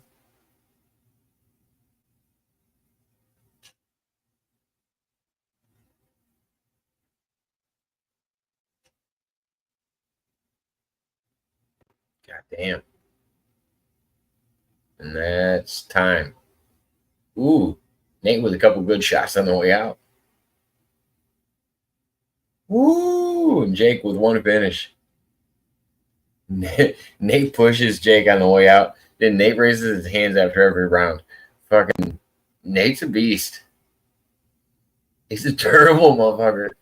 God damn. Jake is looking a little tired. We'll see. We'll see. But yeah. No, I agree. Fucking best odds are for Nate into the later rounds.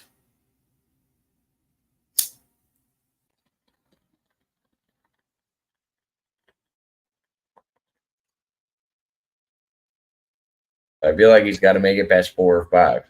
I feel like it's Jake's game inside 4 and 5.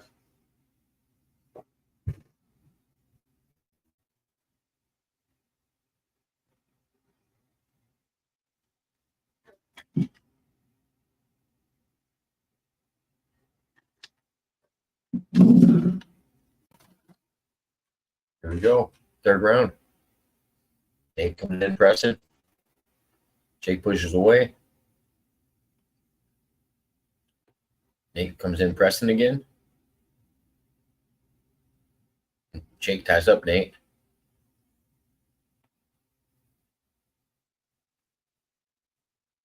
Ooh, nasty uppercut from Jake. Made it through on Nate.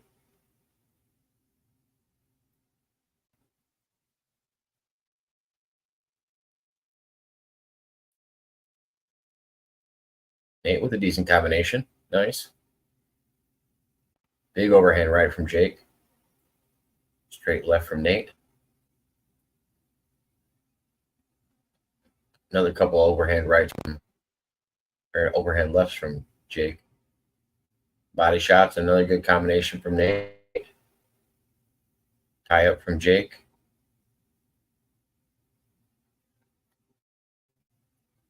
Ref yells at Jake. Stop tying up. Ooh, big shot from Jake. Big left.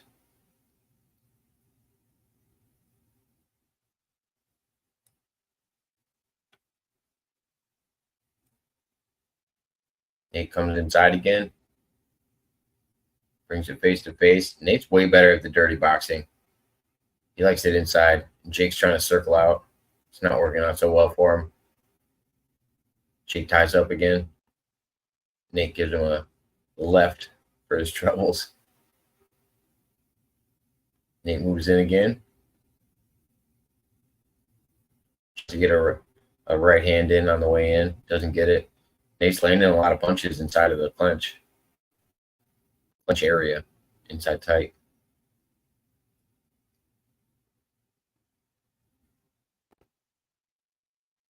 I think Nate might be outlanding.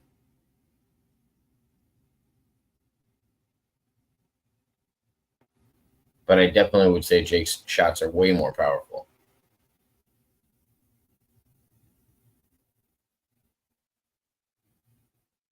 Jake keeps trying to tie up. Ooh, some nice body shot from Jake. Some low body shots from Jake. Big left and a right, and a left and a right from Nate.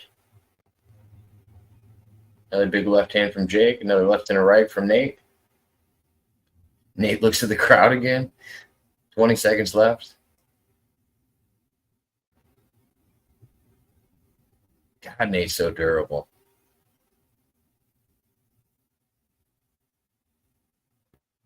Ooh, another flurry of punches from Nate. Inside of 10. Time. I'd give Nate that round too. God damn. That was good. How many rounds does this fight? 10.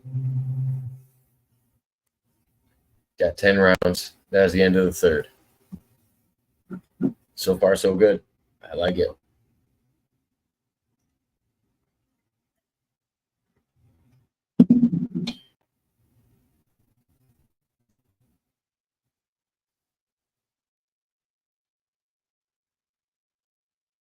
They're only showing highlights of Jake.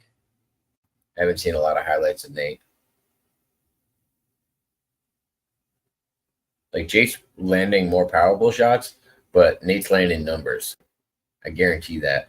They only showed highlights of Jake on that round, and it was 2 shots.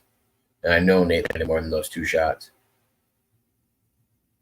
This is what I mean. Sometimes boxing gets a little goofy like that.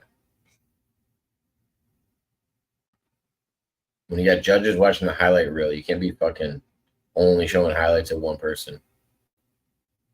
Nate had a flurry of punches in that last one. They're inside again. This time Jake's landing a little bit more so far.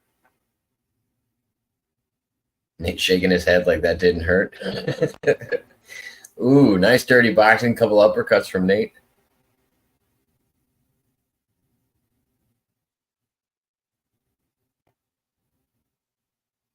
Couple jabs from Jake. Another jab from Jake. Nate tries to close the distance. They're inside tight. Nate's landing a little bit.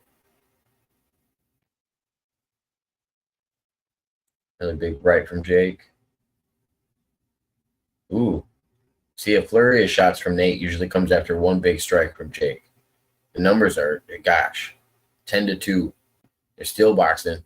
Ooh, they separate them. Yeah, they're still boxing, but they were still punching while they were trying to separate them. Sorry. Couple big shots from Jake, still blocked by Nate. Because even the shots that Nate's blocking, they're powerful shots. They're more than an unblocked shot by Nate. Couple body shots by Jake. Nate's still in there touching him up.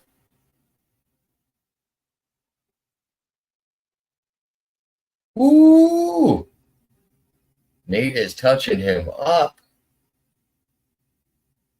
They got to count some of these as significant. Even if they're not landing clean, it's just fucking numbers, right?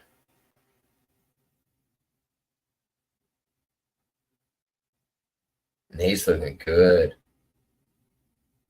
I'll tell you if this fight looks fixed in a minute.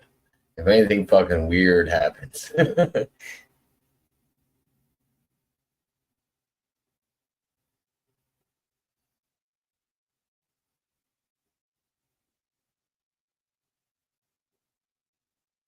Everybody in the crowd is recording this, by the way.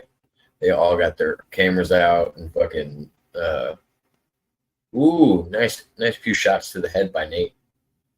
Clear on Jake. Threw his head back on that one. They separate him again. 30 seconds left.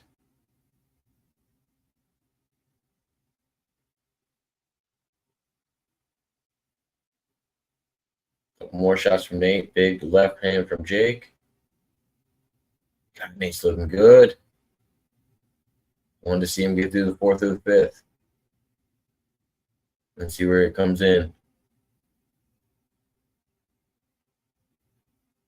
I just can't see Jake getting a decision at fucking after 5 rounds. He's got to get a knockout after 5 rounds. Good round.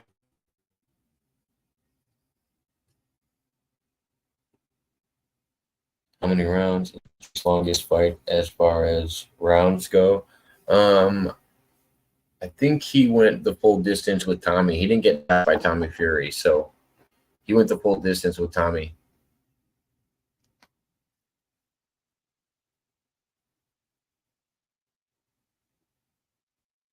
And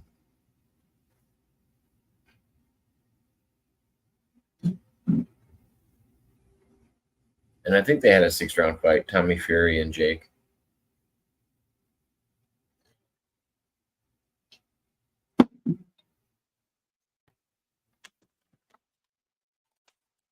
Getting ready to start the 5th round of 10.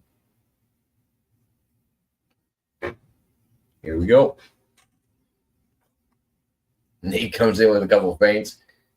Jake does a jab to keep him away. A couple body shots from Jake. Nate acts like he's hurt and then stands back up and laughs.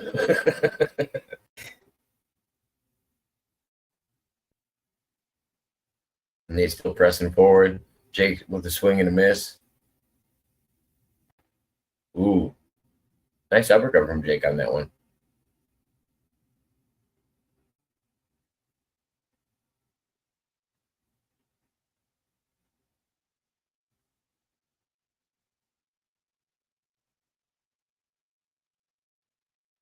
Nate tries to press in. Jake doesn't let him. Circles out.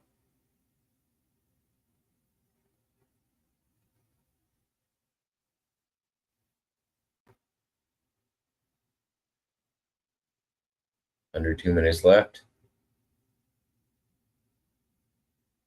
Pretty sure these are 3-minute rounds.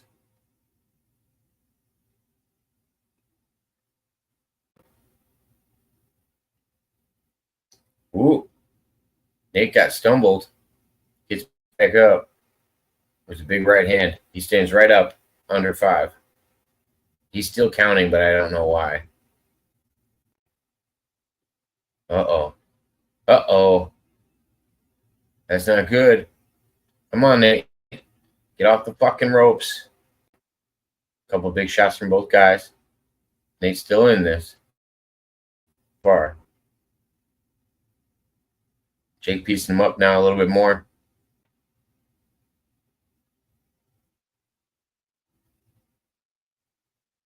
Keep those hands up, fucking Nate. God. 1 minute left.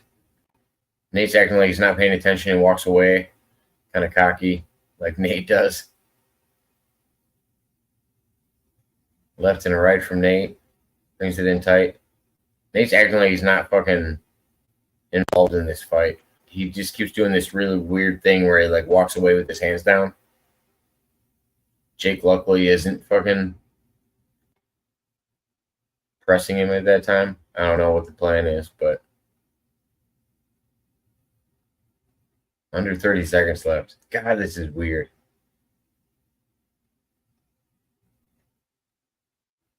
Jake did get 1 drop so far.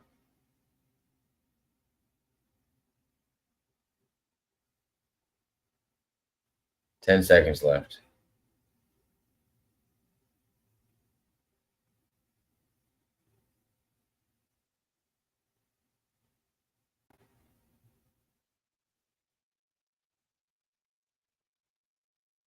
Wow. Wow. Wasn't some of his fights less rounds though? Yeah, it was less rounds. I think now that they're in Now that they're in 6, this will probably be the last. It tells me he's not allowed to put Jake down. No, Jake just dropped Nate.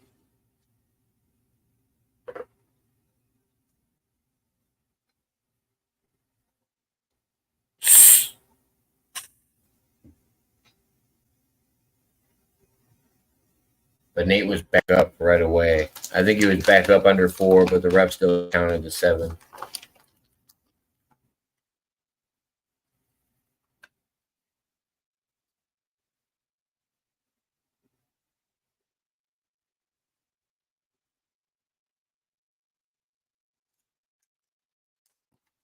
Beginning of the 6th. Jake immediately goes out and ties up.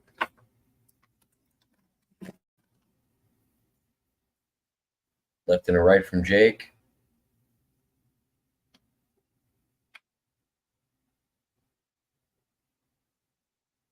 Couple big shots from Nate. Couple more. Oh, big left from Jake.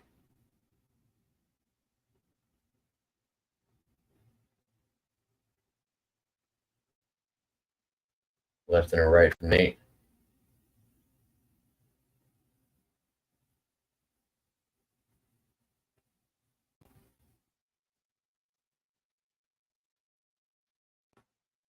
Tie up from Jake.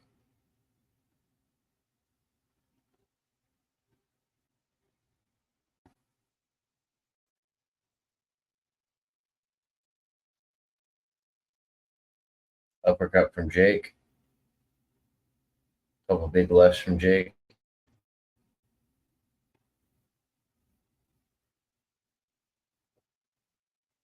Now I think Jake's actually landing more.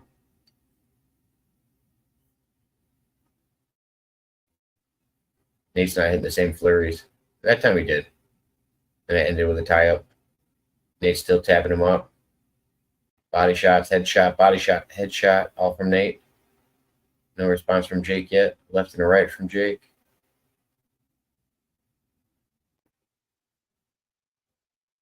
God, I don't want this to go to the judges.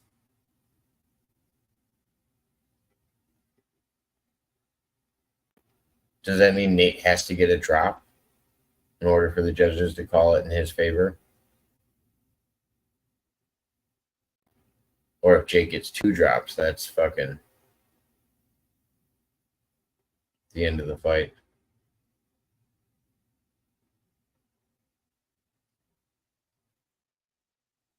Both throwing shots. Nothing significant yet. 40 seconds left in the round.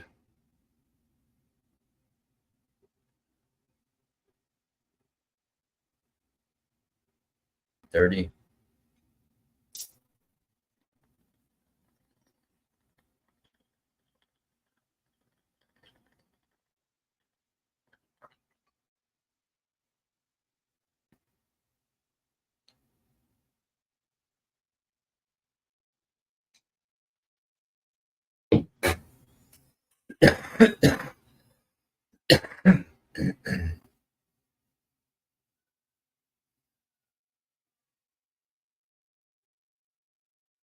That's the round. End of the 6th. God damn.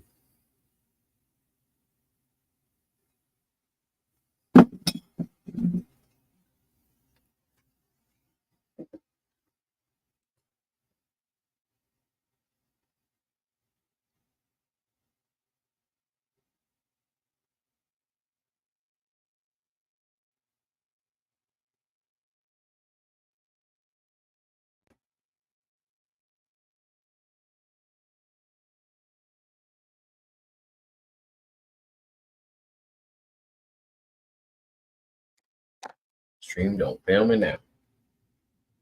This is the first time it lagged the whole time.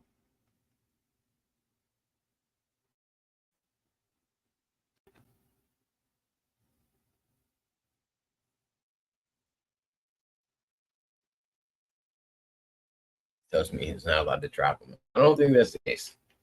I think he's allowed to drop him. I haven't seen anything fishy yet. Nate went down hard when he got hit. It looked like a real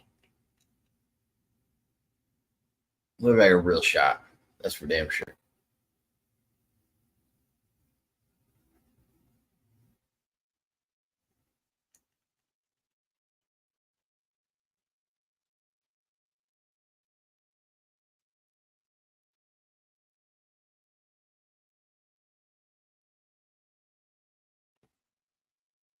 All right, back at it.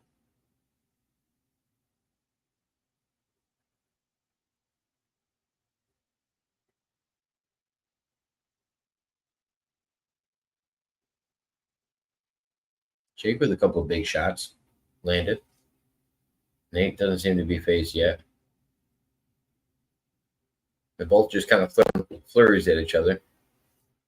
Gosh, he keeps keeping me out of these streams. I apologize.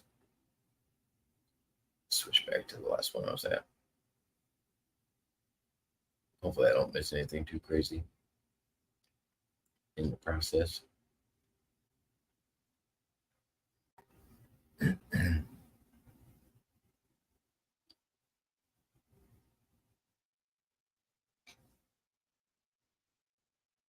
$105 left. Nate landing a flurry. Jake trying to land an uppercut. Jake with a couple lefts. Nate with another flurry. Jake ties up. Nate still punching him in the head.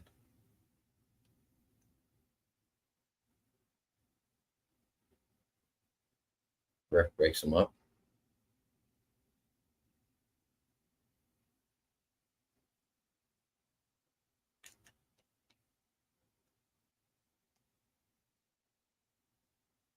It's kicking me out of these back and forth.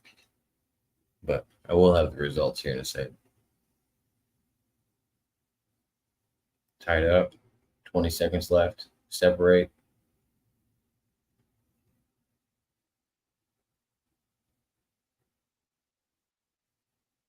Nate's still throwing body shots, a couple head shots. And they're still pressing forward.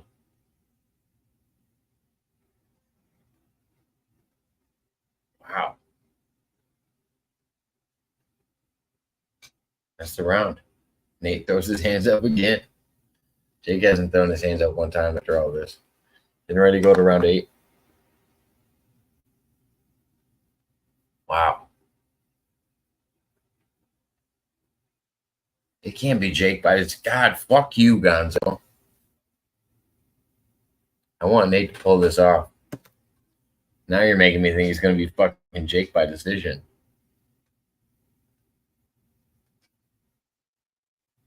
Let's go, Nate.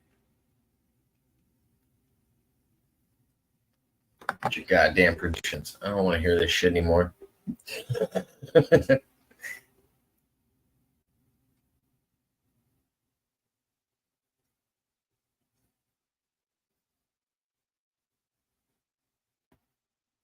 Eighth round of 10. Here we go.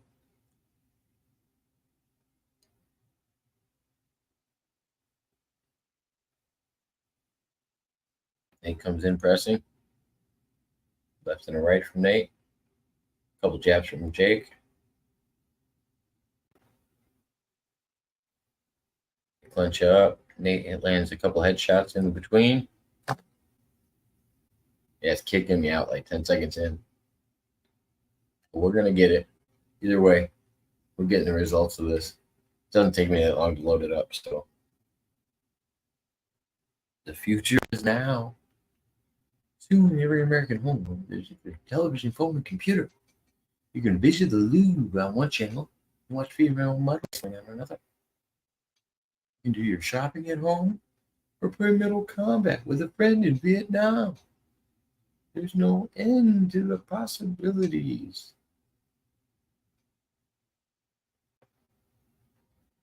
Get tied up. 2 minutes left in the round. Jesus Christ. Come on.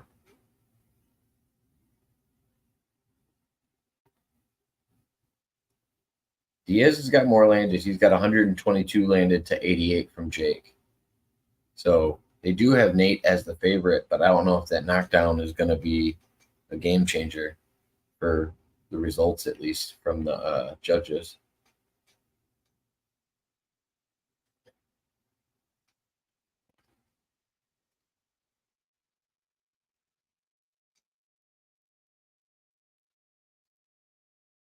Left and a right from Jake. Left and a right from Jake. Or left and a right from Nate.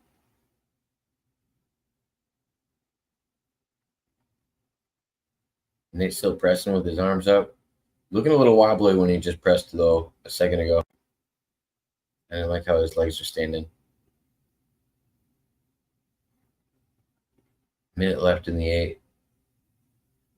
Nice flurry from Nate. Nice jab from Nate. Couple uppercuts from Nate. Nice. Jesus Christ, they got all of these. 40 seconds left in the round. I'll try to find a different one real quick. I'm assuming I can make it into the 9th before there's an issue. I'm assuming that Wankaroo's right. I mean, not Wankaroo. Gonzo's right on this one, and it's going to go the distance. Come on.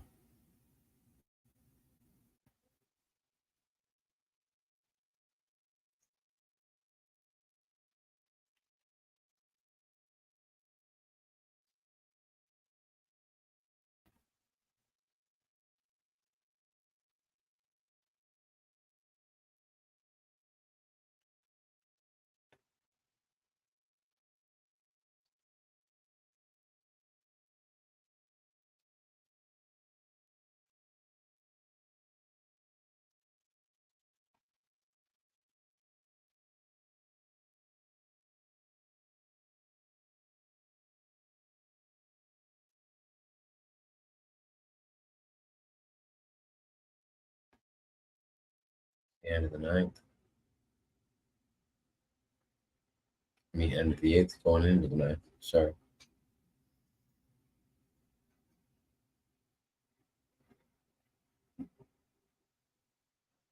Chase him calm and collected, at least. Did he land anything at the end? Show me the highlights now.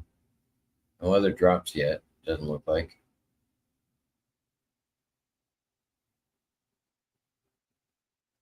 Didn't miss anything too big. Here we go.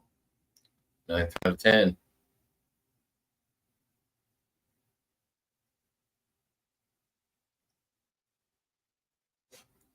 Nate presses in. Jake with a couple of lefts on the way in.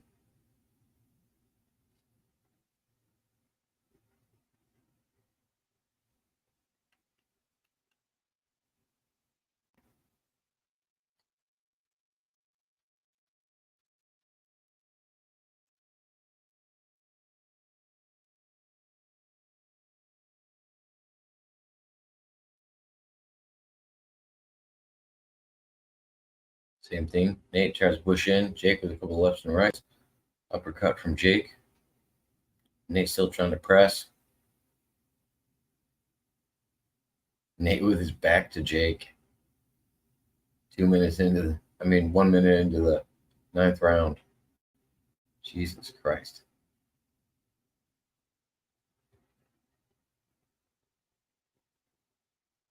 Ooh. Left cross from Jake and a body shot from Jake. Oof. Those were clean shots.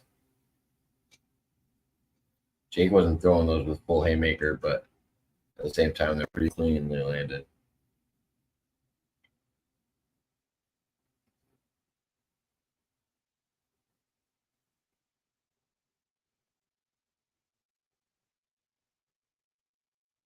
Jake pacing around.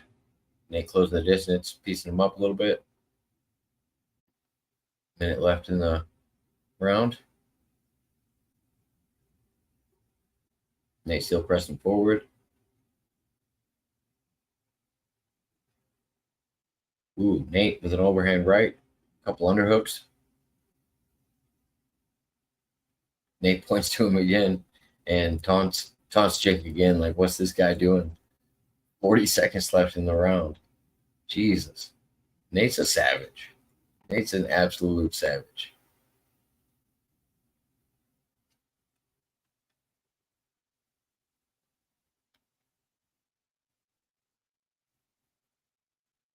I don't even get it.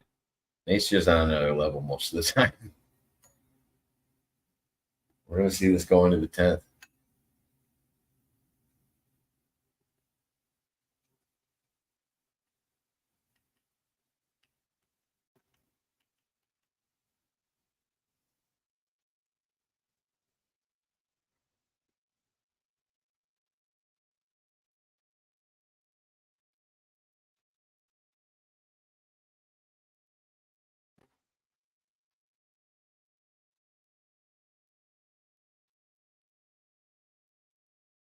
What the fuck? I just got pulled out of him. Damn it. Let's get back in this. Sorry.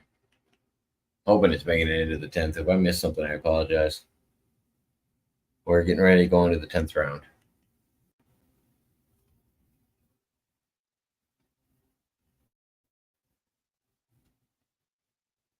The 10th and final round.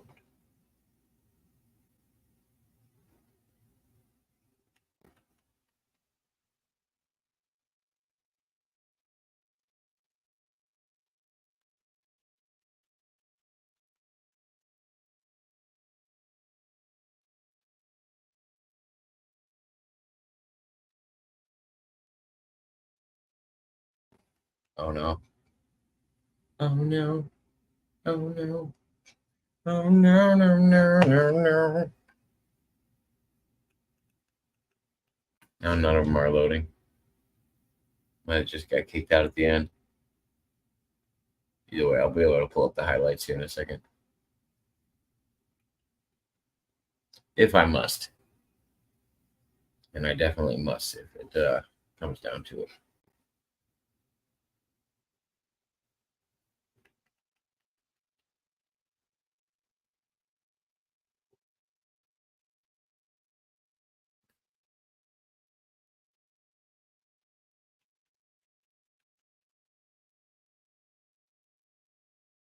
Come on.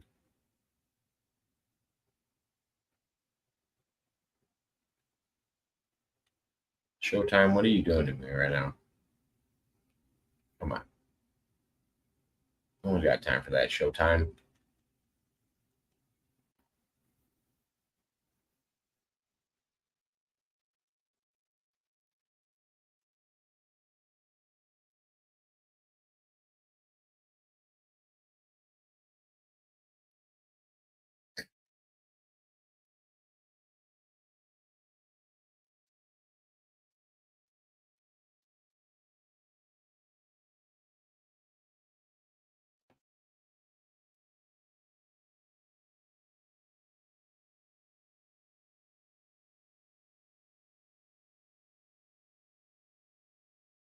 Still going. 10th round. 1 minute left. 1 minute and 15 left. Jake with a left and a right. Couple body shots from Jake. Headshot from Nate. Last minute. Nate still swinging for the fences. Jake still standing up with him. Come on. Come on. God, I don't know how Jake would get that decision from the one drop. There's no way. Nate pieced him up way more. The universe doesn't want you to see the Jake Paul decision win. Get the fuck out of here. I'm not playing those games.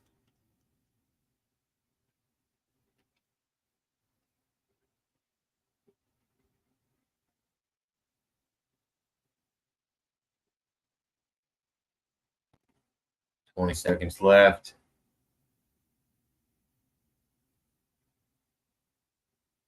Nate puts his hands up. 10 seconds.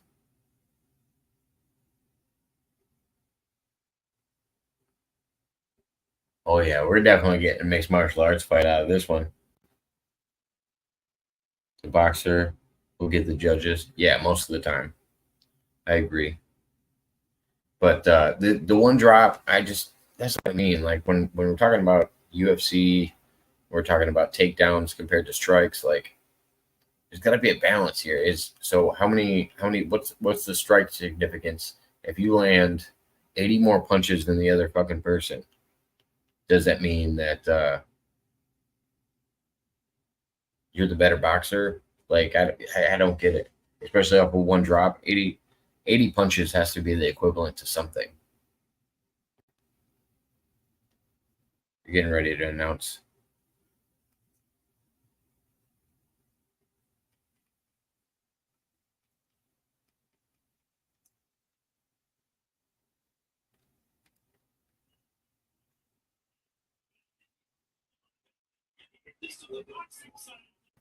He definitely performed better than most. Come on, let's get those results. Come on, Nate. Come on, Nate. You got this, my man. Give me that shit.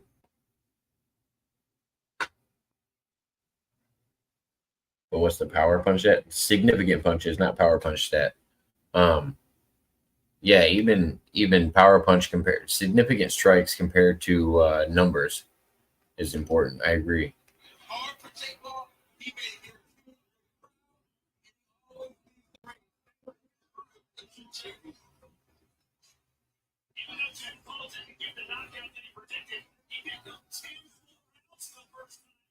That's the first time he's ever went 10 full rounds for sure.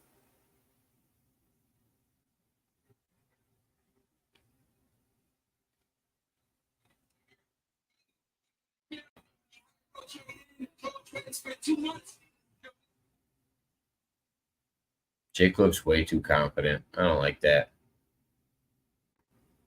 Fucking hate you, Gonzo. God, why are you doing this to me?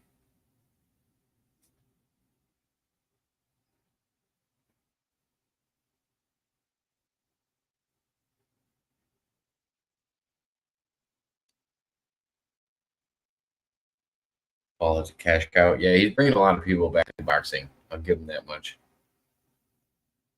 Giving boxing fights that people want to see. And I know he's got a strong right hand. Like, there's no doubt in my mind about that. But they can't have him have 2 losses in a row. That's why I thought the scores from Jimmy Lynch.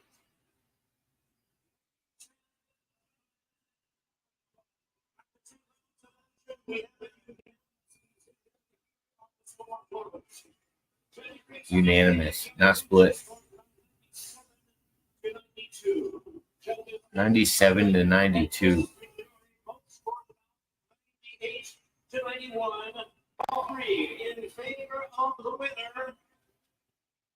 The problem child. Wow. That wasn't a split decision at all.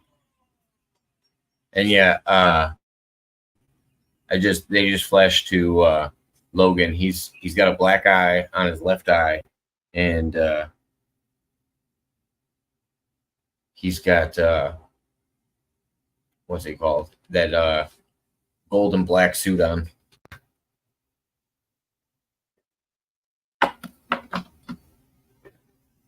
Yeah, I didn't see that kind of split. I would have expected a split decision. They said it was like so significant. It's insane to me.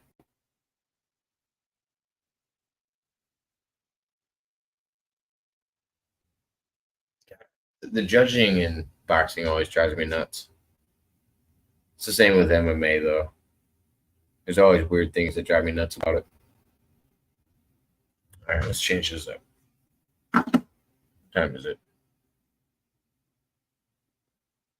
It's 1? No, it's midnight. Okay.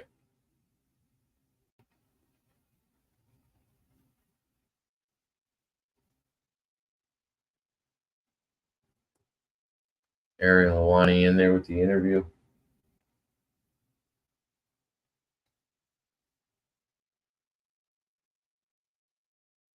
Yeah, Logan's in there. He's got a black eye on his left eye, like he just came out of the ring. So I'm starting to think he did.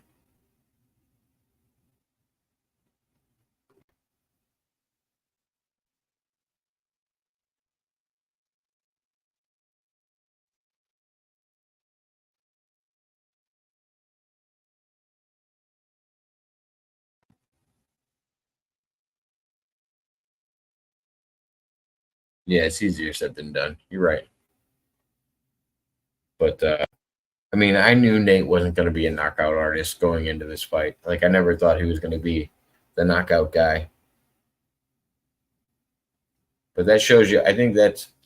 Ooh, are they going for the MMA bout? That's what they're talking about. I bet.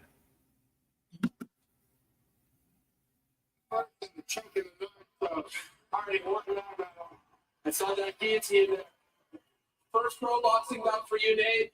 How did it go? What do you think of your performance? He big, and I was trying to get better and get better things, but some shit didn't happen right the way I wanted to. But it's all good, and I think I made that boxing fit, but he wanted that one.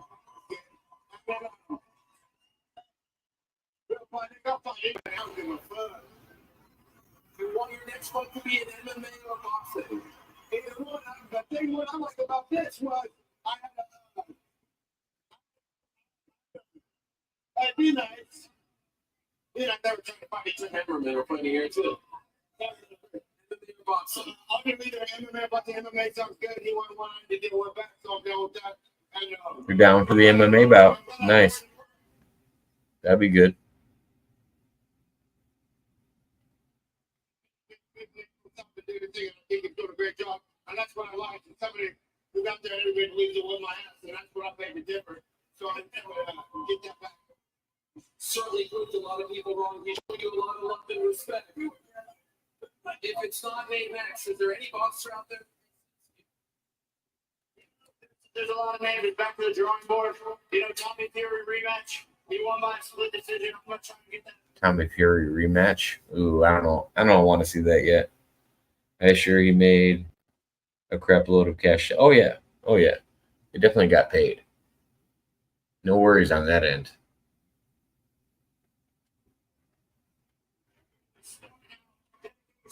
Don't take no for answer. Self-belief is the number one tool. Believe in yourself when everyone else is down to you. And there's some inspirational quotes from Jake for the end of the fight. And he's got a brother next to him. Hold on.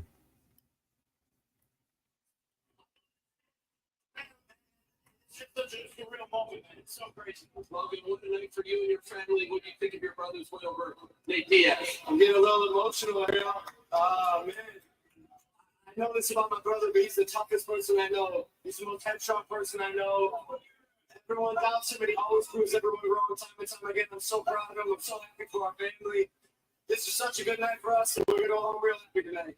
Still wearing his ring gear for his brother. Yeah, he's still got his ring gear on. He definitely did a private flight all the way over there to do that.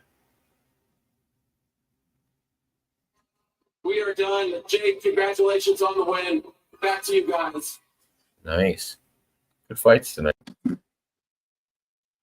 All right. Let's see.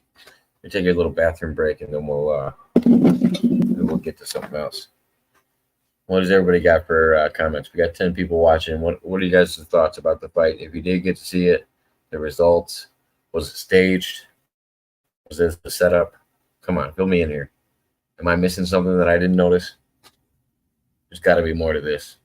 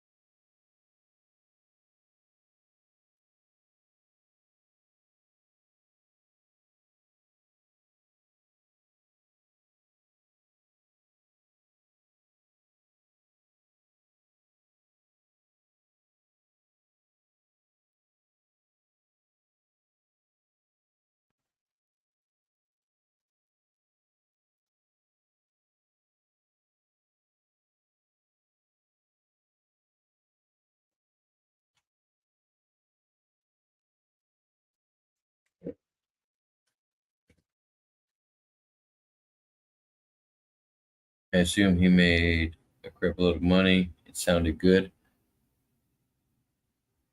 Yeah, it seems legit. I mean, I understood the fight. Like it didn't confuse me. Like some fights definitely confused the fuck out of me. Like, oh, what the fuck happened? Why did Tyron Woodley drop like that? There's a few of them out there. Let's change this up.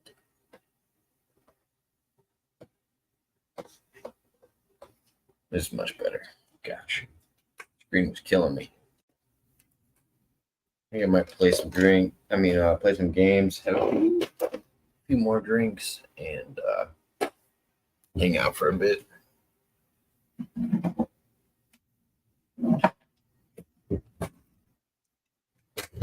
Let's see, we got anything going on in Discord? Let me see. See who's all still up and about. See if we can't get some people joining us. I appreciate everybody tuning in. Got 8 people watching. Always nice to have everybody here.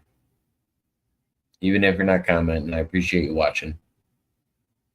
Let's see. Drop that down for a minute. And let's go to Discord, see what everybody's up to. See if Pesci and them are still up and about.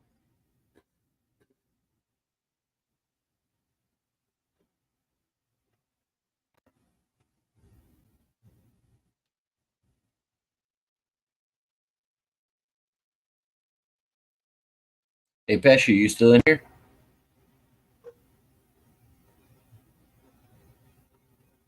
Hey, Pesci, you there?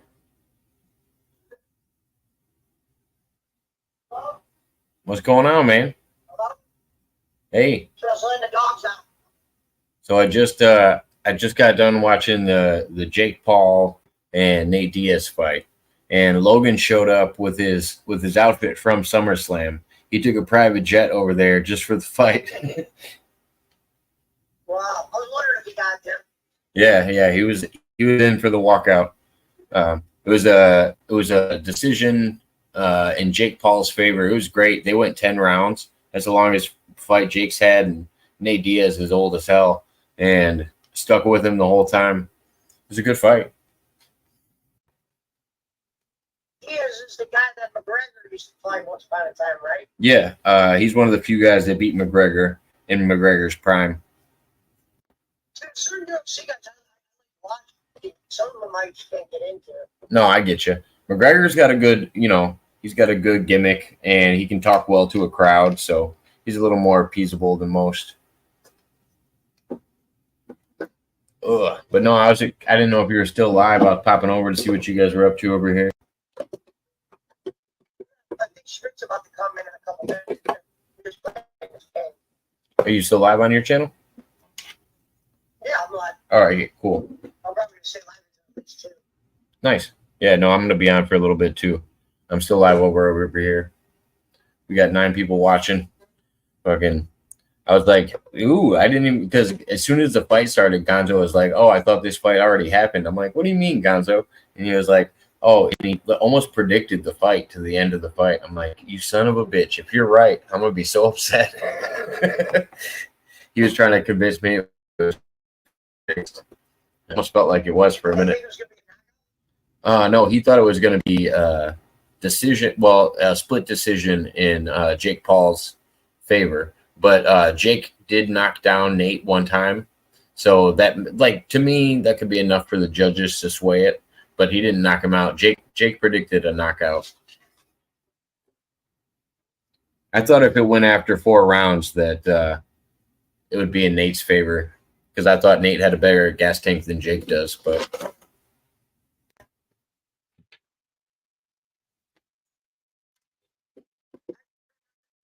Said to Diaz, this was great. It was up. It was like the second match when everybody goes, you should have killed me when you had the chance about it back. Remember we fucked him up or whatever? yeah. Diaz did something to McGregor. McGregor's like, you should have killed me when you had the chance about it. No, the other guy that was fighting on the Nate Diaz, Jake Paul card was a guy by the name of Jeremy Stevens. And what is this? The fight is laughable. Laugh my ass off. I'm just goddamn. it's just goddamn laughable. 40 years old, always beating 40-year-olds that don't box. I thought the 40-year-old that doesn't box did pretty fucking good against the young YouTuber that has a pretty powerful right hand. It wasn't that bad. Sorry, Delta. I don't agree, man. I thought that old man did pretty well in there against that young buck from Ohio. I never said split decision. I said Paul won by decision. Oh, okay, Gonzo. I thought the fight was yesterday. Yeah, the only reason I don't think the fight was yesterday is because Logan had on his uniform that he was performing in SummerSlam with, and he also had a black eye. Logan had a black eye on his left eye. And I don't think he went into SummerSlam with a black eye. He's too pretty for that.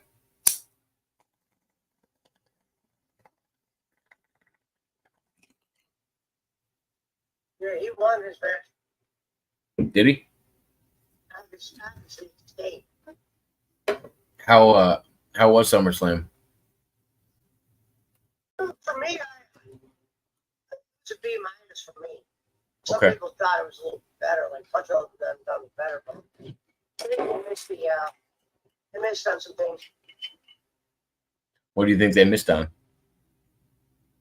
Storyline or what? For starters, there was certain people that did not compete tonight or didn't have anything going on. And some of the things that they did put in there, I think were replaceable. Some such force. Did Roman? For an event that's being held at a football stadium, Did Roman Reigns have anything tonight? everybody knew it was a win. You should know how. Gonzo said the SummerSlam ending sucked.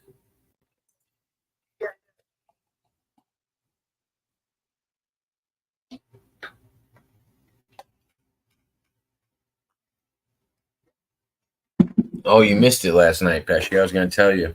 You should have watched the crowd turn on Schmidt about halfway through the night. We had 34 people watching, and then all of a sudden they were like, Schmidt, uh-oh. Like, you're taking his side. We're gonna put you on the shit list. And all of a sudden Schmidt starts backpedaling, and it was the funniest thing. Like, he was just trying to play peacekeeper, but it was entertaining because he didn't realize the whole crowd was turning on him. Had me entertained for a minute. What's up, Emily? Welcome back.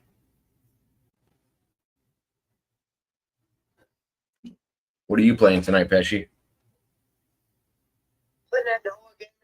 Oh, okay.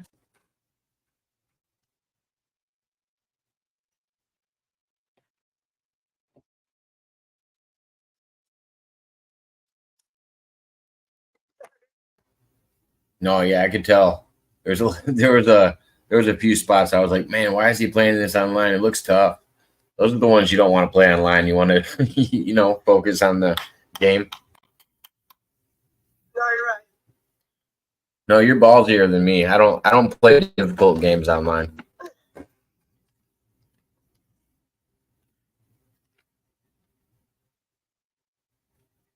don't want to give people my freak out reactions.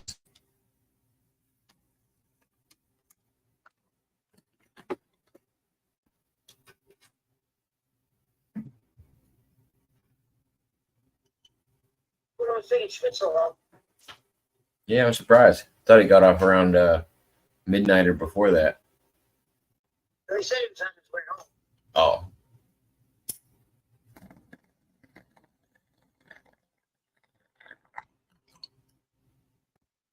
Here's the thing. I had to stop. I think I done it until I fell asleep. I just couldn't hear Schmidt. I think it was just because I had my fan. Oh, if you want a copy of any of the stuff that I made, because a lot of the stuff I started making members only. But if you want a copy of any of it, man, just let me know. I got your email. I'll send it over to you. Copy of what? A copy of any of the streams that I've been doing lately. I've been putting the You're yeah, I got badges now. I got some funny emojis. I got the Servap emoji. I got a Jake Hudson emoji. A Giggle Pickles emoji. Cyber Police emoji. I think we're getting a Rocco emoji next week. Just Trey just became a member of my channel. I was like, dude, this is sweet. Fucking all these cool people.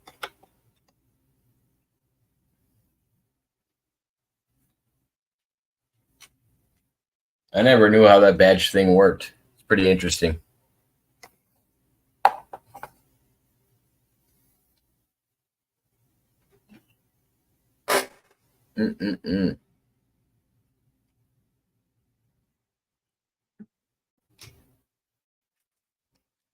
Appreciate everybody tuning in.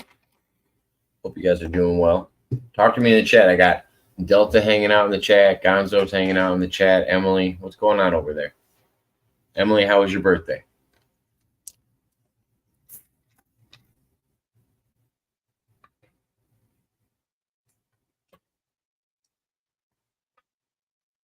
Oh, Pesci, I didn't even tell you this because I kind of talked to you about it offline. So StreamYard called me today, and I was able to share them a StreamYard link from that episode. That thing happened in the background, and they're able to research it from that. So I'm in contact with StreamYard about figuring out what that was about. Rest in peace, Nate. That was a crazy story, it sounded like. Oh yeah, but now like I filed it with I don't know if I've told you I filed it with my local police, and then I also got a hold of StreamYard because I figured they'd be the ones to see what accounts got verified when they came in, and I gave them the time code of when the person came in. So I think they might be able to actually figure out what happened, or at least pin the troll if it was a troll. I hope it was a troll, to be honest. Hell yeah. That was the craziest story I ever heard. It's the wildest thing I've probably ever seen on the internet. Like that seemed real to me. Because all the other stuff I seem like feels staged, but oh yeah, it was a good fight nonetheless, and I agree.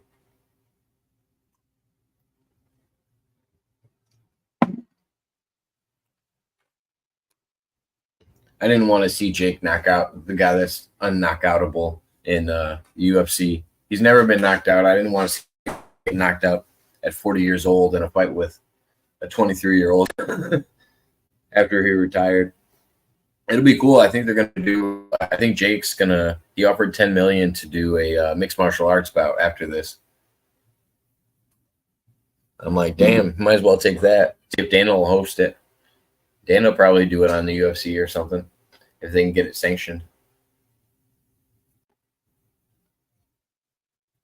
Dana's cool with Jake Paul. He just doesn't like Logan Paul.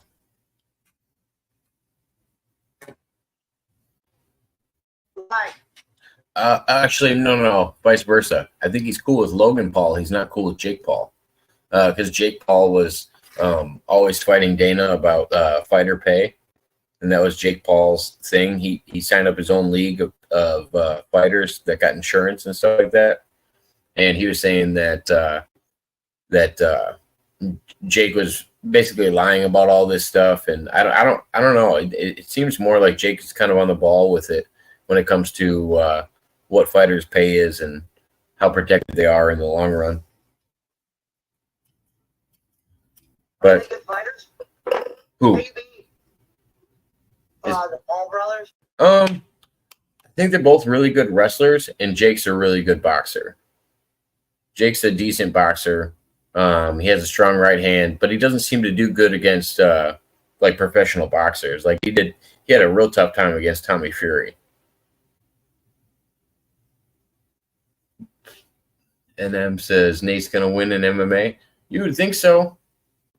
You would think he's gonna end it with a guillotine, like within inside the first minute. Unless Jake comes in there fucking throwing power rights and knocks. Well, actually, I don't see him knocking Nate out. That would be fucked up. If it was staged, he would knock out Nate in the UFC or in MMA. That would confuse me. Die,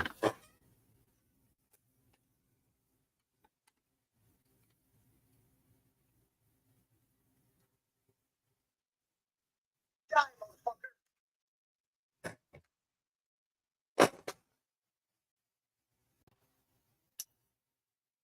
Yeah, this game's so difficult. There was a fucking part I was on for like 4 hours.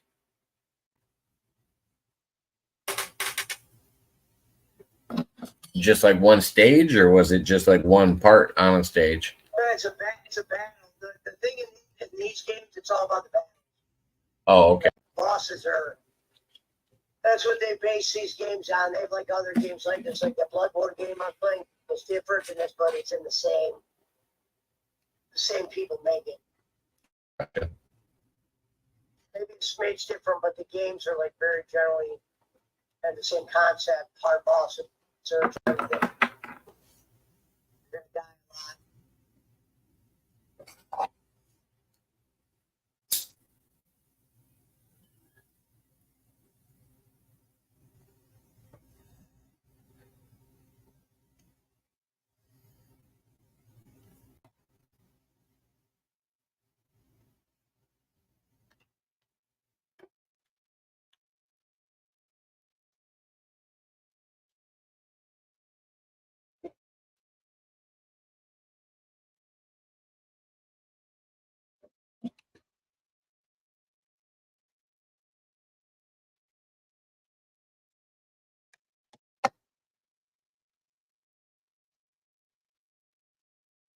I think the last big fight I hosted was Jake Paul versus Tyron Woodley. I didn't cover the Tommy Fury one. I was watching that one. It was harder for me to cover. Yeah. Their own kind of like they're not into what's league, are they? What do you mean? They're not into like UFC. Oh no, they're doing strictly boxing. And Logan only did one match, to the best of my knowledge. Well, the only one that was significant was the Mayweather one, and Logan was trying to go out there and not get knocked out. And I thought that fight seemed really fucking weird because Logan was hanging on him the whole time, and they were almost 40 pounds apart in size. But yeah, they would just go into tie-ups for no. Oh yeah, it was definitely a cash grab because it was right after Mayweather had retired and Logan hadn't gone into WWE yet, and yeah, there was a lot going on.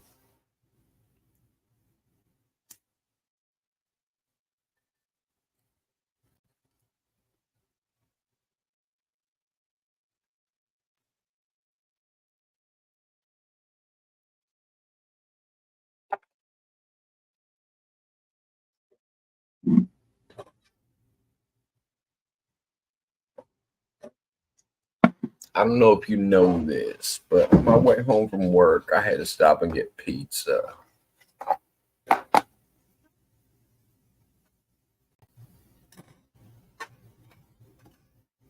Chris Schmidt, where are you at, man?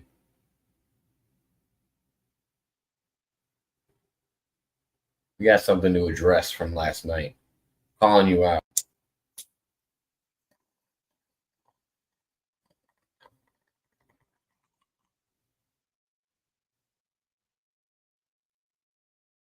Jaywalk's sending me crazy messages at 4 in the morning. Trying to argue with me about grappling. he sent 4 different messages in 4 different spots for me to find all on the same thing. And Jaywalks is wild. Yeah.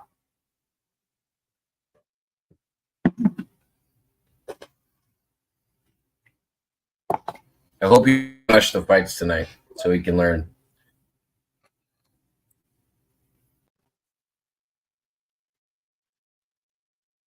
Damn, I like that my channel's running way better right now on Wi-Fi than it does on a direct line. Weird.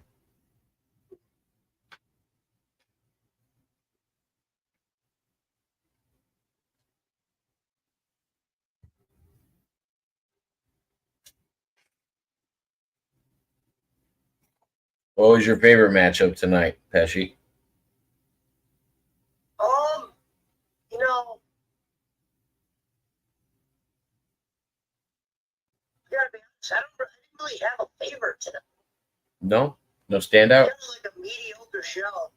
Damn, that sucks. I like thinking. It's just this thing with wrestling nowadays. The storylines aren't good enough to get me to like it like I once did. I really thought they had something with the Wyatt family for a while, but Sure. But yeah, I haven't seen a significant He one. keeps having mental problems. He'll be there, and then he's supposed to have another big comeback, and then he disappeared again. But that was like one good storyline that I liked with him and the Fiend, and like I thought all that stuff was good. And then I thought it was kind of sizzled out.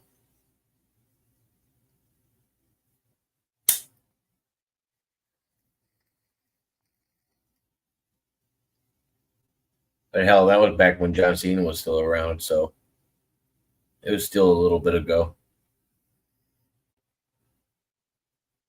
Oh, I fucking loved that match when they brought John Cena and he was having like these flashbacks when he was with the Fiend, and like it had him with NWO.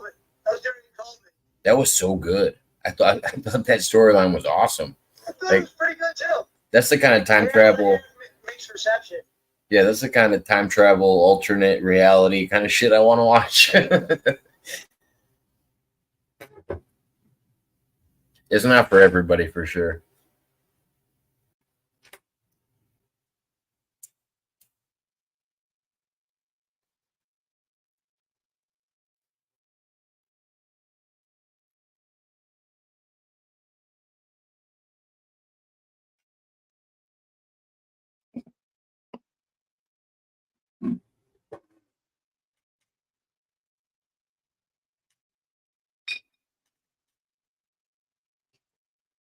Yeah, it's just wrestling was good for when I was younger. Nowadays, I just put it on just for something to kind of just have in the background to talk about. Oh, yeah. But it's not what it was. And it probably realistically can't be. No. I mean, and I think most of the storylines that they got right back in the day were by sheer luck. I mean, if you look at the people that we like and look at the storylines they got before we liked them, you go, oh, okay. It took them a few tries to get it right, even back then. Yeah, the rap and shit, yeah. Oh, yeah, or Stone Cold. Could you imagine him looking like fucking Sub-Zero going out there? Austin, well, he worked for many years in WCW. It's just kind of like a normal. Oh, yeah. The Blondie. Studying Steve. The Blondie holding it down. But after the injury, and then he went to, ECW for a little while and just did promos over there while he was healing. Because they fired, I think Bischoff called him and fired him. Bischoff fired him. He wasn't hurt. Bischoff did fire him. Yeah. I thought it was because of injury, though. It might have been hurt. And that's why when he went in with Paul Heyman in the ECW. I don't know if that's why Bischoff ultimately fired him. Because he was bringing in a lot of guys. I don't know, you know what I mean? Yeah. No, I just feel like at the end of it. That could have played a part. Oh, yeah. Because I assume, what's his name? Ted Turner's money only went so far when they were signing all these big names at the time. They were just getting ready to get into the Monday Night Battles. But that's why when I look at it, when he went over to ECW, he was only shooting promos in the beginning. So he was just coming out talking smack to people. He wasn't having so many, real competitions in his performance. So I assume it was more because of his injury, but who knows?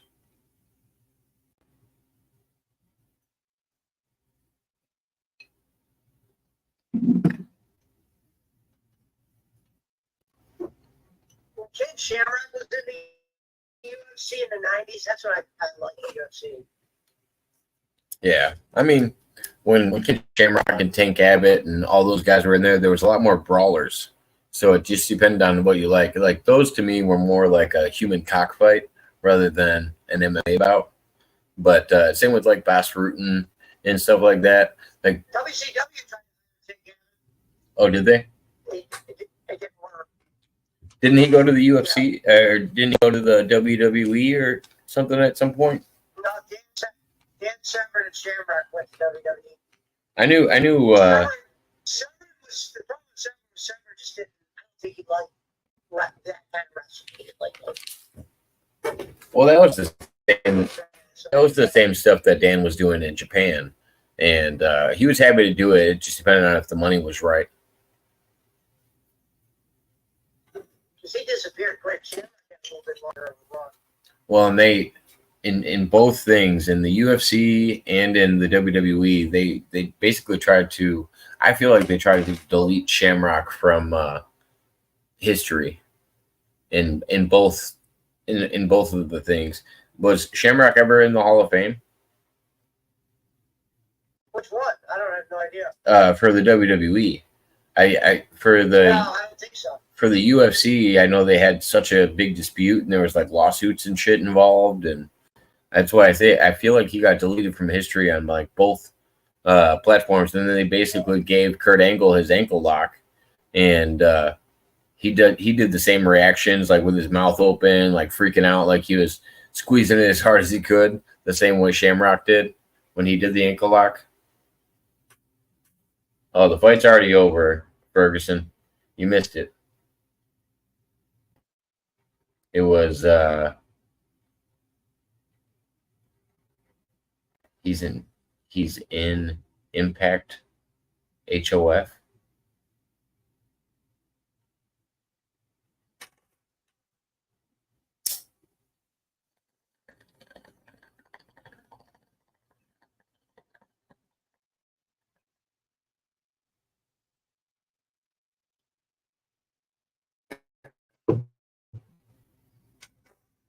Figure out how to send Discord audio out through your stream.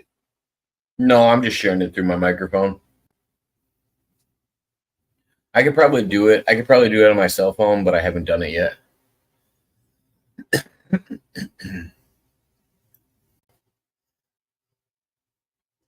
I've been lazy about it. I'm just going to buy a new laptop here pretty soon. I need one, and I haven't committed to getting one yet because I keep trying to tell myself I don't need it, but I want to buy a new projector, and I want to buy, well, I kind of want to paint a green screen behind me on my wall because I think it'd be way better to get a clear image and be able to project it back up. And I can do that with StreamYard now. So I'm like, ooh, do you pay? I mean, it's almost worth it just to paint the green wall on there.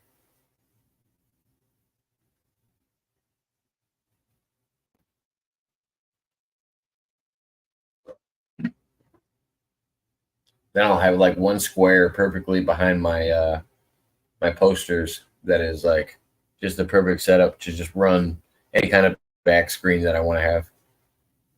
And it should come in like a clear picture.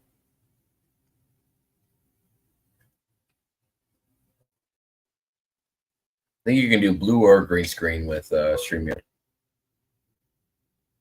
Right.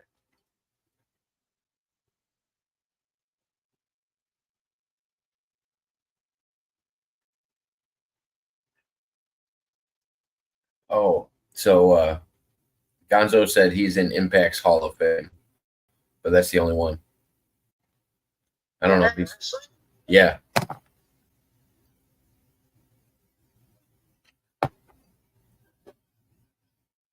Which, I mean, he deserves to be in the Hall of Fame of all of those things we just talked about because he was a key figure back in the day in WWE as well as the UFC.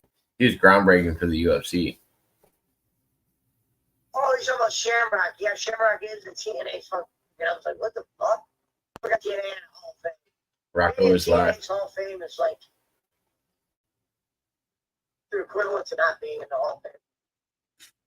Have you seen Rocco's lives since we did those since we did that stream last night?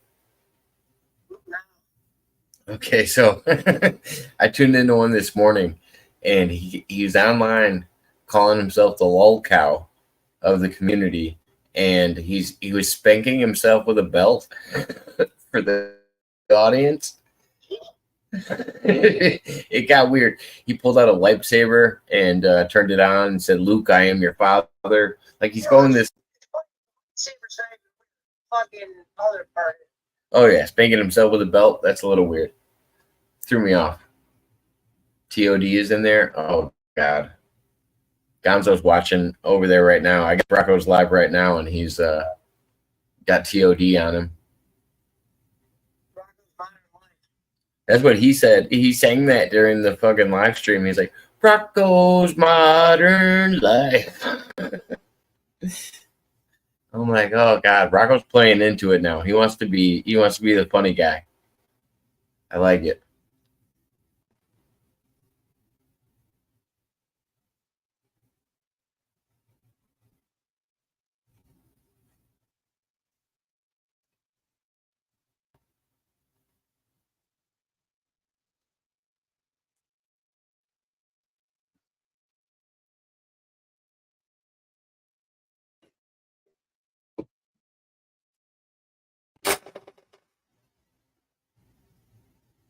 Oh, a couple people in my chat when we were talking about troll fights, and you got brought up. They were like, we want to see Pesci and Universe Galaxy have a debate on basketball. And I'm like, oh, we had two Universe Galaxy people in the chat, and thought it would have been hilarious. I'm like, I'm pretty sure Pesci won the first battle. I don't think they need to go around two. I think Universe needs to come up with something first. The thing is this, he doesn't really, it becomes like a name calling, whatever he does. He doesn't start breaking stuff out. No, you're right. He tries to. One part, I'm like, oh, let's see what you do. Yeah, he's decent at debating. He's not good at presenting his facts and winning a debate. He knows how to impress the crowd. And I definitely think he's good at triggering an emotional response in other people, because he's just got one of those voices of somebody that you kind of want to punch. I think he does it. He actually is looking to do his little argue thing. Oh yeah, no, he totally loves to argue. That's definitely his forte. That's why me and him don't talk anymore, is because he got mad. I set up a debate with an actual legitimate basketball fan, and he came in cursing at him, and I timed him out for a second. I'm like, hey, just listen. I was like, I don't, like, we talked about it before the live. I was like, I don't want any just name calling for no reason. And he got all pissed off, blocked me. He told me I couldn't come to his birthday party. He was he's like, you can't come to my my gold platinum mega stream anymore. And I've got a few people in my chat that follow me that are over there. I didn't even want to set up this debate. They set up the whole thing, and I was just like, all right, I'll do it if you guys are both cool with it. And then they were cool with it, and then I got in there, and all of a sudden everybody flipped on me. I'm like, all right, whatever. I'm not worried about this. If you guys want to be wild about some fucking Michael Jordan shit, I'm over it. I'm the only one of you motherfuckers that lives in Chicago. If you guys want to argue about Michael Jordan outside of Chicago, I'm cool with it. Right. It's like, for me, that discussion's like long gone over. Right. No one's not putting Michael Jordan in the top 25, and anybody that says anything otherwise, you're fucking confused about basketball. Right. Because this problem with them not being number one. That wasn't my issue. Oh no, I know. It was when he goes. When I said, well, I listened to some of the legends, like for instance, Larry Bird, Magic Johnson, and Shaq. They put Jordan as their number one. I don't value their opinion as basketball. So when they put him at number one, I'm not saying that they're necessarily right. But those kind of opinions go a long way. Well, yeah, and the GOAT argument is kind of arbitrary. It doesn't. There's not a definitive answer, but everybody has their own personal answer. And it's like, for me, it's stats. And that's why I would always say the number one for me, like record holder wise, would always be Wilt Chamberlain. And like, it's hard to argue anything other than Wilt Chamberlain. Well, if it's stats, then it's LeBron. I think stats for LeBron are great as an individual. Like I think he had a lot of, but he doesn't have the most records. He doesn't have the most accomplishments. I think Wilt Chamberlain still holds the most records of any NBA player.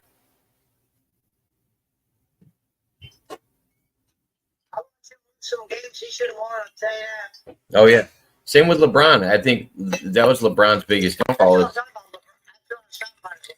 Yeah, I think his biggest downfall was he didn't have a good team around him ever, even when they constructed the team from scratch.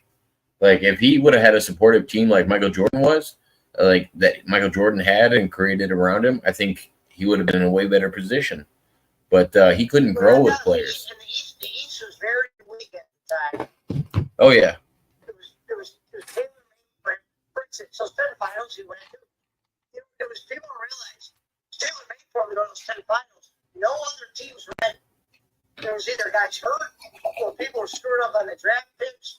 The only two teams, there was like maybe one team that you thought maybe had a small chance, and it's that a small chance. Meaning, if that other team would have won, it would have been the upset of upset. Yeah. Meaning they would always talk about it. All those teams that LeBron beat to get in the finals for those 10 years, there was a lot of easy teams. There was nobody that should have beat him. See, when Jordan went, you could make the argument that some of those teams had a chance to beat him. Some of those Orlando Magics and Indiana Pacers teams. LeBron wasn't facing teams like that. That's what I always said. The road that Jordan would have to take to some of those champions. That went a long way. That's why I said if LeBron would have won this year, that chip would have took him a long way because he was able to beat the Warriors, he was able to beat Denver, and they were a good team, but he didn't do it. Denny, you're right.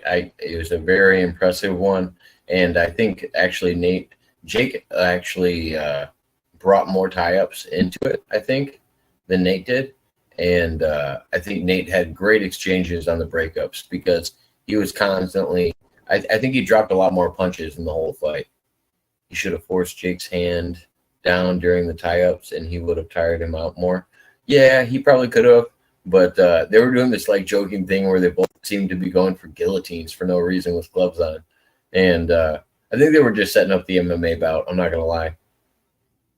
But when it comes to Jordan and LeBron, like the difference, I think the biggest thing I notice is, yes, of course, if LeBron had a better team around him, he would have been noticed more. But that's what separates Jordan. And I think this is what defeats Galaxy's argument the most. Is he always says this when people go, oh, Jordan's the best of all time, because he does this thing where he goes, oh, it's a team sport. Jordan didn't win that for them. But when it's in LeBron's hands, I do think LeBron won that for them because he didn't have a supportive team around him. Jordan did have. Trust me.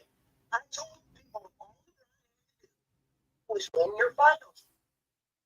You didn't even need to be number one in scoring. You didn't even need to be number two in assists or whatever.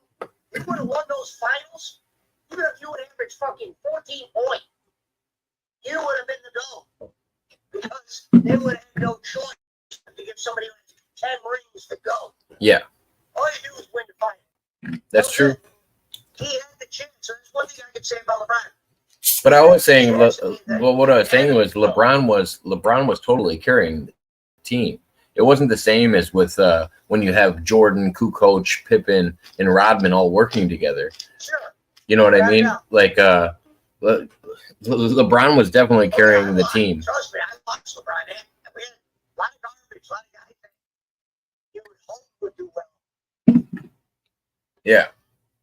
But that's why I say, because that's the exact argument that Galaxy makes when he's like, oh, when somebody calls Jordan the GOAT, they go, oh, what about Tony Kukoc? And what about all these other people that were on the Bulls? And I'm like, yeah, they were good, but they were supportive actors in the whole thing. Like, they were supportive roles. And another thing people brought up about Pippen in some series that he didn't take off in some playoff series. He had a couple struggling playoff series where Jordan carried the load.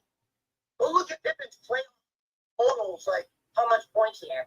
Somebody in my chat by the name of Denny just said, give Jordan LeBron's team, he's winning, but give LeBron Jordan's team, he's not winning. When Jordan won his first ring, I guarantee if LeBron trained with those people and performed with those people, he would have done just as good as Jordan did. Maybe not the first time, but I think they would have had more repeated victories. Girls, man, which he would have won. I mean, he played for my team. That's why I was upsetting the way it turned out. Hold on, let me adjust it. Pesci, they said it's my fault because I'm like streaming this on a phone.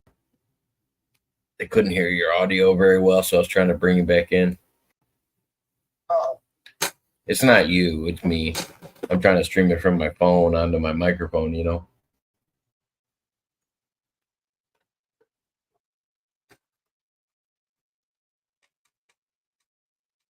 Hopefully that's a little bit better.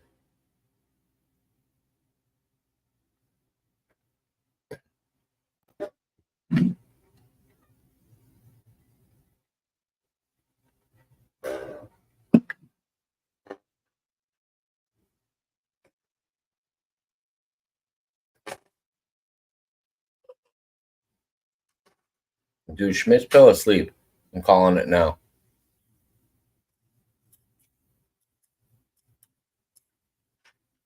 An hour off of work and he still hasn't came by at least once. That's just out there. In a way harder era. Yeah, I don't usually argue the eras. Give Jordan one All-Star and he never didn't win in under 7 games in a way harder era. Yeah, I don't necessarily think that Jordan's era was harder than LeBron's. I think basketball, just like any other sport, rises in difficulty over the time. Because they're just like UFC or anything else that we're talking about, they definitely, get better over time. You're not able to get away with the same stuff you were able to get away with before. LeBron couldn't even do 2 others. And that's what I think. I think it was his surroundings. Samurai rolling. You darn hillbilly. What a fight. Yeah, I liked it. It was a good fight. I preferred it. It was good. But I also think that Jake's one drop shouldn't account for more than all of Nate Diaz landing. LeBron lost to aging Dallas Mavericks team, and he choked when guarded by J.J. Barra in the 4th. Yeah, but Jordan is today's era would be at the line 30-plus times a game in today's rules. So you would have to put the eras into play. They make a play with certain things. Like you can pick out individual things, like just like if you talk about when the 3-point line was implemented. I think that makes a huge difference when you're talking about gameplay. So eras do make a difference, but only in certain aspects. I do think the game evolves over time. You can't just look back at the beginning people that hold all the records. That's why I make the argument with Wilt Chamberlain. If people still haven't beat his record after a long period of time, then you go, okay, this person's been holding these records for a long period of time. Jake's one drop in MMA, though, would put Diaz in an advantage because of jiu-jitsu. I mean, I think it's the all around. Yes, Diaz has good jiu-jitsu, but Jake has decent wrestling. And as somebody that's a wrestling coach and a jiu-jitsu coach, I would say wrestling is a very dominant thing to come into something with, and he has folk style wrestling, which is better at holding people down and nullifying like rolling and stuff like that. But when it comes to the whole mixed martial arts aspect of it, I think Nate will do better because he's used to all of the things. He can get punched in the face at the same time he's worried about holds. I have an honest question, though. Why is the hook shot not practiced and utilized anymore? I have no idea. I'm not into basketball as much as mixed martial arts or grappling or jiu-jitsu or anything like that. Why do you think the hook shot's not utilized, Pesci? Why do Yeah. because they probably can't do it, you think? I don't know. Probably not 100% shot, so they don't take it. Fair enough. It's first time going 10 rounds. Because that's why they're always taking a lot more threes than twos now. Oh, yeah, you're right. Yeah. And well, I mean, there's no reason not to do threes. If you have the ability to do it and sink it at will, as long as you're not being guarded, like, why not? Maybe guarantee a future in that league with that shot. Yeah. You know what, Denny, the best thing I think he did in that fight was going into dirty boxing. He didn't stay at range with Jake. I think when Jake dropped him, it was because they were at range. Like they were playing distance. And Jake's way bigger, like muscle wise, than Nate is. And Nate's 40 fucking years old. Like, I think he did good when he came inside of the pocket, which is strange. Jake should be better in the pocket, but he's better at a right hand from the outside. And yeah, no, the drops were significant, and that seemed to make the difference in the fight, I guess. I'm not a boxing judge. Do I think the same result would have happened if it was 12 rounder? I don't think Jake is ever going to knock out. I mean, not Jake. I don't think Nate is ever going to knock out his opponent. He's 40 years old. He doesn't punch the hardest.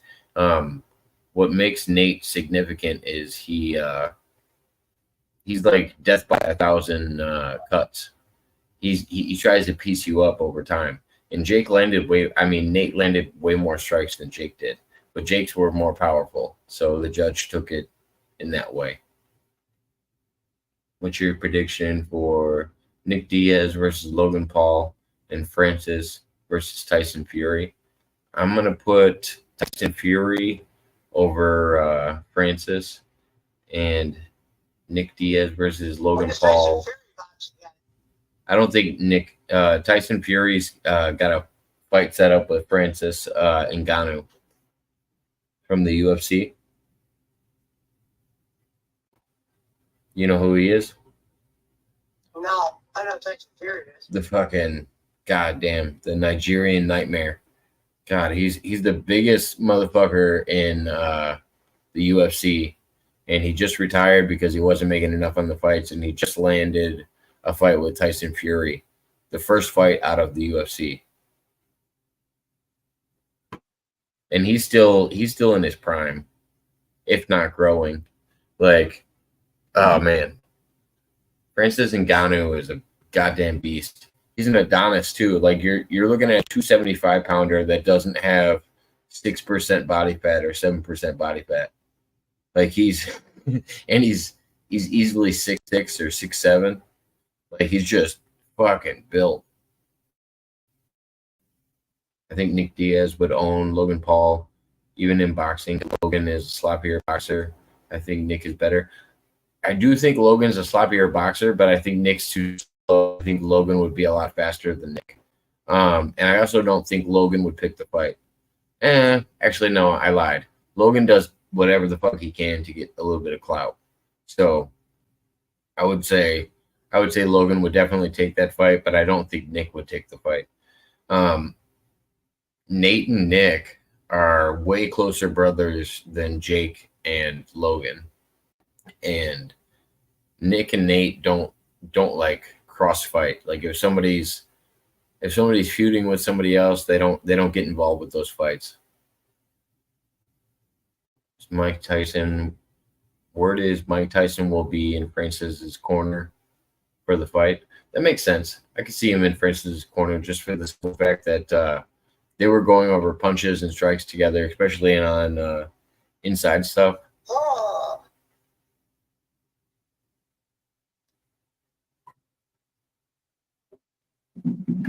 Dying it all easier.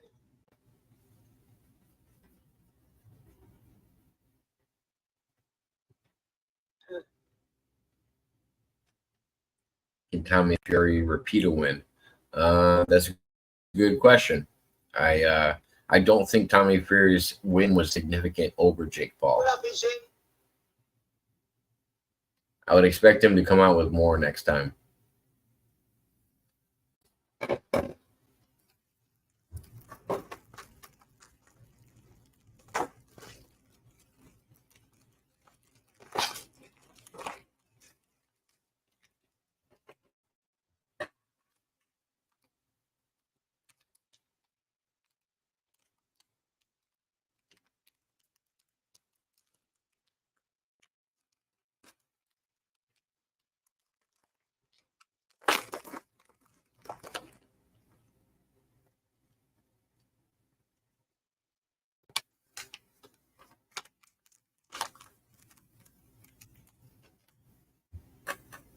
I'm about to be making some cheeseburgers at like 2 a.m.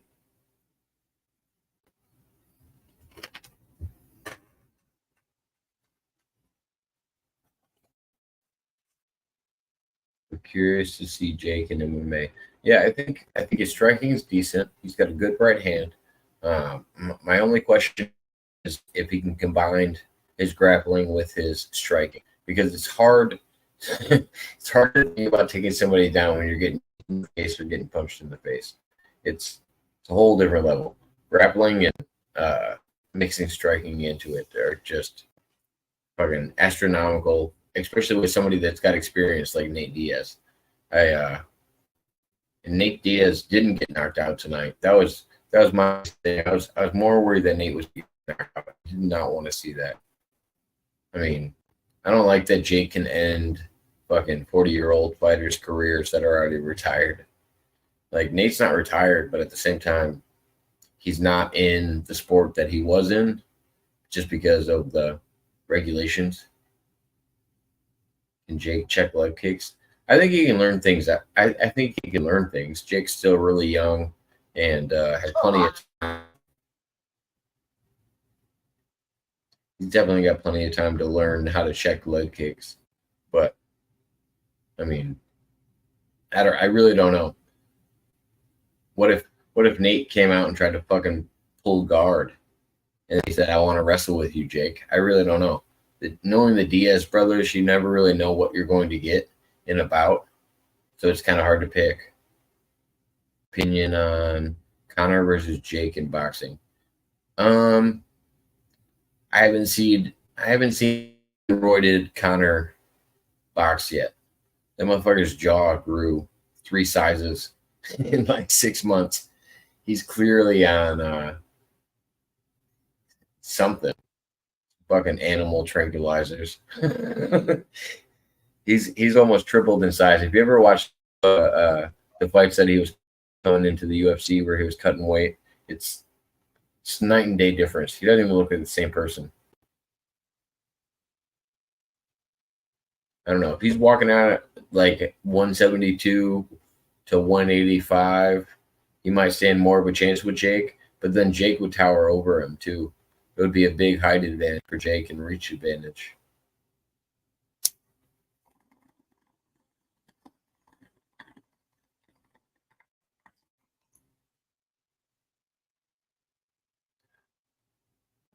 And I think Conor did a lot better in the boxing bout with Mayweather. I would say, though, if Jake is fighting old guys, he should fight Andre Ward. Ooh, that'd be a good fight.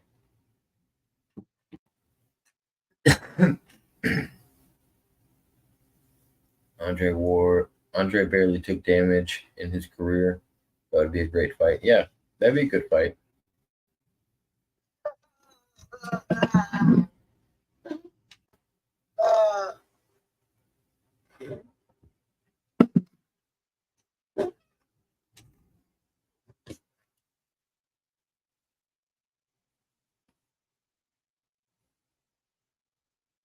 If anybody else wants to jump in, I love having this mixed martial arts.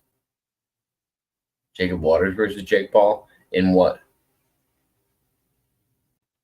Got to be specific. In MMA, he's got a way better right hand than me, and he's got 30 pounds on me. walking around, he's got probably 60 pounds on me.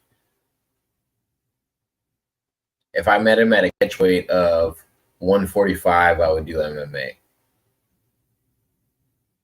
I'll meet him at 145. If he wants to meet me at 145, I'll have a fight with Jake Paul. But I would not want to have a boxing match with Jake Paul at any weight near where he's at. Steve, come on, man. Jake Paul will fuck me up. He can strike better than I can. I've been striking for a long time, but I can't do that shit. That's insane. He's just so much bigger than me. He's not somebody I'd want to strike with. I'd fucking pull guard or some shit.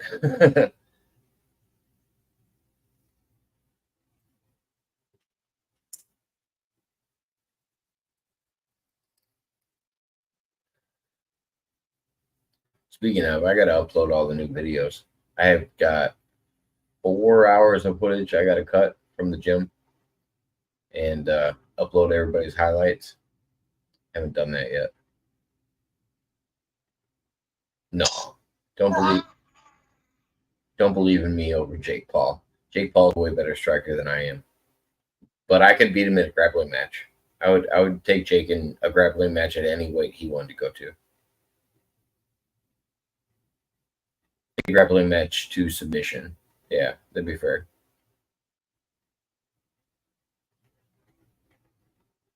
But his striking is phenomenally better than mine. My leg kicks do my head and leg kicks wouldn't do shit against Jake. He's just so much larger than I am.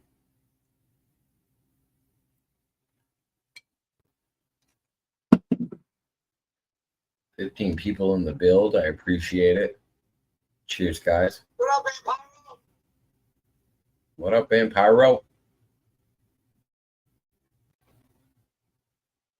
Where's the boogeyman at tonight? That's where it all started. Your current. It's a big. Where it all started was the real boogeyman said that in a video. No, I know. I just thought it was funny that you got a mod in your chat that does the boogeyman thing.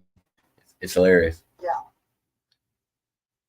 What's your current MMA fighter do you think could beat Jake Paul in boxing? Ooh, it's a great question. Comparable in size. Let me see. Gosh, that's a hard one to do. Let's say Jake walks around at 175. In the 175 range.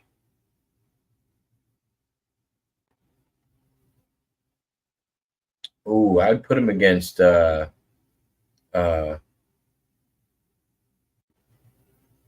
see. I'm trying to think of what's his face. The guy that's got the cleft lip that is doing pretty well in mixed martial arts. He just beat the Brazilian that's right behind right behind Kamaru Usman. Can't think of his name right now. No, Bisping would get fucked up. Johnny Hendricks would get fucked up. GSP would get fucked up. I don't know Carlos Condit's wrestling that well. Boxing that well. Paddy the Baddy would get fucked up. Leon Edwards would get fucked up. Those are size differences. I think gosh, what's his fucking name? I can't think of his name right now. It's not Makachev. What the God, I can't think of his name. It's gonna bug me. No, not Jorge. Jorge would get fucked up by Jake.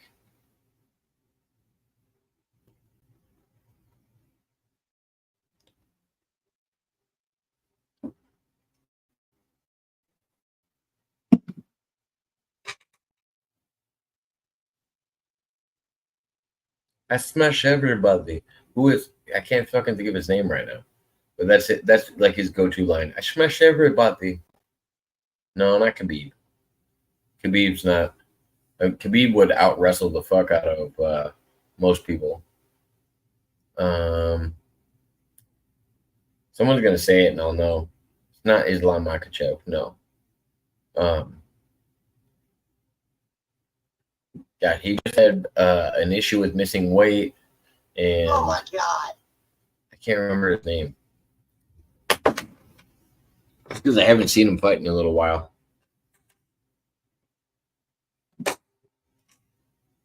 I think his last fight was with the Brazilian that's in the top 5 at the same weight as Leon Edwards and Kobe Covington and Jorge Masvidal, but I can't think of his name.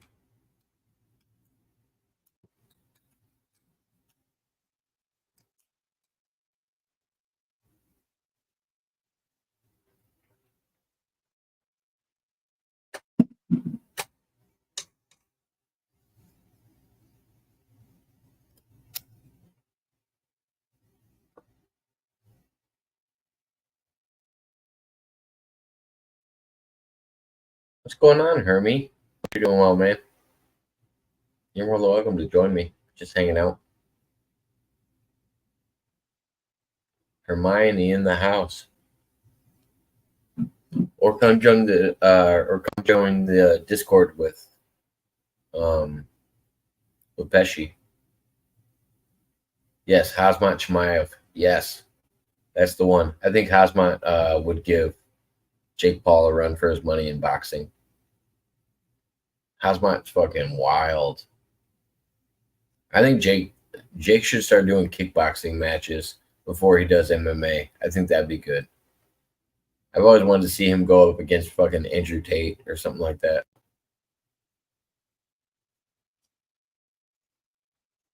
I think we're going to see Andrew Tate versus Cowboy Cerrone if we can get Andrew Tate to come out of retirement.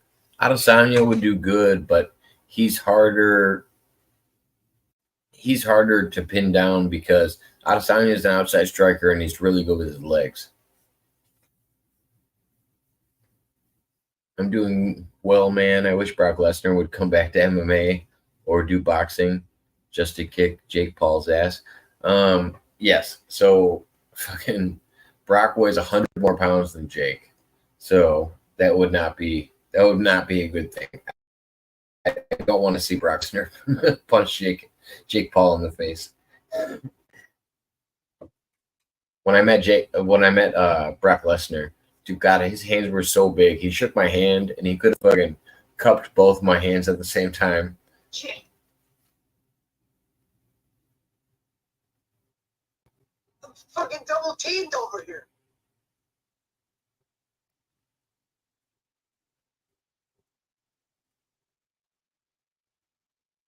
Badger Hari?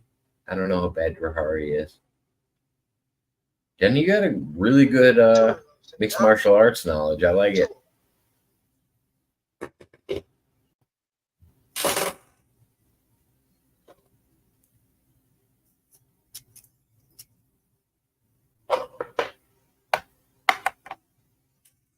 Un momento.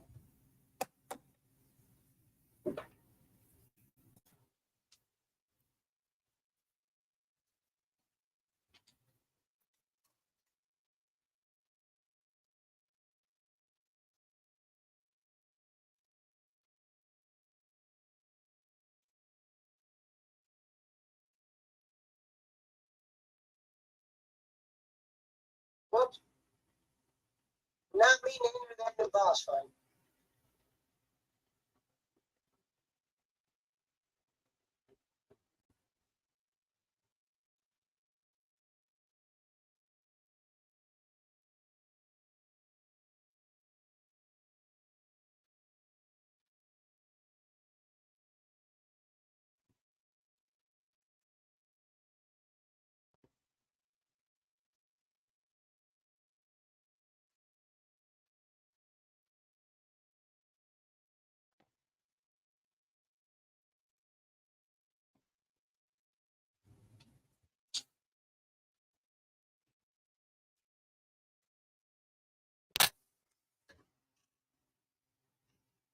Let's see, what do we got here? one of the greatest of all time. He beat Rodid Kim in K1. Jake Paul versus Canelo Alvarez. Yeah, I would go with Canelo over Jake Paul.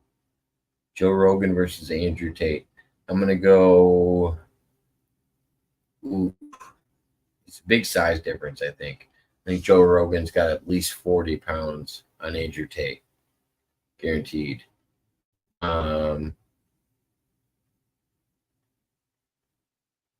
think I would go Joe Rogan. I think his kicks are better than Andrew Tate's kicks are. Plus the size advantage. Yeah, something to go with. You'd like to see Jake Paul versus Conor McGregor. I think it would be interesting, but I would have to see what the new Conor McGregor looks like fighting, because he's so much bigger than he used to be. Like we were just watching the fights, and we were actually talking about that earlier. And Jeremy Stevens had a fight tonight, and if anybody has a Conor McGregor history, they go that his main punchline, I think, was, "Who the fuck is that guy?" And he was talking about Jeremy Stevens at the time, and Jeremy Stevens was on the same card as Nate Diaz tonight. So it was interesting to see all that. It actually unfolded pretty well. I actually liked the Nate Diaz fight that happened tonight. For anybody that just came in, I appreciate being here, Lone Wolf, and thank you for being a member. I try to tag everybody. So this video, if you want to check it out later, I'm gonna have it in members only, Lone Wolf, and you'll be able to check it out. I bet you if Jake Paul would take on a current boxing champion, they would do it. Jake couldn't fight the Triple G.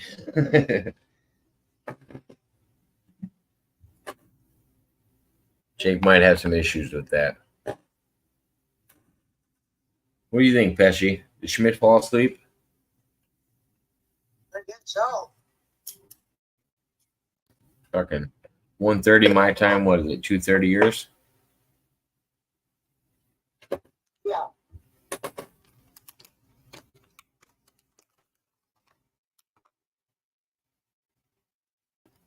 Damn, still 16 in the build. Thank you, everybody. I appreciate you guys being here. It's nice to have everybody over.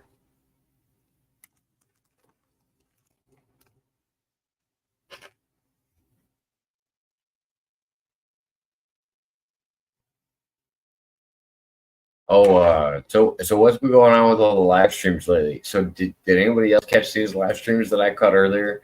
So fucking Lone Wolf Rocco is like calling himself the low cow now. He's the community low cow, and he was spanking himself with a belt earlier. I'm trying to figure out what's going on with all this, and he wasn't talking shit about anybody. He still loves Gobble and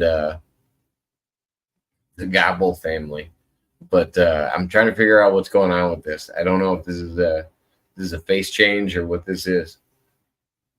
I would have more respect for him if he's trying to become boxing champion. Yeah, no, I agree.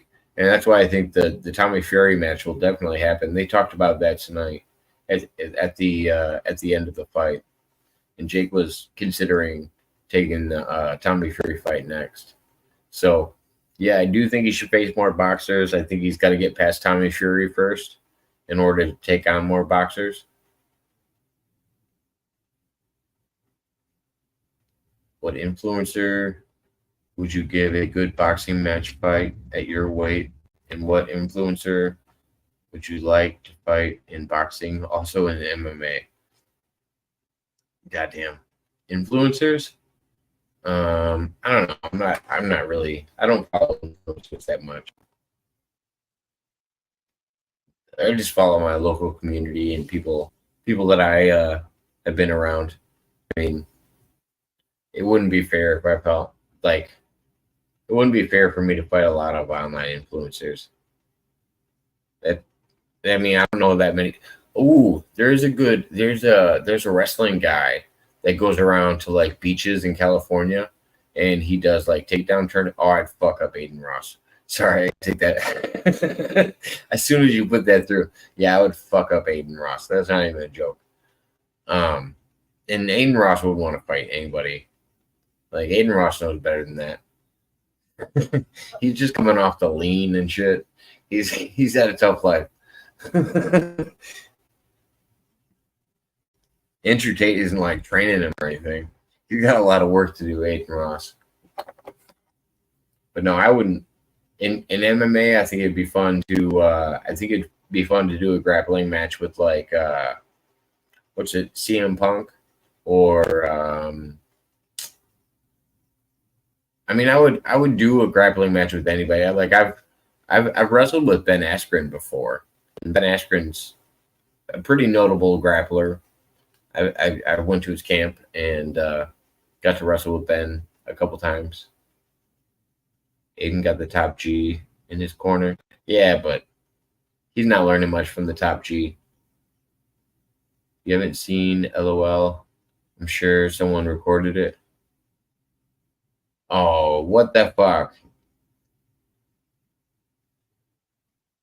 Did he come after me again? Did I miss something? Eddie Bravo would fuck me up. Eddie Bravo is so good at grappling. He fucking beats Gracie's. Come on. I wouldn't even pretend.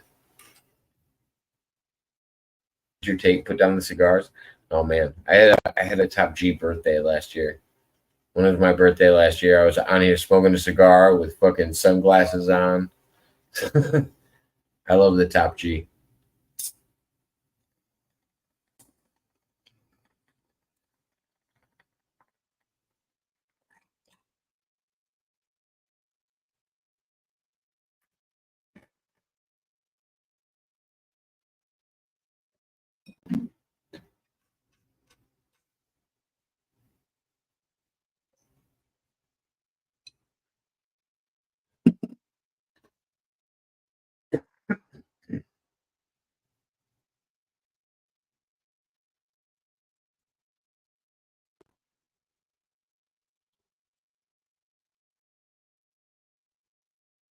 My second cousin is a former UFC fighter, but sadly his career came to an end after a train wreck almost killed him. Oh wow. Who's the former UFC fighter? I got a pretty good knowledge of UFC. I might know him depending on the location he's from.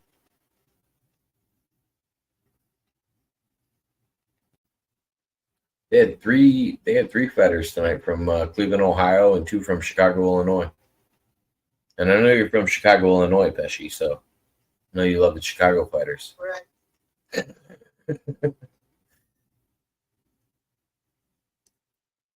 Speaking of, we haven't heard from Giggle Pickles in a while. We got to figure out the status.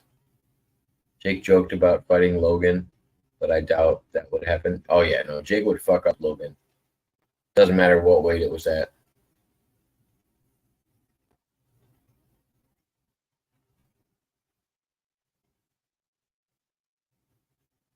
Yeah, I mean, it would be nice to see Jake knocked out, but at the same time, I do like he's doing 4 fighters, and for boxing in general. Like, as a mixed martial arts fan, he brought life back to boxing. And even if it's just celebrity boxing, I'm fine with that. Like, he's definitely bringing more. Oh yeah, I know Matt Hughes. I've wrestled with Matt Hughes. I know all about Matt. Yeah. No, I've trained with him before. Yeah, I know he's from Illinois. Oh, Hillsborough. Okay. Yeah, I knew he was from Illinois. And yeah, I've wrestled with him at 3 different camps. But yeah, no, like all the stuff that after the accident with his family and stuff like that, like I just felt so bad for the situation. I'm from Illinois.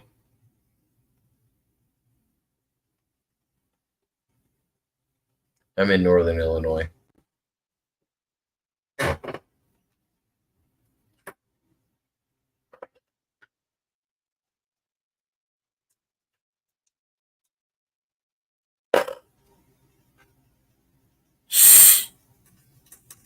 Come on, Denny, you got to come out to the gym now. Bo Nichols would beat the dog shit out of me. God, what are you talking about? Well, you want me to wrestle Jason Burrows? Get the fuck out of here. I don't pretend to ever be that good. I know a good grappler when I see one. Bo Nichols is a great grappler. Fucking Jason Burrows is a great grappler. I'm never gonna beat somebody like Ben Askren. Like, I've gotten to compete with these people, like not against them, but I've gotten to train with these people, and you can tell. Like, I met Henry Cejudo when I was 17. Henry Cejudo is so fucking good at everything he does, and oh my gosh, these people. Some of the wrestlers that I've met are just insanely good at wrestling, and I don't know how it correlates so much for them in mixed martial arts, but. What's up? Hey, who? Jake Paul won tonight? Yeah, Jake Paul won by decision. Okay, that don't make shit then. Yeah, Nate went 10 rounds with him. It's the longest Jake Paul's ever gone, and Nate Paul did great. I mean, Nate. When's he gonna fight a real boxer? When's he gonna fight a real boxer, not some MMA guy or some washed up guy? He was talking about that. All right, so he talked about two things after the fight. He's gonna go do an MMA bout. He's doing an MMA bout with Nate Diaz after this. He offered $10 million for it. And then also he was talking about fighting Tommy Fury again, and the only loss he has is to Tommy Fury. That's Tyson Fury's younger brother. Yeah, I know. I'm just saying, like, is he a heavyweight? Who? What's his weight? Oh, I think they're sitting about 165, 175. Oh, okay, so he's like a super middle, maybe could float up to a light heavy. Yeah, he's got some wiggle room. Okay. He probably walks around at 185, 195. Right, so I'm saying he's a lineal guy. He can go light, heavy, whatever, as long as he doesn't have steroids or whatever. Okay, here, Denny. Denny, I got one for you. So on the backside of our gym, we have a bodybuilding crew and a weightlifting gym. Of course. We have the 23rd strongest man in the world naturally, and he's 23rd under like I think he's like 10 or something behind Mark Henry. So if you know anything about wrestling, yeah, he's like 10 behind Mark Henry, and he's in our local gym. I'm like, oh, this is fucking awesome. Yeah, he's probably just some mammoth country boy looking motherfucker or something. Oh no, big swole ass black dude, and he's fucking jacked. Like he does. You know, that's just genetics and practice. Yeah. So basically, he's like actually. I mean, everybody's tested, but there's ways around it. But a lot of those guys, they pride themselves on being like Mark Henry, where he wasn't on steroids. He was just a big goddamn machine. Yeah. I remember the wrestler Rulon Gardner. He was a strong motherfucker. He was, he wasn't on fucking roids or nothing. Jake is a cruiserweight. He's at 189. Oh, okay. So he's probably walking around at 215 then. I don't mind. Well, he's still 60 pounds. Yeah, he's still 60 pounds away from a heavyweight. Okay, so he's 180. He's a middleweight and fights at 185. 189 is what they said. Okay, so he's like a super middleweight, because that's what boxing used to call it. Yeah, they used to call it 180. Well, because the weight class used to be 185, and then they have a 215, and then there was a jump between 215 and like 275. When it and then in boxing it was light heavyweight was like 185 to 215 or 213, 215. Yeah, you could come in a day of at like 217, 219. Yeah, and you had about 2 pounds on each end. Yeah, but I just want to see people like, I guess a lot of real fighters, it's a gimmick. They would like the money, but the chance that he gets a lucky shot and knocks you out, your career is done. Yeah, but that's why most of the mixed martial artists are fine doing it at 40. Like, What's the worst that happens? A 23-year-old knocks you out, or a 25-year-old knocks you out? Right. That's what I'm saying. He wants to fight old 48-year-old Yeah. Roy Jones or somebody. You know? But he's not knocking out boxers like Tommy Fury.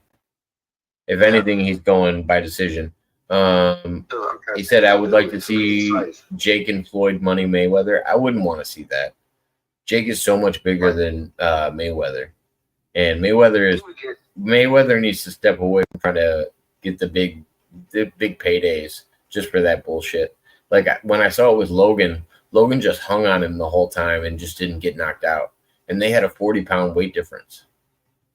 That was like the worst boxing match to ever watch. I'm 5'8", 205. What about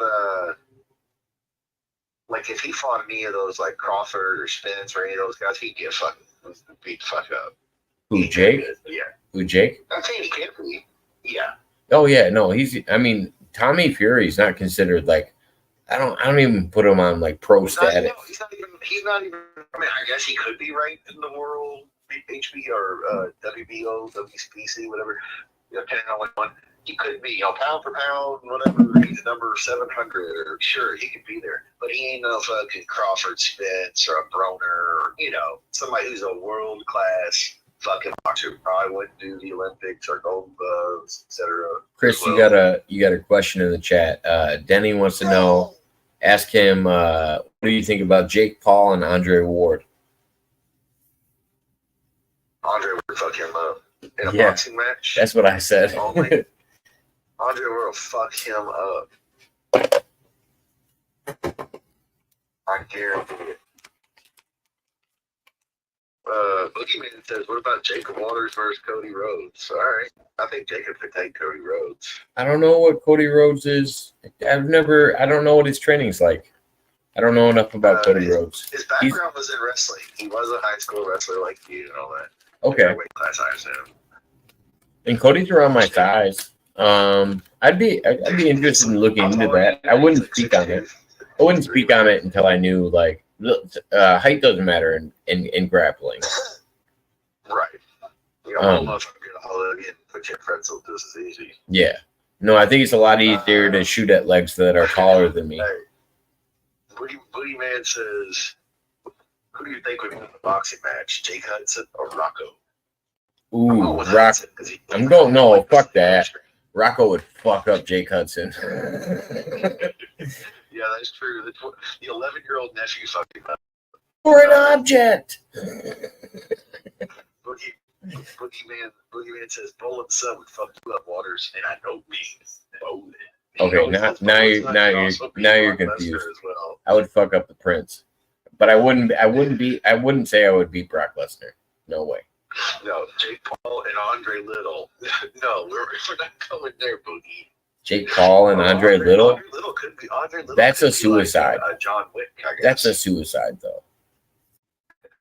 I've never seen Andre want to fight in any way, shape, or form. He is the nicest kid I've ever met. Yeah, he doesn't want to.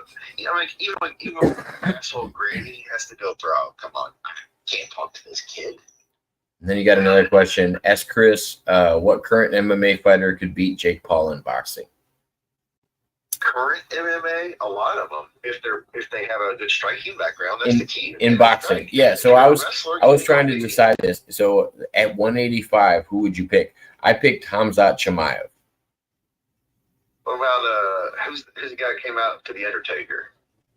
Israel Adesanya. He's a kickboxer though. Yeah. Most of his strikes are through the legs. I think he's death by 1,000 strikes. Oh my God, man. That's Israel Adesanya. Though. No, I'm just saying though he knows how to throw a punch though. Even as a kickboxer, yeah. But kickboxing, that's of all those type of combat sports, I can do wrestling. I could even box. I might not be any good, but who knows? Jake Paul versus Butterbean. I don't know what Butterbean looks like anymore. No. Butterbean's too old, man. He's old and out of shape. He'd get gas. Jake Paul would just jab him and stay away. Right. He's too old. Hope to not get hit. I don't want to see that. But I would never want to kickbox, bro. All that kicking. No, fuck that. Yeah, Muay Thai and kickboxing. Fuck all that noise. Yeah, fuck that. Yeah, I don't. Let me grab your leg and do some shit with it. You trying to kick me? That's Right. okay. But I don't Right. want to have the sport be like, yeah, you're getting points for kicking the motherfucker in his shin. That's always been Or my his thing. face. Like if I'm ever actually sizing somebody up, like I'm about to have a fight, I'm like, I wonder how many punches I can take before I grab onto this person Right. and take them to the ground. Exactly. I'm not trying to sit and stand with somebody.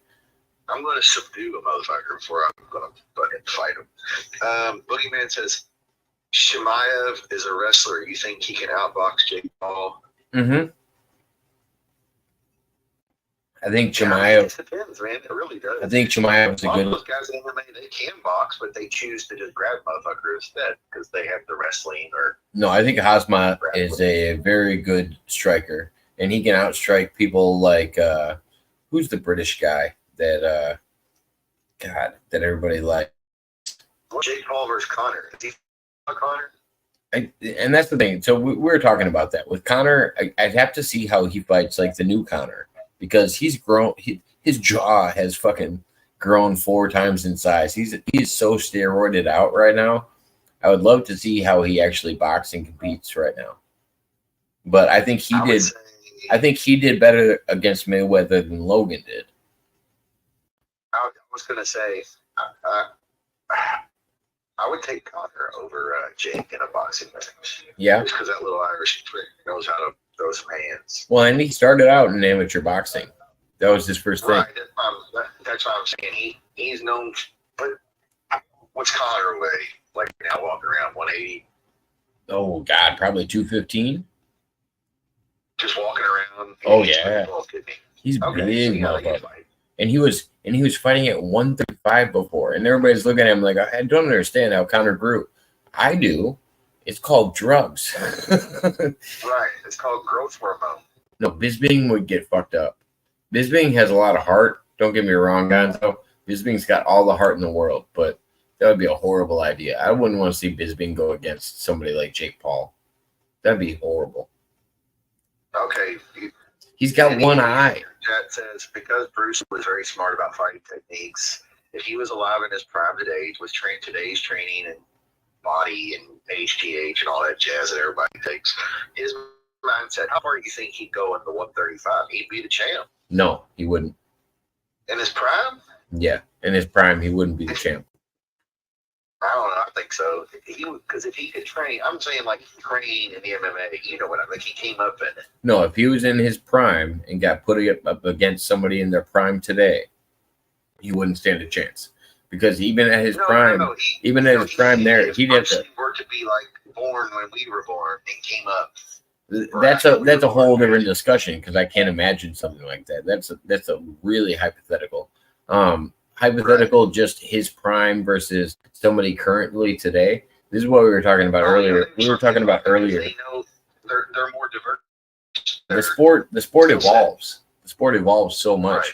Mixed martial arts then, like Bruce Lee was groundbreaking for being one of the first people to encompass multiple martial arts. NEA says that Connor. He says not Connor and the money. Jake Paul says he could beat Canelo Alvarez easy. Yeah, right. Yeah, fuck that. Alvarez would fuck him up. No, not that British guy. I was talking about the guy with the really good smile, Gonzo. Dude, he can't touch Alvarez and triple or Gennady Golovkin, any of those guys. Terrence Crawford, Errol Spence, Bronner, Ward, any of those guys. Jake Paul would get his dick knocked off. Yeah, against most good boxers. Like that's what I'm saying. A regular pugilist who boxes on HBO and Showtime and gets beat by the champ, when he's defending his belt for a tune-up fight for the money fight, those guys would whoop his ass. Oh, so we were talking about the new fight that's coming up. What do you got on Francis Ngannou versus Tyson Fury? Are they really going to fight? Yeah, it's already booked. Boxing match with small gloves? What? Boxing. Are they going to go bare knuckle though, or just no boxing? Boxing, normal size gloves. Oh, Tyson Fury will kill him. You think so? Yeah. Because I don't think that Francis is at his prime yet. That's the one difference. But I think Tyson. Yes, for sure. But dude, He Fury punches. is like 6'9". He's a machine. Have you seen Francis Ngannou? Gypsy, whatever they want to call him. Have you seen Francis Ngannou? Oh, I wouldn't fight either one of them. I'd shoot both of them. So what I'm saying is, Francis Ngannou's got the highest punch power on record. It's the equivalent. It's one of those machines, and it's like fucking Drago and Rocky IV. Oh no, they wrestled it. I mean, they measured it more than that. It's actually the equivalent to an SUV running into you at 50 miles an hour. Yeah. That's insane. I just know that Fury is a skilled boxer. He'll jab him and he'll keep him away so he don't get hit. And that'll be the end of it. If Bruce was dropped in 135. Ngannou's going to keep getting tired of getting hit in the face, and then the next thing you know, Fury's going to give him one body shot, and he's going to go front row. I don't think that. I don't know about that. Francis Ngannou has got so many vines of him on the internet, just like taking punches to the stomach while he drinks espresso. Oh, I'm not saying Tyson Fury's a big bad motherfucker. Dude, he's not nearly as big and bad as big and bad is like if you see him facing off with Francis, you're gonna go, oh, Tyson's not as big as I thought he was. No, I know that. The two of them standing next to each other. But don't get me wrong, I think Tyson's a way better boxer. Don't get me wrong, but I think Francis's power is what's gonna keep him in the whole thing. Vinny A says that there was talk about a boxing match with the 4-ounce MMA gloves, not the 10-ounce. Yeah, they talked about the MMA gloves, but it's going to 10 ounce. If Tyson's because the belt's not on the line, so Tyson's doing it just for sport. So I know he's going to go 10 ounce rather than giving the favor away. This is why they turned. This is why they turned on Schmidt the other night. Yeah, you're right, Gonzo. Got to keep an eye on this guy, the Schmidt. He's a fence rider. He doesn't want to pick sides. Doesn't want to pick what fighter he likes. No, I really don't. I mean, I just watch it as an observer on UFC boxing. I have favorite fighters and stuff. No, we're just joking about the Rocco thing the other night. Oh, well, no, it's not. It's called being a human being. I mean, I know Rocco's dumber than a fucking bag of fucking hammers to keep doing what he does. Don't get me wrong. But you have to go. Guy's mentally ill. Why you missed it. You missed it. Did you? He brings it upon himself and all that. Did you get to see the lives today that I was messaging you about? You and Gonzo? I saw some of them. The one where he took his shirt off or something. Yeah, the one where he took his shirt off. He showed his nipples to everybody, and then he started spanking himself with the fucking belt in front of everybody. And then he pulled out a lightsaber. And Pesci was like, well, the lightsaber was the most normal part of the whole thing you just said. Right, that's what I'm saying. The lightsaber was. Probably have a lightsaber somewhere. Yeah, hey, why not? So the I didn't get to see it, did he? What? That's why I just said I got home late from work. I haven't seen him. Oh yeah, so that was the end of it. Jake won by decision. So Jake knocked him down in the 5th round, I heard. Yes, it was a significant knockdown. He went all the way down and went under the bottom rope, but he got up inside of 4 seconds. All right, so it wasn't like he knocked his dick off or anything. Right, he wasn't knocked out and coming back. Like, no, none of that. Right. And so he was up. Fury did that against Wilder. He was up though and looking at the ref in 4 seconds, but they counted it to 7. Like, boxing drives me nuts, and Nate landed way more shots than Jake the whole fight. Like, I don't know. The judging to me is. Ask Chris about Nick Diaz, Jake Paul. Are you talking about Logan Paul? I thought you were talking about Logan. Okay, so like Nick Diaz. Yeah, the brother versus. But I thought it was because I thought they were talking about Nick Diaz versus Logan Paul, not Jake Paul. But I mean, I don't know if Jake would want to fight his brother after that. But yeah, that actually is a Jake move. Let's go for the older brother Right after I fought the young one. That's old. He's retired. Not that he's old, but I'm just. So you're gonna keep boxing a bunch of old bums, basically that are former. Even an old boxer might look the right one. Jake Paul won tonight by decision. They went the full 10 rounds. He got a 5th round knockdown, which probably. I think that was the decider, but it to me it doesn't make a difference.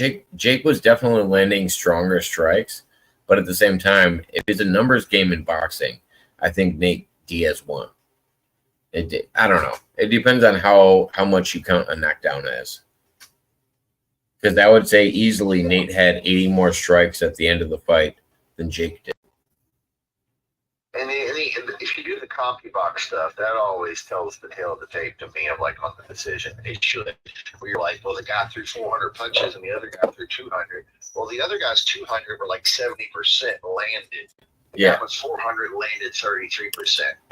Yes, the guy threw more. But what is but so you have to add in like what is the knockdown? Like what's the equivalent to a knockdown? Is that 50 punches? Like what are we talking about here? 50 significant strikes? Okay, depending if there are no knockdowns in the fight, and then, or there's one knockdown in the fight and it goes to distance, that one knockdown should equivalent 10 to 15% of the score in their favor. But most fights now they equivalent to fucking 50%. They're like, oh yeah, he got knocked down. That's who won. I'm like, no, that doesn't all. The other guy could come back and outbox the motherfucker. Denny, come on. You know Pacquiao's walking around at like 145. Maybe 151. Yeah. It's not even relevant. Small. Isn't he he might win. Pacquiao still might win, but he's just a little too small. Pacquiao competing with Kenny Bolin right now? Bolin does more for the Philippines. What's going on, Cosmo? Nice to see you, my dude. Hope you're doing well. I'm surprised Jimmy Thunder's not over here in this chat. Usually he comes around for the boxing and MMA talk. Jimmy's mad at me right now. It's a long story. Well, I'm sure he's around, but the last time I talked to Jimmy, he said, "Jacob, I hope you don't feel bad. If it makes you feel any better, no Filipinos went starving because you didn't make your $1,000 donation." You son of a bitch! Oh God, he's good. That was so awesome. He said Buakaw might fight Pacquiao, the Muay Thai fighting man. Buakaw is the guy that's the viral video on YouTube kicking and chopping down a banana tree with his bare shin. I remember that. Yeah, I've seen him. But he can't. If he's gonna fight Jake or if he's gonna fight Pacquiao, he can't kick Pacquiao. That's what I mean. Like Muay Thai and kickboxing are so different depending on what their strength is. If they're big kickers in Muay Thai or kickboxing, then you're limiting so much of their striking ability. There's so many levels to it. That's why I thought I'd still want to see Andrew Tate versus Jake Paul. I think that'd be a good kickboxing match. Andrew's like 42, something like that. I think Andrew Tate would be a good kickboxing match for Jake to warm up for MMA. I got powerful leg kicks. What's next? Is Jake Paul going to try to fight Royce Gracie retirement in 58 or whatever? Royce Gracie? Yeah, but if he did in MMA, Royce Gracie would fuck him up. Oh, still, that motherfucker perfected the Gracie's made it, changed MMA. It was like, no, you do our style now. Everybody had to learn their shit because they dominated. Well, yeah, because me and Pesci were talking about Ken Shamrock earlier. That was what ended Ken Shamrock's career. Was when the Gracies were around. A BJJ guy that's when I liked the Ultimate Fighting when he was in it in the 90s. Dan Severn and him, Tank Abbott. God. Beth Rutten. Severn's insurance music on WWE. It used to sound like it said Dan Severn. I go, Dan Severn. So it was a unanimous decision that he won by time. 26-year-old Paul, 38-year-old Diaz, but the cheers had little impact. What's going on, Alex? For the crowd. Sellout crowd. A sellout crowd. It was a unanimous decision. Not even one judge scored it closer. Wow. Dude, yeah, it was at like 98, 92, 95, 91. I'm like, dude, this is so weird. It's so weird. It's rigged. It's rigged. I mean, come on. Do I have an explanation for Nate's weak punches? No, Nate and Nick both strike like that. He doesn't know how to box. No, he definitely knows how to box. I think Nate definitely knows how to box. I don't think he's got a right hand like Jake. Jake's way stronger at his punches. Like, just look at them standing next together. Jake's arms are fucking 4 or 5 inches bigger than Nate's. Like, I definitely think that. I mean, you're probably thinking about Dan Severn. He had the mustache like Tom Selleck back in the 90s. Don't even look hard enough to pressure Jake. I think in real life. Like, they had some staged ones in Japan.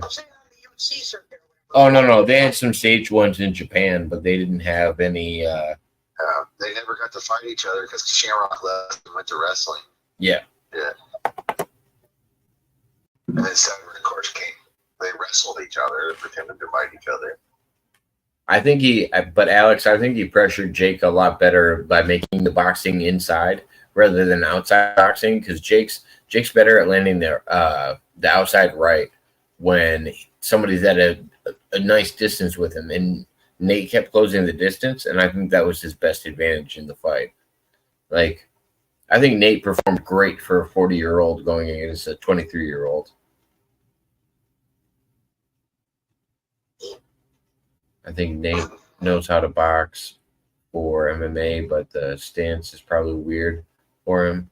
Dude, did you watch him? I think Jake was giving quite the advantage. There were so many times when Nate, in the middle of the fight, just turned his back to Jake and walked away and like was talking to the crowd. This shit was hilarious.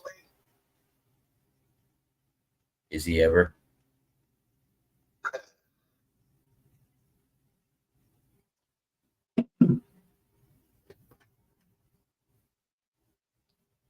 Gusto Martial Arts Academy put out some great fighters in the 80s and 90s. Yeah, definitely did. And the Lion's Den.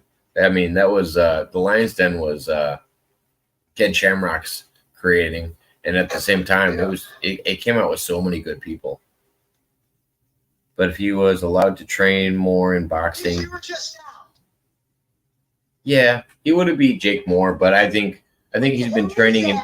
He's gone against professional boxers in his past, and a lot of professional boxers put Nate pretty high, especially the higher the rounds go. And I'm just glad. I'm glad Jake didn't knock him out, because that's what Jake called. He's like, I'm gonna knock this guy out. That's gonna be. Yeah. That was his thing. That Japanese giant guy, and he fucked that dude up. Well, yeah, they just held each other in a collar tie and kept punching each other in the side of the face. God, it was lovely. That's how fight used to be. No, that was brawling. That was weird brawling. Ken and Frank. Oh, yeah. Frank's so much better at it. A lot of guys, especially back then, Jacob, they're like, look, motherfucker, we're going to get paid. We're going to fuck each other up. We want to win. We're going to fight. We're not throwing the fight here. But they would just go out there and let each other hit. They made it look like a Rocky fight. Oh, yeah. There was no defense. No, that's 100% true. Like, we're going to get paid more. They're going to talk about us if we just beat the fuck out of each other, like a Rocky fight. And then people started going, like, I remember having VHS tapes, Jacob. Dude, everybody wanted copies of mine because I got all the free pay-per-views. I would record everyone on Monday at school. I'd roll in with the wrestling pay-per-views to give to people. They'd pay me. Record, oh, dude, did you get the Shamrock or the Severn, whoever, you know? Like, all right, I got you. Hold on. So I think Frank is so much better than Ken, and that's why Frank's the adopted brother. They're not actually like blood brothers. I'm like, yeah, he opened the door. Obviously, his name helped his brother get, but his brother is overall a better it's not his brother, and that's why I always like to point this out, because he's the adopted brother, and he has way better wrestling and grappling than Ken will ever have, because he trained differently. And they were almost 10 years apart. Beast who would just grab him up and beat him, throw him, tap him out. Yeah. Who's your guy's favorite old school MMA fighter? Mine was Kevin Randleman. He was a beast the size of that guy. Yeah, Randleman was a beast by all means. He was. Can you imagine Brock Lesnar competing in the UFC back then? Like if he would have been at the same, I think it was good that he competed when he did, because he ran into people like Frank Mir, where he actually got challenged on the ground. It wasn't. I think Brock would have been a way bigger champion back in the day than he is like now, because he actually has to deal with the ground game and other things. It's not as easy as he thought it would be. His ham hocks would have just obliterated people's faces. Well, thank you, Jim. I appreciate it, man. Thanks for the like and subscribe. From Nevada? Suarez. What, Gonzo? Oh, no. Somebody from Nevada just liked and subscribed. I appreciate it. Oh, okay, Frank Shamrock is Frank Suarez. Yeah, they have a different last name. We were actually just talking about this the other day, because somebody brought up. Motherfucker too. He never got. I mean, he got the appreciation, but he didn't get. I didn't think he got the run he deserved, because he was a great fighter. Fedor was good, but I think he stayed in the game too long. Right. Well, yeah, they all did. That money and go. Can you imagine 20,000 people going Jack, and then they're fucking going kill him, Jacob, kill him, and you're like, yeah, fuck him. And you're getting knocked out by motherfuckers like Brendan Schaub. Like, what the fuck are we talking about here? He's the biggest douchebag. Right. I know some people like his podcast. I'm not saying he's a bad guy or whatever. No, I like his podcast, and I actually do think he's funny. But at the same time, like, to compare yourself to these people like Fedor and say, "Oh, I gotta win over Fedor." No, you gotta win over old ass Fedor. Young ass Fedor would have beat the dog shit out of you. Like, it's not even a comparison.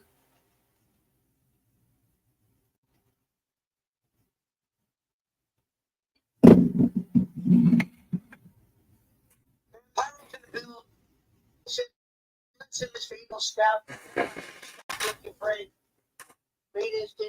What does he say? What does that say? Needed.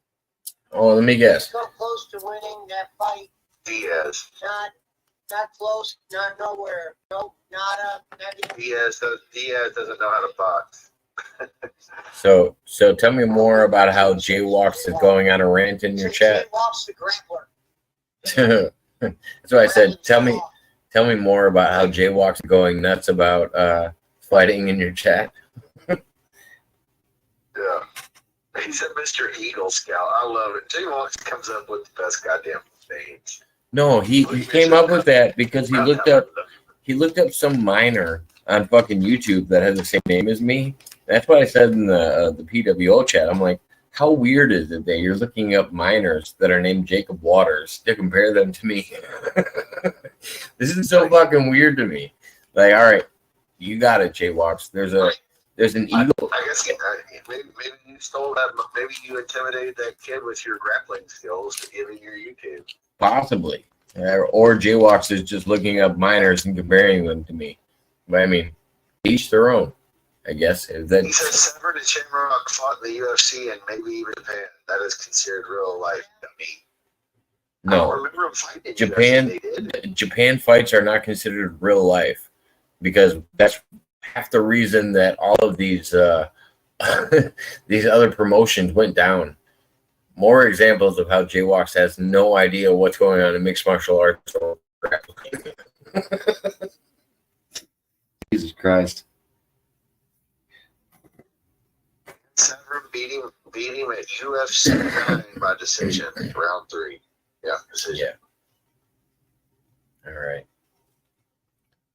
These Back in new 1996. I have no recollection of that. He could beat Muhammad Ali. Jake Paul would get fucked up by Muhammad Ali in his prime.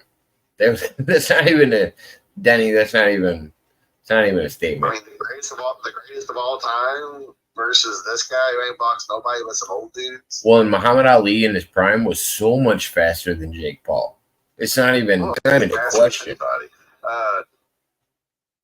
Vampiro's Jaywalk says Nate closed the distance by bomb rushing him with his fist in front of the state because he couldn't stand at arm's length. He was going to get hit. Well, yeah, because Jake Paul, I guarantee, is bigger than him and faster. Jaywalks, did you even watch the fight? Jake, no, hold on. Jake Paul originally is the one that initiated every single tie-up. And that was the joke at the end of the fight, was that Jake Paul actually went for a guillotine under one of the tie-ups. Like, you weren't even watching the fight. Wasn't real, you dummy? No, not all of Pride was real. No, of course not. A lot of MMA shit is just like boxing. It's fixed. You can ask Bas Rutten about it. You can ask any of the people in the fucking Japanese mafia that had anything to do with it. Like, there was so much corruption going on with it at the time. God, I'm not even gonna entertain this. What are we doing here? Yeah. DDA says, you really think Francis hits harder than George Foreman or Mike Tyson in their prime? Probably. Yes. He's big like Jordan. Tyson, yes, he hit hard. You said big like Jordan?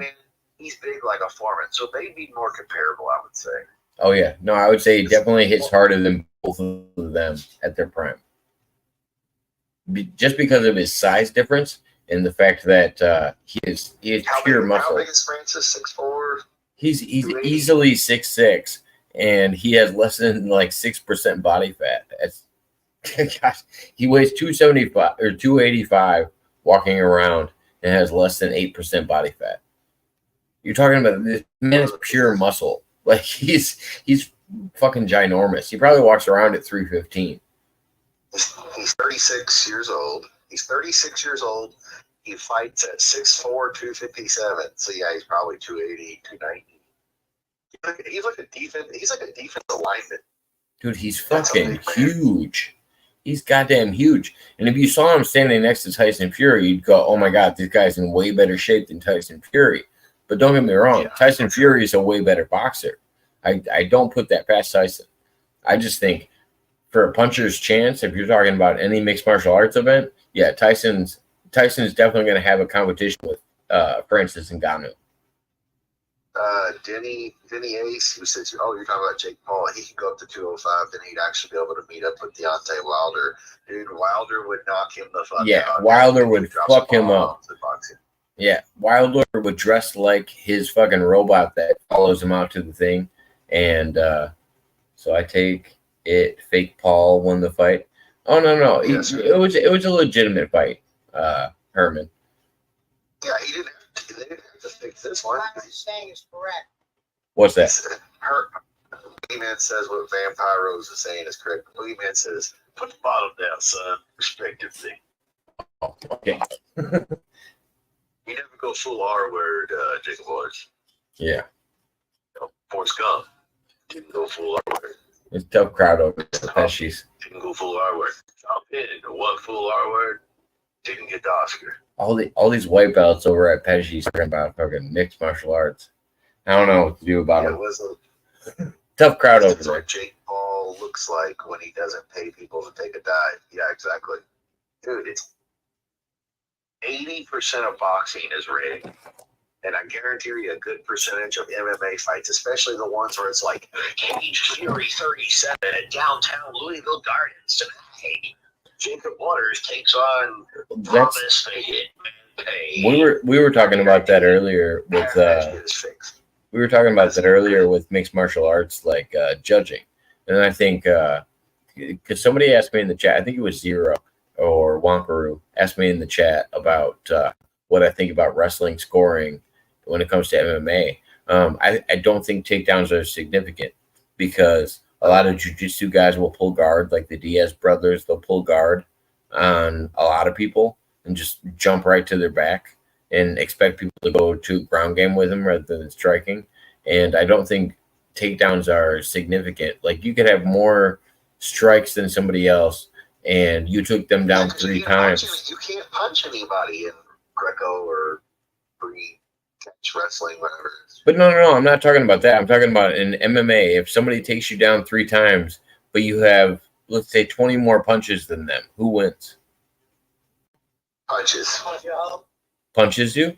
Because the punches do more damage. I said punch. No. But if somebody if somebody holds you down and has, let's say, 12 minutes of riding time, where they were in control of the match, and you couldn't get back up and strike with them, who's Yeah, I can see that. Yeah, there's a balance to it. Like, to me, there's a balance to it. Like, you have to have, just like with knockdowns in boxing, you have to have an equivalence. Like, what is a knockdown worth? The knockdown, like I said, if there's, it depends on how many of there are. If you got 3 versus my 2, of course, you probably that's going to be the tiebreaker, as long as the match is pretty even. Otherwise, but you got 1 more knockdown than I did, a tiebreaker. But in general, let's just say you both have 2 knockdowns. Yeah, we'll call it a wash. You both get 30%, and then the rest of it's going to be on whatever else happens. That's the thing, man. It's opinions, because, and I know that judges are supposed to be impartial. They're not. Humans are not impartial. So because you like Mayweather more than you like this other asshole, you're going to give him the favor of that one little point that pushes him by a split decision. And you're with that one point by just being, oh, he's such a nice guy. So Denny, there's so 3. It's all subjective, I would say, right? Denny, there's 3 different styles of wrestling. In the Olympics, there's Greco and freestyle. Walks is here. Oh shit! You were dumb. I'm not going in the garage. I'm waiting my family, but I don't care. You're dumb. Alright. Dumb. I can't stand it. You were dumb. Sorry, You're I'm dumb. gonna No clue you're talking about. I'm gonna mute you for a second because you're just rambling about crazy shit. All right, so goddamn, I gotta turn this down. He's just rambling. I would have fought 8 years. Okay. All right, so I was turning that down for a minute. So when it comes to college wrestling compared to like Olympic wrestling, what happens is Olympic wrestling is freestyle and Greco wrestling, and college wrestling is folk style wrestling, same as high school. And they don't have a lot of high school wrestling that is actually anything freestyle or Greco. So at the same time, like, you don't really get a good measurement between the two. And yes, takedowns in control. Yeah. Thank you. How are you doing, Herman? Yep. In MMA, they score defense when someone on their back, but they are defending very well and neutralizing the opponent on top. I think control time is a big thing. So when you're talking about college wrestling, I think it's so important that riding time is a significant point advantage. The longer you can hold the other person down, that's actually very significant in like the scoring of the event. Judges are looking at ways. Judges are looking at way more than normal fans. Yeah.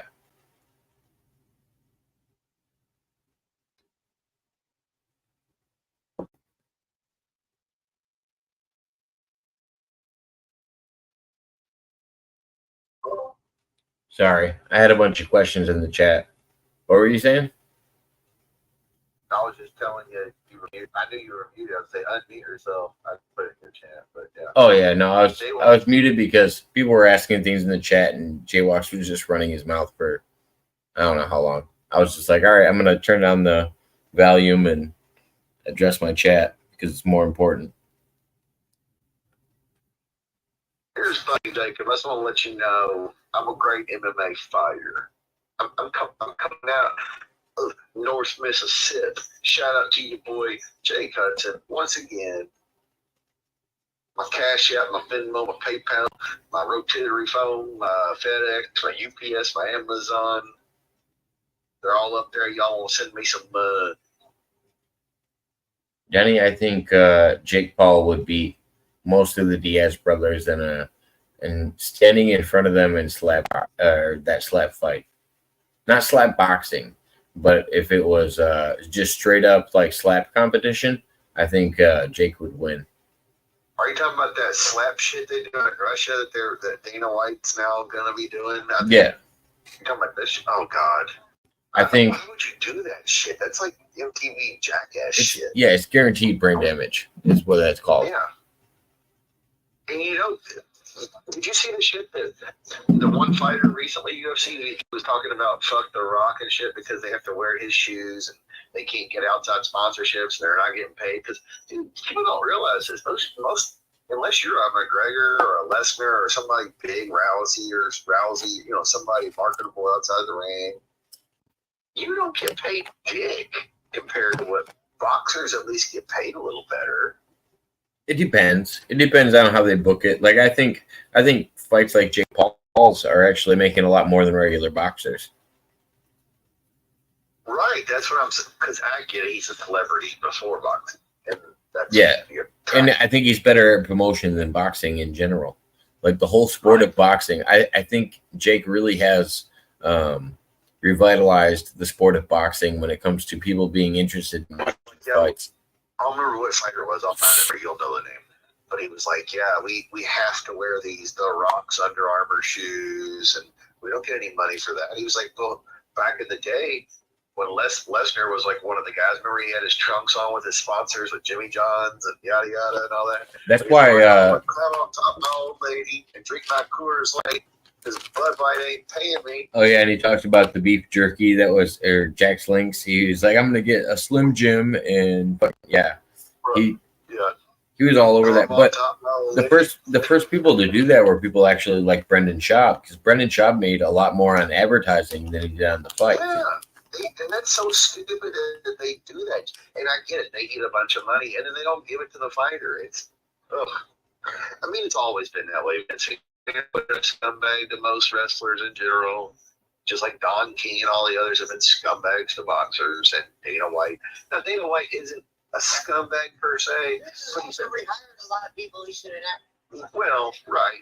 I'm not saying he doesn't have he has his bright spots, but Dana, dude, y'all got bought by the same people who own WWE now. You know, Ari, Emanuel, whatever, fucking agency, talent agency. Pay your guys. Donald Trump. I think Donald Trump and Vince McMahon and Dana White are all really good friends, and it makes sense because all of their businesses are set up the same. I think a lot of people overlook that, and I think it's very significant if you ever watch all of these sports and how they correlate. I think what Vince does and how they work together with people like Donald Trump or Dana White and being able to cross-platform all of these great performers. Like there's not a lot of professional wrestlers that make it into the UFC, but the ones that do, like they get mainstreamed into it, and it shows the support. So if Jake Paul's advisors for the MMA match, Nate Diaz in MMA, what MMA gym? I would tell him to go to American Top Team. No, definitely over AKA. I would go to American Top Team for that. If that's what Jake Paul had to work on, because I think he needs to work on his ground game, AKA would be really good at wrestling, but I think Jake Paul has a decent history in wrestling, so I think he needs to work more on his ground game. So I would say go to American Top Team, where there's more jiu-jitsu specialists. There's too many people that want paid with MMA, the coaches, the camps, yeah. And then you're talking medical bills from the last fight. Like there's a lot of money that goes into fighting. That's why I always tell people, like, the amateur is the hardest way to do it, because you're talking about these people that are probably working a regular job, and if they get injured in MMA, they're not working their regular job, and they're also not doing MMA. Like they get straight up fucked, especially if they don't have medical coverage.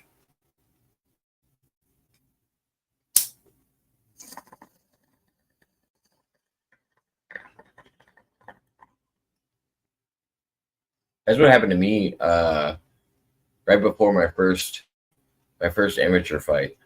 I broke my collarbone. Now hold on, Jacob. How come you didn't get into doing the not necessarily UFC? Obviously, like you can work your way up to that, but how come you didn't end up doing those tough man, fucking cage fear, local shit that we all have, and then work your way up trying to get noticed or whatever? I did mixed martial arts out of the UFC gym in my local area. I have 6 fights. What's your record? 6-0. 6-0. Why you can't fight? But it's amateur. No, it's Come on. amateur. I mean, it's not comparable to pro. I don't compare myself to pros that I don't think are on an amateur level when it comes to grappling. I don't pretend my mixed martial arts is as good as my grappling. My grappling is good, but my striking isn't good. I grappled for 23 years, and I did striking for 3.5 or something like that. So, like, there's only so much I have experience with.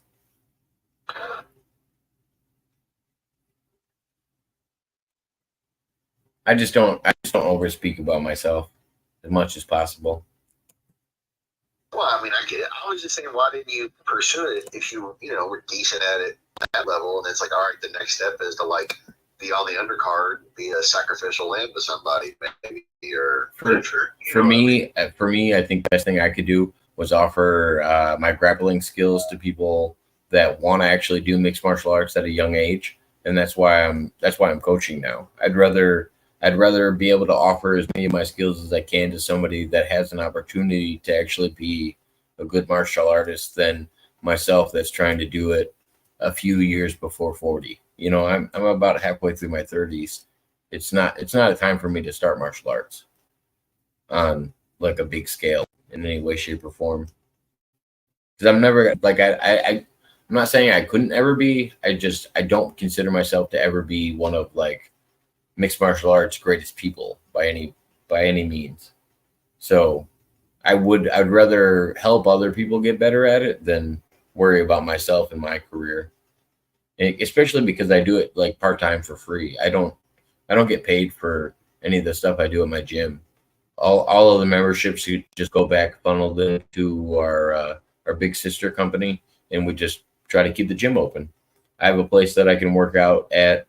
I can record footage for YouTube and upload it and get views for it. Like, we have clips from our gym that have 3,000 plus views of 16-year-olds that are landing nasty strikes on some of our coaches. Like I would rather make all these young up and coming fighters shine rather than worry about myself and getting injured and not being able to work and stuff like that. Like, yeah, that's true. It's if you get a fucking shattered tibula or fibula in you're fighting up there in Chicago or something, and then you can't fight for a fucking year. Well, guess what? You can't do it. Well, yeah, and then you don't get paid, dick. I'm a landscaper. The last thing I need to do is not be able to work because I was dicking around on something I'm not getting paid for. Like, I mean, I got you. So that was the deterrent. You got a wife and kids. Oh yeah, I own 3 companies. The last thing I'd want to do is let the one that doesn't pay me actually affect the ones that do pay me. Like, that's Gonzo says, "Oh, you just teach kids to beat up on other kids at school." No, he needs to go down there and train Jake Hudson so he can whoop his little nephew's ass. The majority of kids that I train actually come in because they have been picked on in school. And yeah, we'll teach them ways to defend themselves and stuff like that. But we teach self-defense classes. We teach people that want to be into mixed martial arts as sport. I teach strictly grappling, and I'll set people up with grappling events and wrestling events. I don't necessarily think I need to be involved on that level anymore. And I'm so egotistical. It takes me a while and narcissistic. It took me a long time to realize that I probably shouldn't worry about grappling and fighting and all that stuff myself. But at the same time, I enjoy it a lot. Like, I would grapple with anybody on the planet, no matter how good they were. I would love to have a competition with them. I wouldn't say I would beat them, but I would love to love to compete against them to see where I'm at. Like, I think that's so interesting. Anybody that's a real grappler would be happy to roll around with anybody at any time, no matter what the condition was, just because they got the opportunity to. Jacob Waters doesn't need to work his way up. He'd fuck up. No, I wouldn't fuck up Jake Paul in boxing. Jake Paul is a way better striker than me. I wouldn't even pretend that. Sorry, Denny. I appreciate it, but that's not the case. And he's got easily, God, now that you guys said his weight, he's got 45 pounds more than me or something like that. Yeah, no thanks.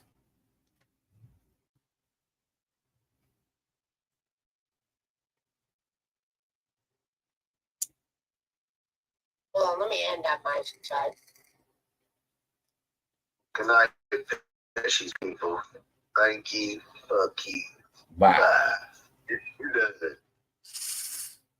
Here's the thing. That's gonna let you know, J-Walk. Come over to Jacob Waters' channel if you want to run your dick lick. I don't really want to entertain that. He said I don't want to. I don't really want to. Yeah.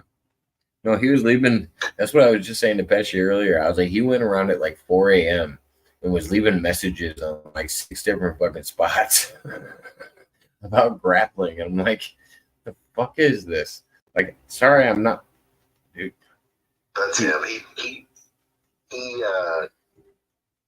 He's like me. He's a night owl, but the motherfucker will randomly be awake. I'll message him at like 10 p.m. one night, and he'll be fucking asleep for once in his life, and then I'll message him at fucking 4 a.m. drunker than shit one night, and he'll be like, all right, I'll be right there, you know. So you know. Oh yeah, thank you, Denny, for coming in. I'm gonna be on for a little bit longer. I'm just they're ending over on their end. I'm in the PWO's Discord. That's Sir Joseph Pesci. Sir Joseph Pesci. Now, who's Denny Ace? I just met Denny tonight. Oh, okay. I was going to say, I don't know if he was part of the... I guess because your title, you're going to get random people coming in because of the fight. Oh, yeah, you'll get a lot of stuff. Well, people that want to kind of just express their, their feelings about it, which I'm cool with. I like to hear everybody's opinions about how the fight went and stuff like that. Yeah, I know, like, Pesci would always get people that would come in when he put SummerSlam review or WrestleMania. Oh yeah, you missed that part. Okay, so Gonzo, when he first came in, I was like, I think Logan Paul's there, and he goes, oh, it's staged because Logan Paul was at SummerSlam, and I was like, wait a minute, no, he's wearing a gold and black outfit. I was like, does that mean anything, Gonzo? And he was like, oh yeah, that's what he wore at SummerSlam, and he was the first match. And so apparently he took a private jet right after the first match at SummerSlam and flew over to Jake Paul's fight right after that. And I was like, oh. What town was the fight in, the Jake Paul fight? He said from Detroit to Houston or something like that. Damn. I don't remember which one was which. That's a little bit of a haul, even on a plane. I mean, what time did SummerSlam start? That's true. It probably started at 7 or 8. Yeah, and the Jake Paul fight didn't start till 11, so that's easy distance if you're. And he came in with his same outfit from SummerSlam, and he had a black eye on his left eye, like he had clearly gotten popped. Logan did, and I was like, oh, okay. So like, it seems legit to me that it helped. He said Texas, Detroit. Is that what you said, Gonzo?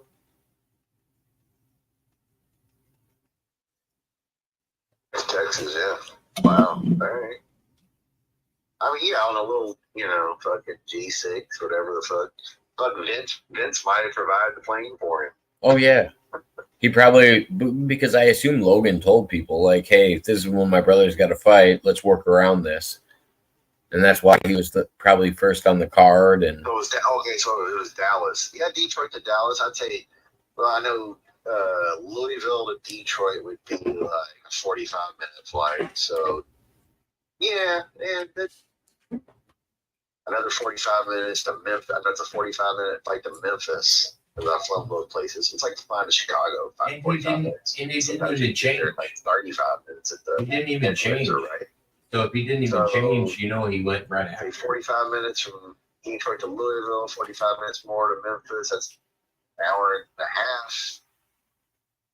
Yeah, another hour, 2.5 hour flight. He's there. Yeah, he didn't have time to change his gear, Gonzo. It was in the match. He ran to the back. I guarantee he had a limo waiting to drive that motherfucker directly. Vince might even, or whoever, Triple H, whoever. They probably paid for a sheriff or a police escort to escort that motherfucker to a private airfield. If not having a helicopter at the Dome, rich people like that, man. Rock stars, they get that kind of treatment. That's how they did. So you didn't have time to change the gear. It was just rush in, get to the car, boom, to the airport, tarmac, wheels up. 2.5 hours later, boom, you're in fucking Dallas, and then it's police escort all the way to the arena. That's how rock stars and shit do this classes. Must be nice. I mean, that's the wild part to me is he didn't change his gear at all, and he showed up with a black eye. Like that was enough for me. He was cutting it that close. That's why. But I just know Logan's such a pretty boy. Like because he was trying to make an idea that the fight already happened, and I was like, well, no, there's no way because Jake wouldn't have. I mean, Logan wouldn't have showed up anywhere with a black eye unless he had just done something that gave him the black eye. You know what I mean? Like. I guarantee he just came back from SummerSlam and got some kind of a bump that gave him a black eye. They probably kicked him in the face accidentally, be my guess. Yeah, I don't think it was purposeful. I was just saying, like, in general, like, there was something that caused it.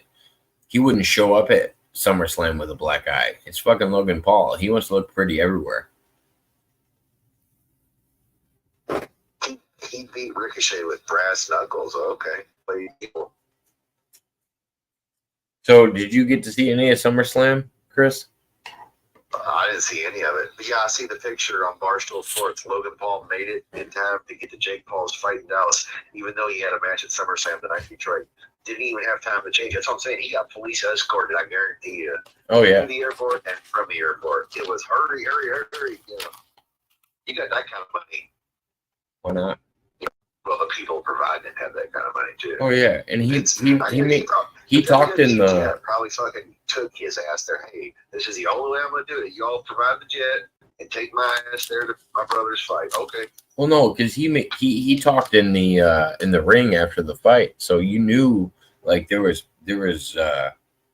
monetary gain for him to be there. Like if you're having him talk about what's going on with him and what's going on with all that shit, like, there's a reason for him to be there. He's making money to be at Jake's fight just as much as he was probably at the WWE.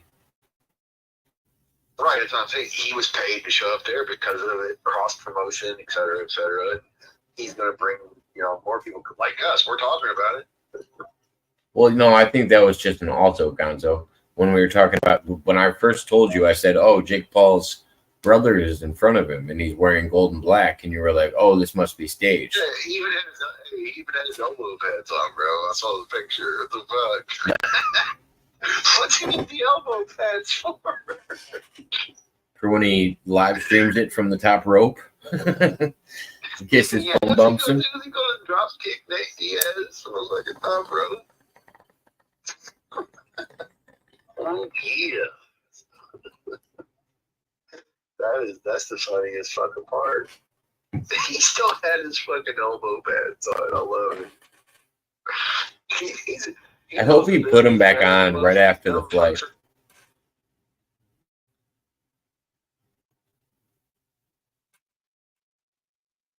Have time taking his elbow pads off on that 2.5 hour flight. Exactly.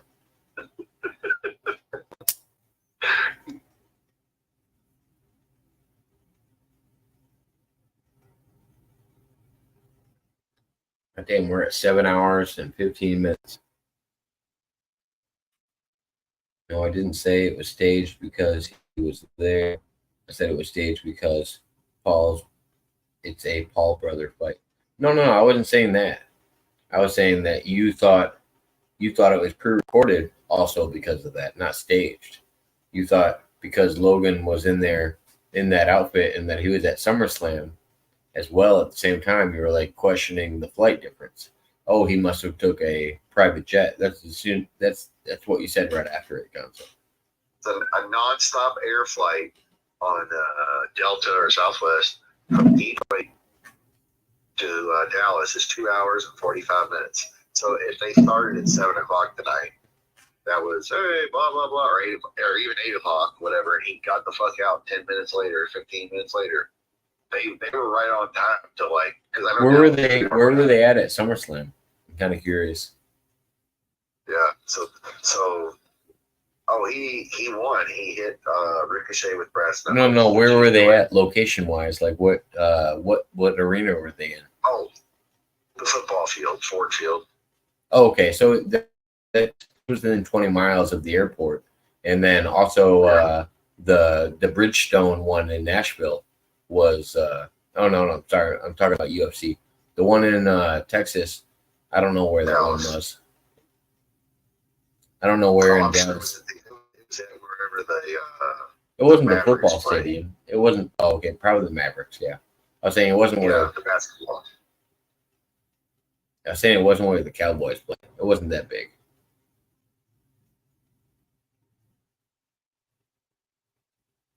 Really, really big time, like Mike Tyson, then yeah, they would have to have it there. American Airline Arena. Okay. They were definitely getting out of there in 20 minutes or less. And I guarantee you it was a private flight. There was a plane set up for him before he left.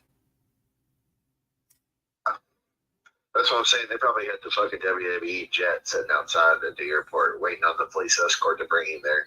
Right. That was probably the conditions of him doing the match. Oh yeah, they probably had all of that established. Because they knew when Logan's fight was Jake's fight was scheduled prior to all the him being booked on SummerSlam and right. And fucking Logan Paul, he's not a horrible wrestler as much as that you would think he would be. He's not horrible. No, He's pretty good. I like Ric Flair's He looks better than the fucking Miz. I like Ric Flair's take on it. Ric Flair had a really honest opinion. He said if Logan committed as much to all the other things that he commits to, he could be by far one of the best wrestlers of all time. And I was like, wow. Bad Bunny also looked good in his match, and he's a fucking rapper. True. So does that mean the wrestlers are just that bad? That's what I'm wondering. So is it a trading? You're a millionaire. You're in shape. You could probably wrestle.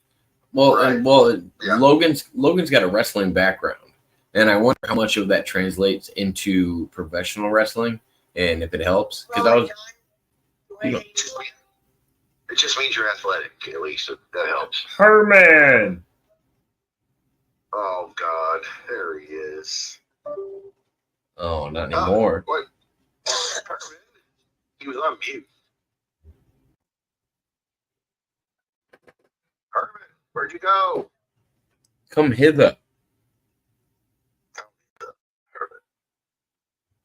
Herman?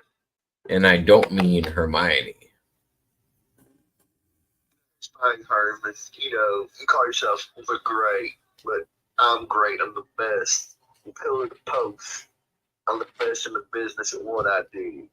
Bye. Herman.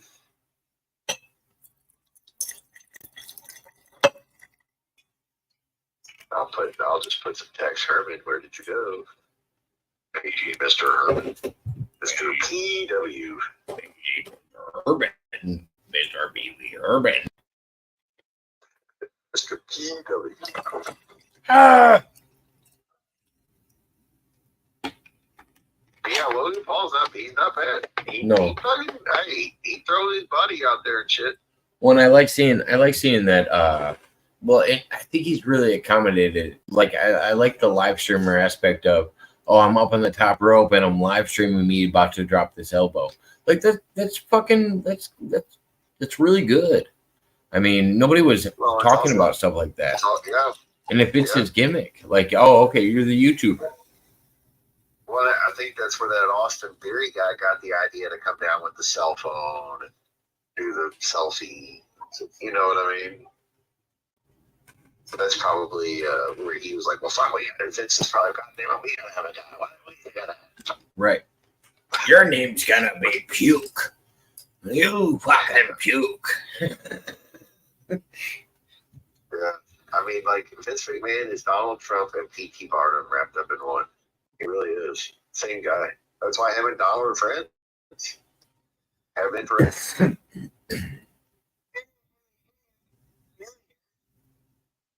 Yeah, of course, rich people hang out with rich people, duh. But they are the same type of personality. Totally. Nobody has those kind of skills. You can't have saber skills and leg kicking skills and expect to. What, talking about Rocco? Yeah. No, wait, hold on. Now, Rocco told me, well, I didn't respond, but he sent messages that he's going to fight that guy, the redneck. I told him that was a horrible. Okay, so I talked to Rocco. I told him that was a horrible idea. I said, I think you need to stay away from the fucking all of this bullshit that's going on. That's what we talked about the other night. If you like, I was fine with him coming on and trashing us. You told me you got your messages from him. If he wants to trash me and you, I'm fine with that. Whatever. I'm just saying, stay away from this little family shit and stay away from this Creek Squad shit. Just separate yourself from that. If you want to go on in line and spank yourself with a belt or whatever the fuck you want to do, like, I'm cool with that. Be the funny guy. Yeah. I'm fine with all of that. But just stay away from these people that are because that's the other thing I relayed to him today. I'm like, oh no, I think there's a handful of people that are never gonna stop. Like they're gonna continue this for a long period of time. Yeah, you're their new hobby. Right. They were just looking for something to do and you gave it to them. Right. And the thing I would say, I didn't respond to him, obviously, but the thing I would say, a horrible idea to fight somebody in some redneck brawl where you're going to be the most hated heel ever. They're likely to put brass knuckles in their glove and, get you hurt. Dude, the meanest. All right. It was kind of mean, but it was kind of funny at the same time. This is very much a granny tactic that I feel like I shouldn't have done. But when Is that Herman? that is Herman, you're muted still. Unmute yourself, Herman. You gotta click your little microphone down there on your. Oh, he left again. Damn it. I messaged him. I said, hey, Herman, you were muted. You need to unmute yourself. Put headphones in or whatever you gotta do. Or just go on speakerphone. Fuck, whatever. Oh yeah. So the meanest thing I did, and I kind of felt bad for. I was talking to Rocco earlier today, and it was a joke, and I told him like LOL with the joke, but I was like, hey, you remember when you bought merch from Just Trey? And he was like, yeah, and he was talking about all his merch that he has, and I was like, hey, he just became a member on my channel. He fucking. That's why I remember you saying that. He laughed and he's like, yeah, I saw your post. I'm like, oh, I couldn't breathe because I thanked Just Trey for that like a lot. I was like, God, that's crazy. It makes me feel I don't know, it makes me feel really good that somebody like that actually saw my content. I know it's for Rocco. What's that? Oh, so when I answer that, I gotta answer what Gonzo said the other day. He goes, costs way over. He said it costs way more over here in Jacob Waters' chat than it does at Pesci's, because I just clicked the regular one, whatever the standard one is, and it's $2.99. I didn't know what it was for the first level, but basically all my live streams I'm putting to members only, besides the ones that me and Herman do, because I don't want them to be like exclusive or anything like that. Herman left again. Oh, Herman, are you having issues?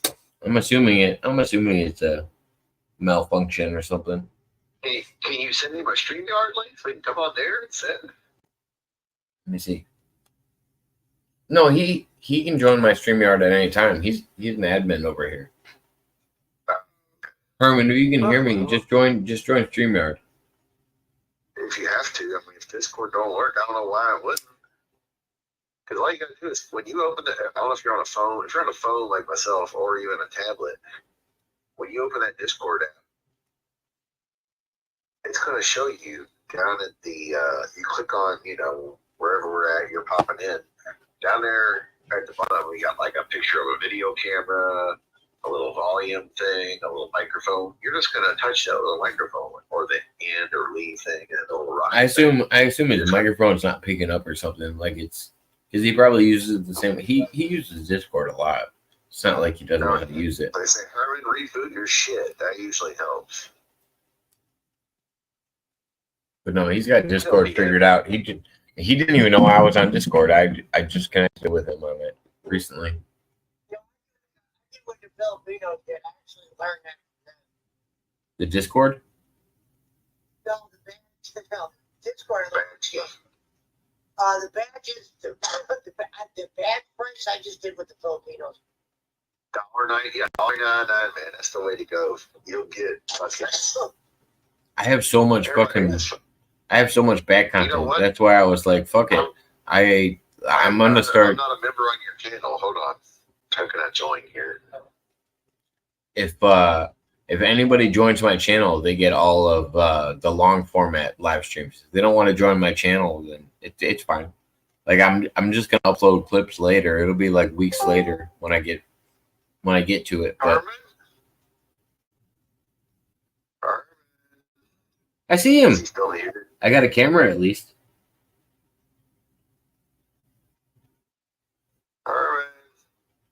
Oh, it went off. You can keep on knocking, but you can't come in. Oh, I lost him again. Hermie, my Hermie. Hermie.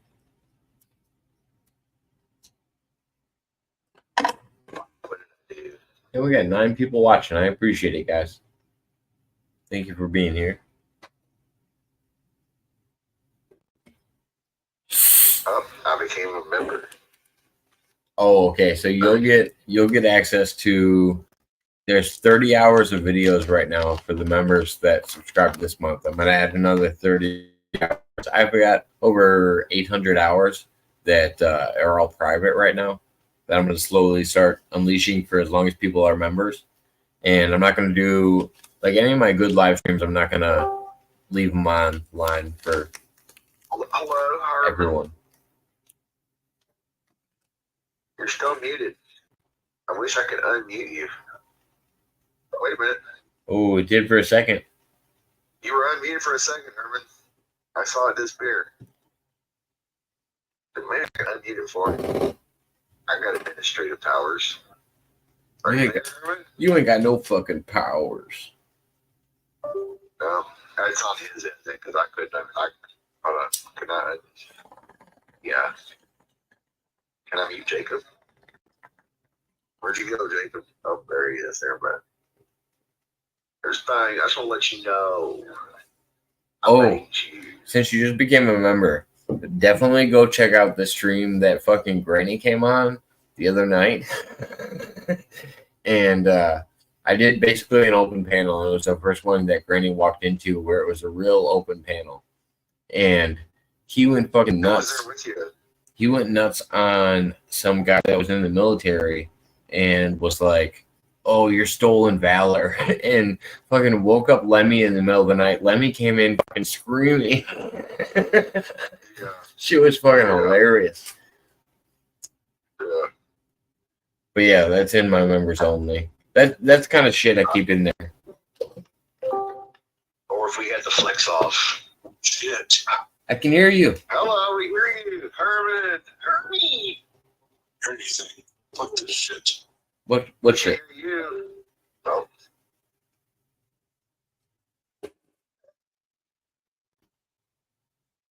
We can hear you now. That was a good one. But we could hear you, Herman. But he said he couldn't hear anything. That was the day before the Rocco show. Yeah, the Rocco show is also available for members. I have, like I said, I got 30 hours worth of Members only content. Okay. Are we gonna go back to some of the old Pena shows and shit too? Ooh, Like yes. the Moon show I we will. did. I will get over there. The longer the subscribers are on, I'm gonna slowly start going back. I'm gonna add 30. I'm gonna add 30 hours of content a month. You know who Pena reminds me of, or who reminds me of Pena, is that fucking Jordan Peterson guy. You think he reminds you of Pena? I love Jordan Peterson. Yeah. hell's going on with anything? Hello? Can you hear us, Herman?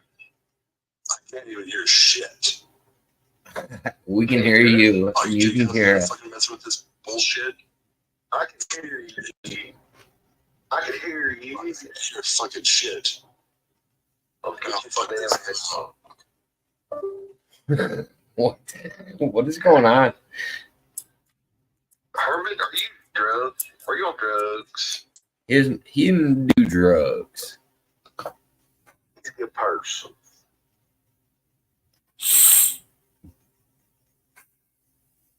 Oh, fuck. Fuck this shit. I'm The out. show, you have to pull some of those up, I guess. Oh yeah, I got some good ones. I got some good back streams. If the damn mermaid was smart, she would have sold the fucking flex off video, because Granny would have had his fun with it.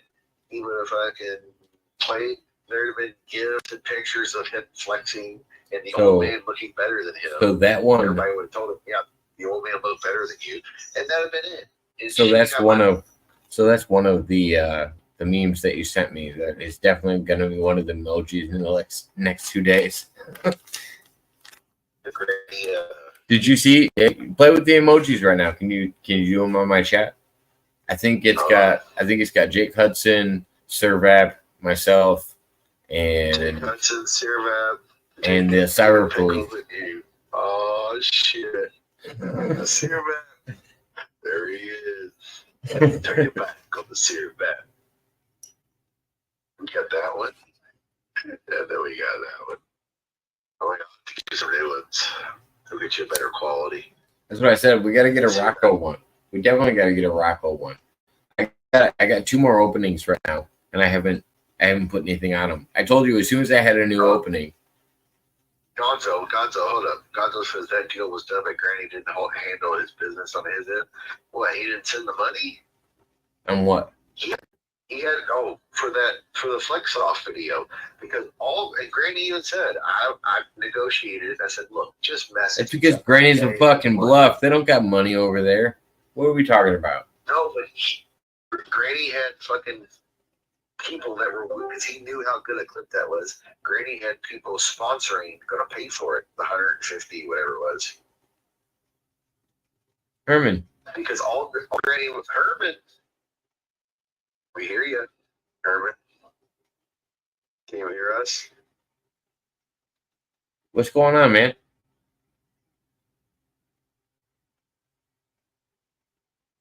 Herman, there we go. Herman is playing Watch Together joint activity. Oh, well. Now you're muted, Herman. We're just bullshit. I can't even hear you guys at all.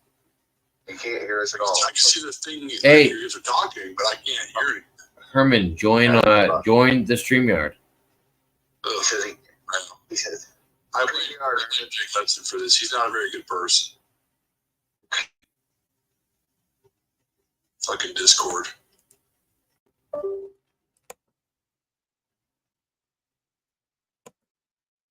Join the StreamYard, Herman. Shit. Oh, I didn't spell the shit. Yeah, there you go. I'm gonna drop a message on Discord. So I don't even. That's the thing. I don't even have to give him the link. Like he. Yeah, he's got admin powers. Yeah, he can just join in, and he's on the stream.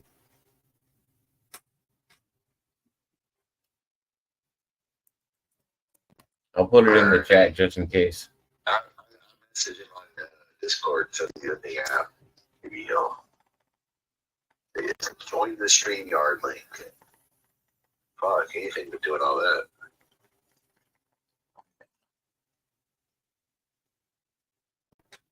Did Rocco apologize to you, Jacob? For the stuff he said last night, no. No. No. Okay. He acted like that didn't happen. Okay. I didn't address it. I didn't address it because I really did want him to go on and not address the trolls. Like, I was helping him. Like, I told Gonzo, I said I messaged him about like right in the beginning of the stream. It's probably like 20 minutes into a 3-hour stream or something that he did. And I said, hey, man, like, those are 3 people that are all commenting towards each other. They are Like, it's trolling a setup. you. They are Yeah. They're trying to rile you up so you'll say bad shit so the real people will come in. Exactly.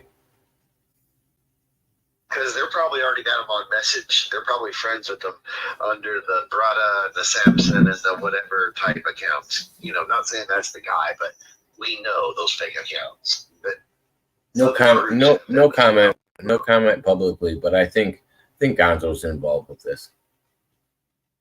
Well, Gonzo is a Rocco fan. I mean, he's Rocco's handler, allegedly. He could tell by my short comments what I meant, because he started answering differently as soon as I did. And you remember that first time we were on a Discord together, and I was like, "Oh no, never mind. Gonzo's here. Can't talk anymore." Gonzo for you. He smells of giant fish. What do they call those human fish? Mermaids, I think. No, he reeks of hanging out with a mermaid. Yeah, you smell like an iPhone, is what we're trying to say. iPhone. Gonzo, you get the reference. Did I hear that the iPhone made an appearance over the Hudson Network? So no, it made it over on Rocco. And this is why we found This is why we found the inside. This is where I agree with Gonzo. That's where the inside connection is. Yep. Herman, before you turn your microphone on, I shared the link if you want to join. Otherwise, just join the StreamYard. I don't know if you can. You should be able to. Should be no issue.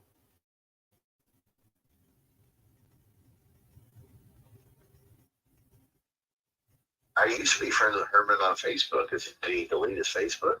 I just can't. When I'm in Discord, I can't send him a link. Hold on.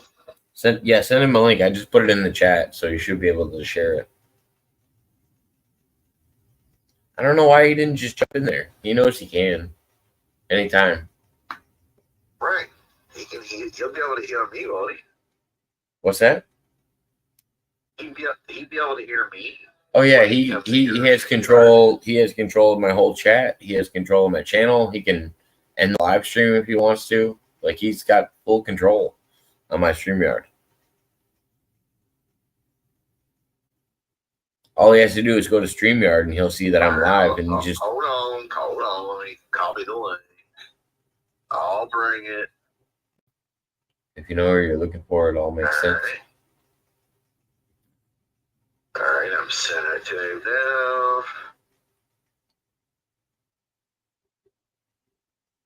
Herman, I sent you a link. You got a link, Herman. If you want to come on StreamYard. Gonzo says my mic sounds better today than it did. Gonzo says, if you know what to look for, it all makes sense. Yep. Herman, we can hear you.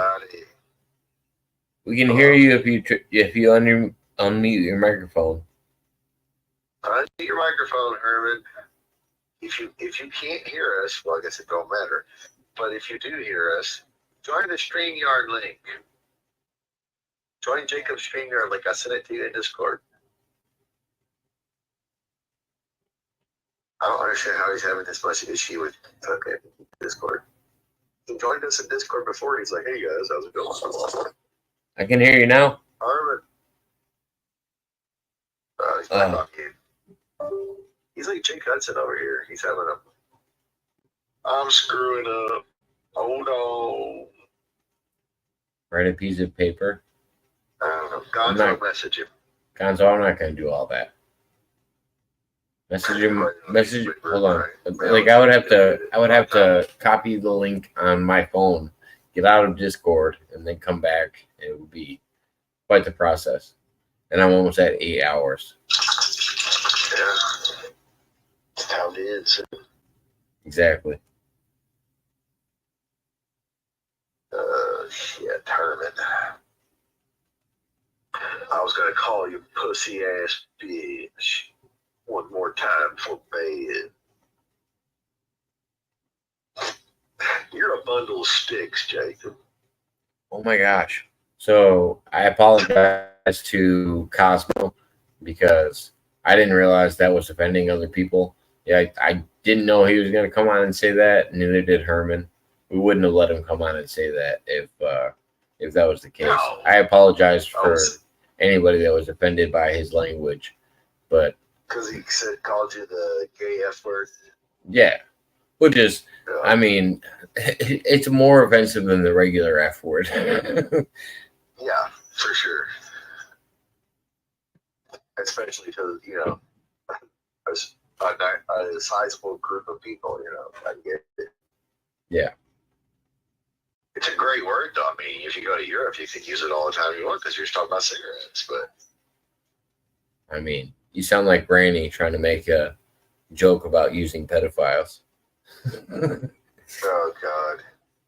That was so weird in the middle of it. That was the one message I got from Rocco when he was like, I don't think Granny should have been there. And I was like, you know what, man? I was like, I really do think Granny and Schmidt were the best thing to have on the channel at the time. They were the middle ground to you not having to deal with that the whole time. Like, and it wasn't the two drunken redneck idiots deal with other drunken rednecks. Such. If you want to call them junk and rednecks, I mean, you seem to be on a roll with that crowd. I'm not saying not all the time, but I'm sure they have their moments. But yes, we gave Rocco a buffer because otherwise it was going to be attack, kill Rocco. Oh yeah, and I told him that. I said, your job basically when you came on that night was to sit there and take it. And if they asked you for a response, yeah, because you can't go on about people for 4 days and expect people not to have their own feelings about it. And that was just the people that were available to join at that time and knew I was live. Like, there's very few people that knew at the time. He does like the music, obviously. Even if he says he doesn't. Yeah. But is Rocco one of those people? Because everybody knows. There's like 7 different personalities. Wait, hold on. Say, so you're a member now. I gotta let you know. You also get the Creeker Squad review that was with Jake Hudson and Rocco Fowler. That was deleted by Jake. So I offered that to everybody else as well. Okay. Well, I remember that. But you know what I mean? Like, there's only like 7 personality types, so they say. Yeah. And I've seen people like Rocco before, where this week he's going to be a fireman. Next week he's going to be a policeman. The week after that he's joining the military, and then the week after that he's going to be an astronomer, and then the week after that he's going to be a chef. And there's nothing wrong with being. That's just who he is. Well, and that's what I told Wade when I think it was me, you, and Wade talking at the end, and I was like, I was like, he said something about he doesn't think Rocco has that vocabulary, and I was like, no, like when Rocco's on a subject that he knows well, like I think he could talk about and you said the same thing. You were hinting at the same thing. Is he can talk about SSP stuff or moon stuff or UFOs with us for a long period of time because he's been talking about that longer than he's been talking about everything else.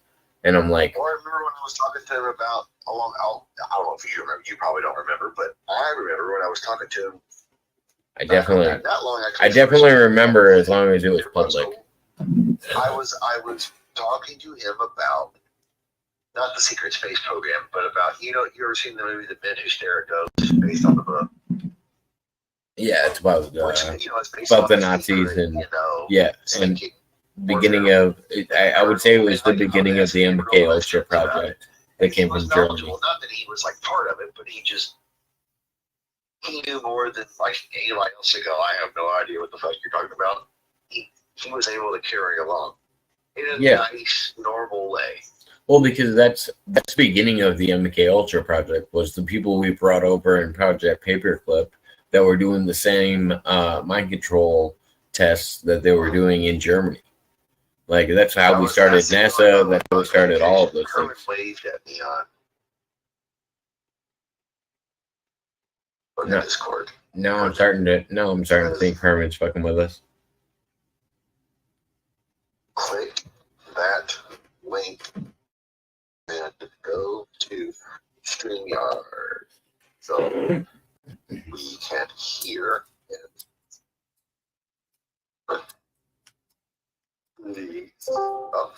Hello? Because we're just a part of the biggest bit ever. I love it. I knew he was lying. I didn't say anything. I got you guys. So good. Oh, well, we thought you were actually having trouble, asshole. Thanks. No, it was all a bit. See, you see, you don't know the genius of Herman the Great. What, is your Bigfoot? Well, that too. It But- was obvious when he answered you, Schmidt. Schmidt goes, "Can't hear us?" And he goes, "No, I can't hear anything." Well, I couldn't hear anything because I made it to where I couldn't hear anything. Yeah, he's on mute. Well, no, it wasn't just that. I also like turned the volume down and put on speakerphone like I am now. I thought that when you said I'm right. I'm a genius. I'm a genius, okay, guys? I'm a genius, and you guys are not acknowledging my genius. All hail Not her. really a genius, Frank. Well, it was a Herman genius prank. You can never fool Pesci, okay? He knows which hand you're playing the old 3-card money. He knows there is no ball under the cup. What about Jacob? What He about just thought me? Jacob's a nice guy. He just thought you were having technical difficulties because you're the missing link between man and Abe. No, I think Jacob knows screw with you guys too. I think he caught on. I thought you were screwing with people, but I thought it was because you were upset, and I kind of took it the wrong way because I thought you were upset with everybody. So, No, like, I have a trouble. Jacob did say Herman knows how to work Discord. He's in here all the time. What's Discord? I've never been here before. What is this? Yeah. Here. Where am I? Well, you're in California. Probably. Herman. I like you, Herman, not you. Jacob is the one I was talking about. He's the bundle You're a of bundle of sticks. sticks. Jacob, I just want to let you know that I didn't say a bad word. I called you a maggot. I'm just saying. Sometimes I get my words, but use your words, Jake. Use your words. Sometimes I get mistaken. Herman laughed because he's heard Jake say that before. Use your words, Jake. He'll tell himself that. Yeah, I've heard him say that. Or he'll be in the middle of the stream and he'll come up and be like, he'll start like humming something random.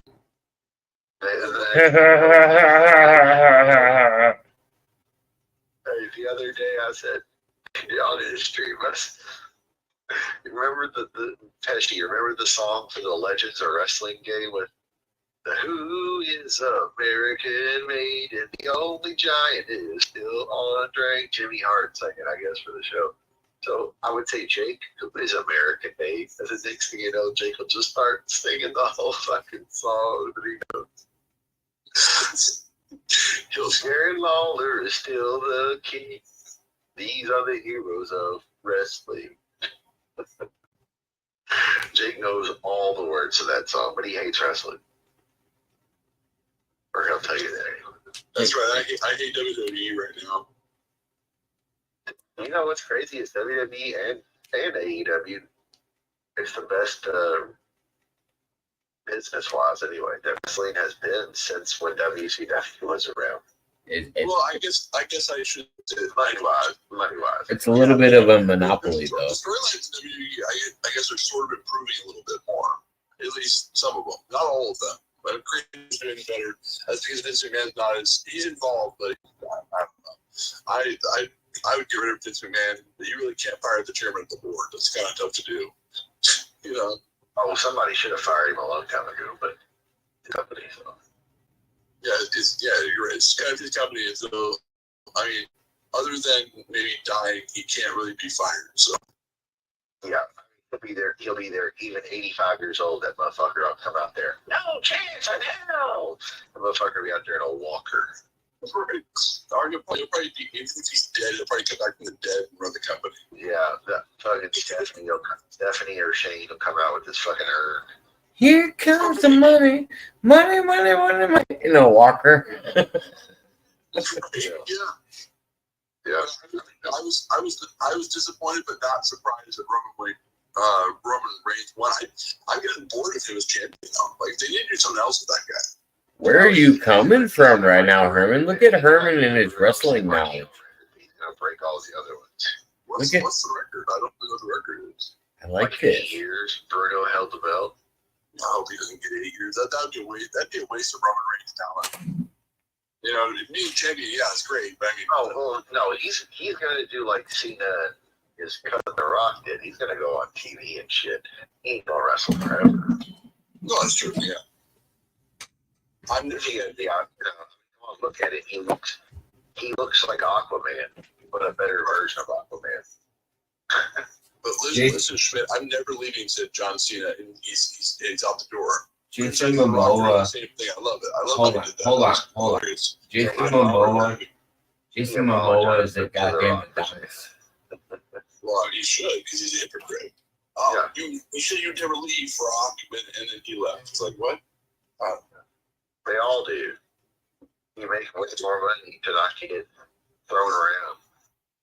Roman don't wrestle that much anyway. He's part-time now. Pretty much. He's kind of part-time. I mean, he might be on every show every week, but most of the time he just talks. Exactly like, acknowledge me. The same thing that fucking Steve Austin, The Rock, and all of them did. Eventually they're on their way out when they wrestle 12 times a year or whatever. 20 times a year maybe. Oh yeah. Only on pay-per-views or the main event of Monday Night Raw where it's a mixed tag match or a 6-man tag. Well, yeah, they might take 2 minutes for the bumps in.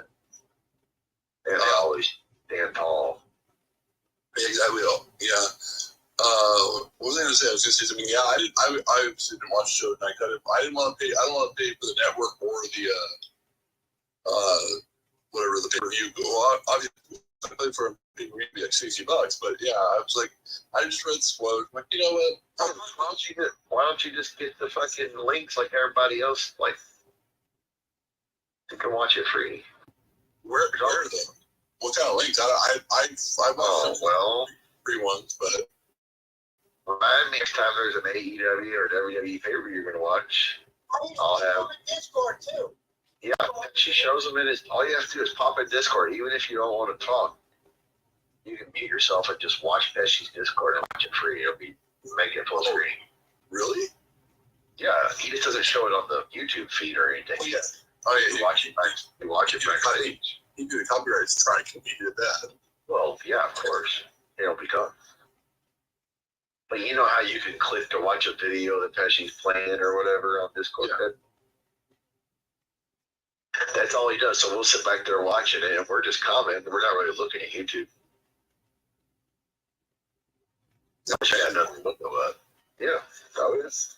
Yeah, we'll just watch every pay. He's here every pay-per-view. So remember, pay-per-view, come to Pesci's, watch wrestling. You can watch it free every pay-per-view, AEW and WWE, all of them, and probably almost every. He's on work paying for it. No, not unless it's something that's gonna be like really good with Punk and FTR versus the Bucks and Omega or something. Like the Wembley pay-per-view might be good, but we still don't know what the matches are. So they're just gonna wing it, I think. I know Will Ospreay is gonna be there, and I assume RVD is gonna wrestle Jack Perry there, right? I hope so. Almost have to. And usually Pesci watch it, like tonight was SummerSlam, obviously, but you all didn't watch AEW Collision. They were down in South Carolina. They played the Midnight. Well, this was after the shit happened. The Midnight They Express. played the Midnight Express team, and they brought fucking Dennis Audrey of the Midnight Express up on the ring with FTR. Talked about the old days and shit. Gave him a shout out or whatever. Herman left us again. So he's playing with us. Now we're never going to believe you. Well, at least Herman knows now he can come over to. Herman, I don't know if you know this. You're the boy who cried wolf. All right? You're a sheep in wolf's clothing. Trying to trick The me. boy who cried wolf. The Herman who cried wolf. I'm going to end here in about 3 Herman's minutes. so smart. I figured you know all these wrestling sites. You obviously watch wrestling. Yeah, that was deep. I didn't know he watched SummerSlam. SummerSlam. I didn't know he watched SummerSlam. I was like, dude, you're on point tonight. I like that. Yeah. I didn't get to watch any of it. Actually, what would you give the SummerSlam pay-per-view out of 5 bullets on the rating system? A 2.7 bullets out of 5 bullets on a bowling rating system. What was the best match of the night? The Roman Reigns one? That's what I asked him. He said he didn't have a best match. Here's the problem with the Brock and Cody match. Who won? Brock never Cody? said the reason why. Well, I mean, obviously we know why, but he never said the reason why he attacked Cody. So it never felt like a real rival. This felt forced. Yeah, we're going to make Cody look like he's capable of winning the belt. Right. And I think Cody does better with guys than Brock. Right. Of course he does. Guys that were on his sides would make a lot more sense. The guys that actually know how to wrestle. Well, no, guys that are just there every game. And when Brock's go, we know Brock's not a full timer. Right. He's just going to do the same shit. The funniest, the match they had today, as soon as they had that first match, I'm like, they're carrying this all the way through. And it was obvious because Brock Lesnar had the ties with Dustin. He was never afraid to put Cody over. So once I found out there was a connection between Brock and his dad, I knew this. Or Brock doing something he probably wouldn't do for many. Yeah. Take a couple pins. I mean, he got pinned twice. This is a guy that didn't even fucking tap out against The Undertaker. Remember, he just put up his middle finger and passed out? Yeah. I mean, they barely ever have him tap out, lose, pin. That's how you knew it was the end. I mean, Jesus Christ, look what it took. It took a goddamn tractor to pin him by Roman Reigns. Roman Reigns had to pin him with a tractor. Think about that. There was also a balance to how much they were trying to get Roman Reigns over too. Like, I don't know how many times they failed. Roman didn't pin him like Cody did. Cody pinned him with his hand. Roman needed a fucking tractor and 3 people to pin him. Yeah, but I think that was a play on his character that was never going to get over.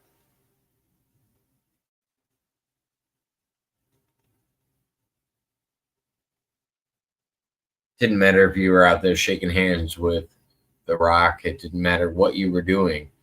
The fans were never going to follow it. So, yeah, the only way you could beat The Undertaker was with a mechanical advantage from a tractor. Well, what I'm saying is Undertaker gave up his winning streak. He was undefeated at WrestleMania. He gave that win to Brock. When Undertaker beat Brock, it was not just passing out. It wasn't a pin. Wasn't a tap out. Yeah. It's supposed to look fishy. It's the same stuff they do when it's like, oh, when somebody gets an illegitimate win because somebody's leg was on the rope. It's It's the idea they want to get you pissed off about it, and they keep you tuned in because of that. So was Lesnar? So the first match was Ricochet and Logan Paul. The second match was Lesnar and Cody. When in wrestling, when you know the guy's not full time, it's harder to take him serious.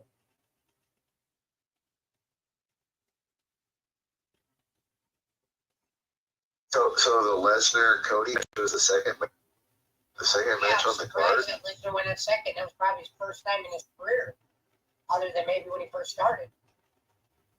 Because he always said. No, you know what that means?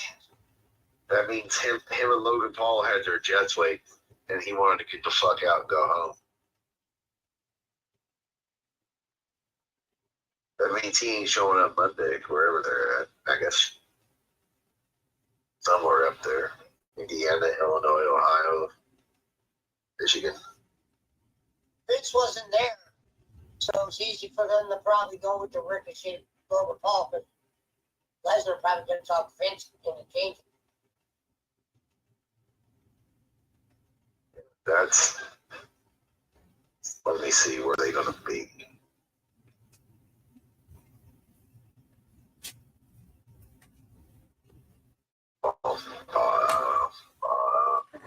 Phone battery died. This Monday, they're in Minneapolis this Monday. Well, Brock might be there then.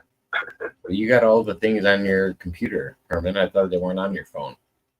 Thought you took all the social media off your phone. Now I feel like you're fucking with me. What's Herman doing now? Nothing. My phone battery died.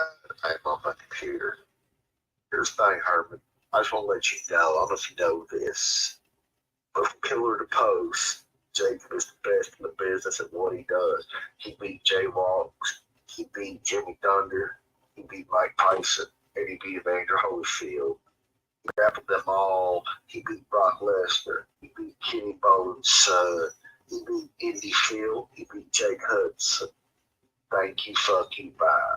But the same things are all on your computer, Herman, is what I'm saying. So if you want to come on your computer, you're more than welcome to. I'll stay on a little bit later if you want to join me. Yeah, they're in Minneapolis on Monday. They're coming to Louisville August 25th for SmackDown. The Undertaker will be here the day before for his one-man dead-man show. You guys missed it. What's his name? The midget guy that played the Leprechaun. What's his name? Hornswoggle. Yeah, Hornswoggle was in my town the other day. Sure he was. Making his rounds.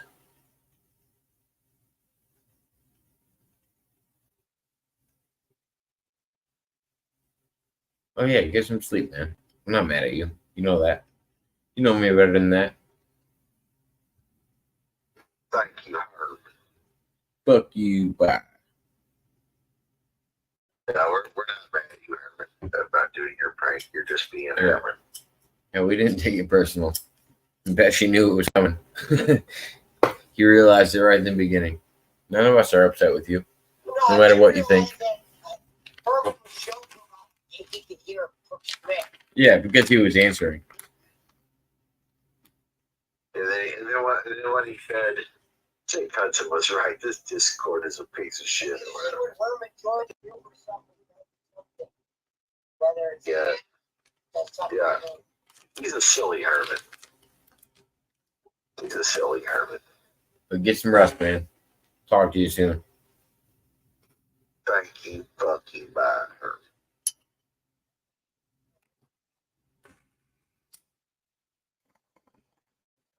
Well, it's almost time to go to bed, I reckon. I believe it is. Jacob's been live for what? 8 hours. Pesci was live for like 7. How long you been live, Jacob? 8 hours and 5 minutes. Well, I knew I was close, yeah. But yeah, I'm making food. I'm going to eat some burgers and take off anyway. So I appreciate everybody tuning in. Thanks for the 9 people that are still live. You guys have a good evening. All right. Good night, peoples.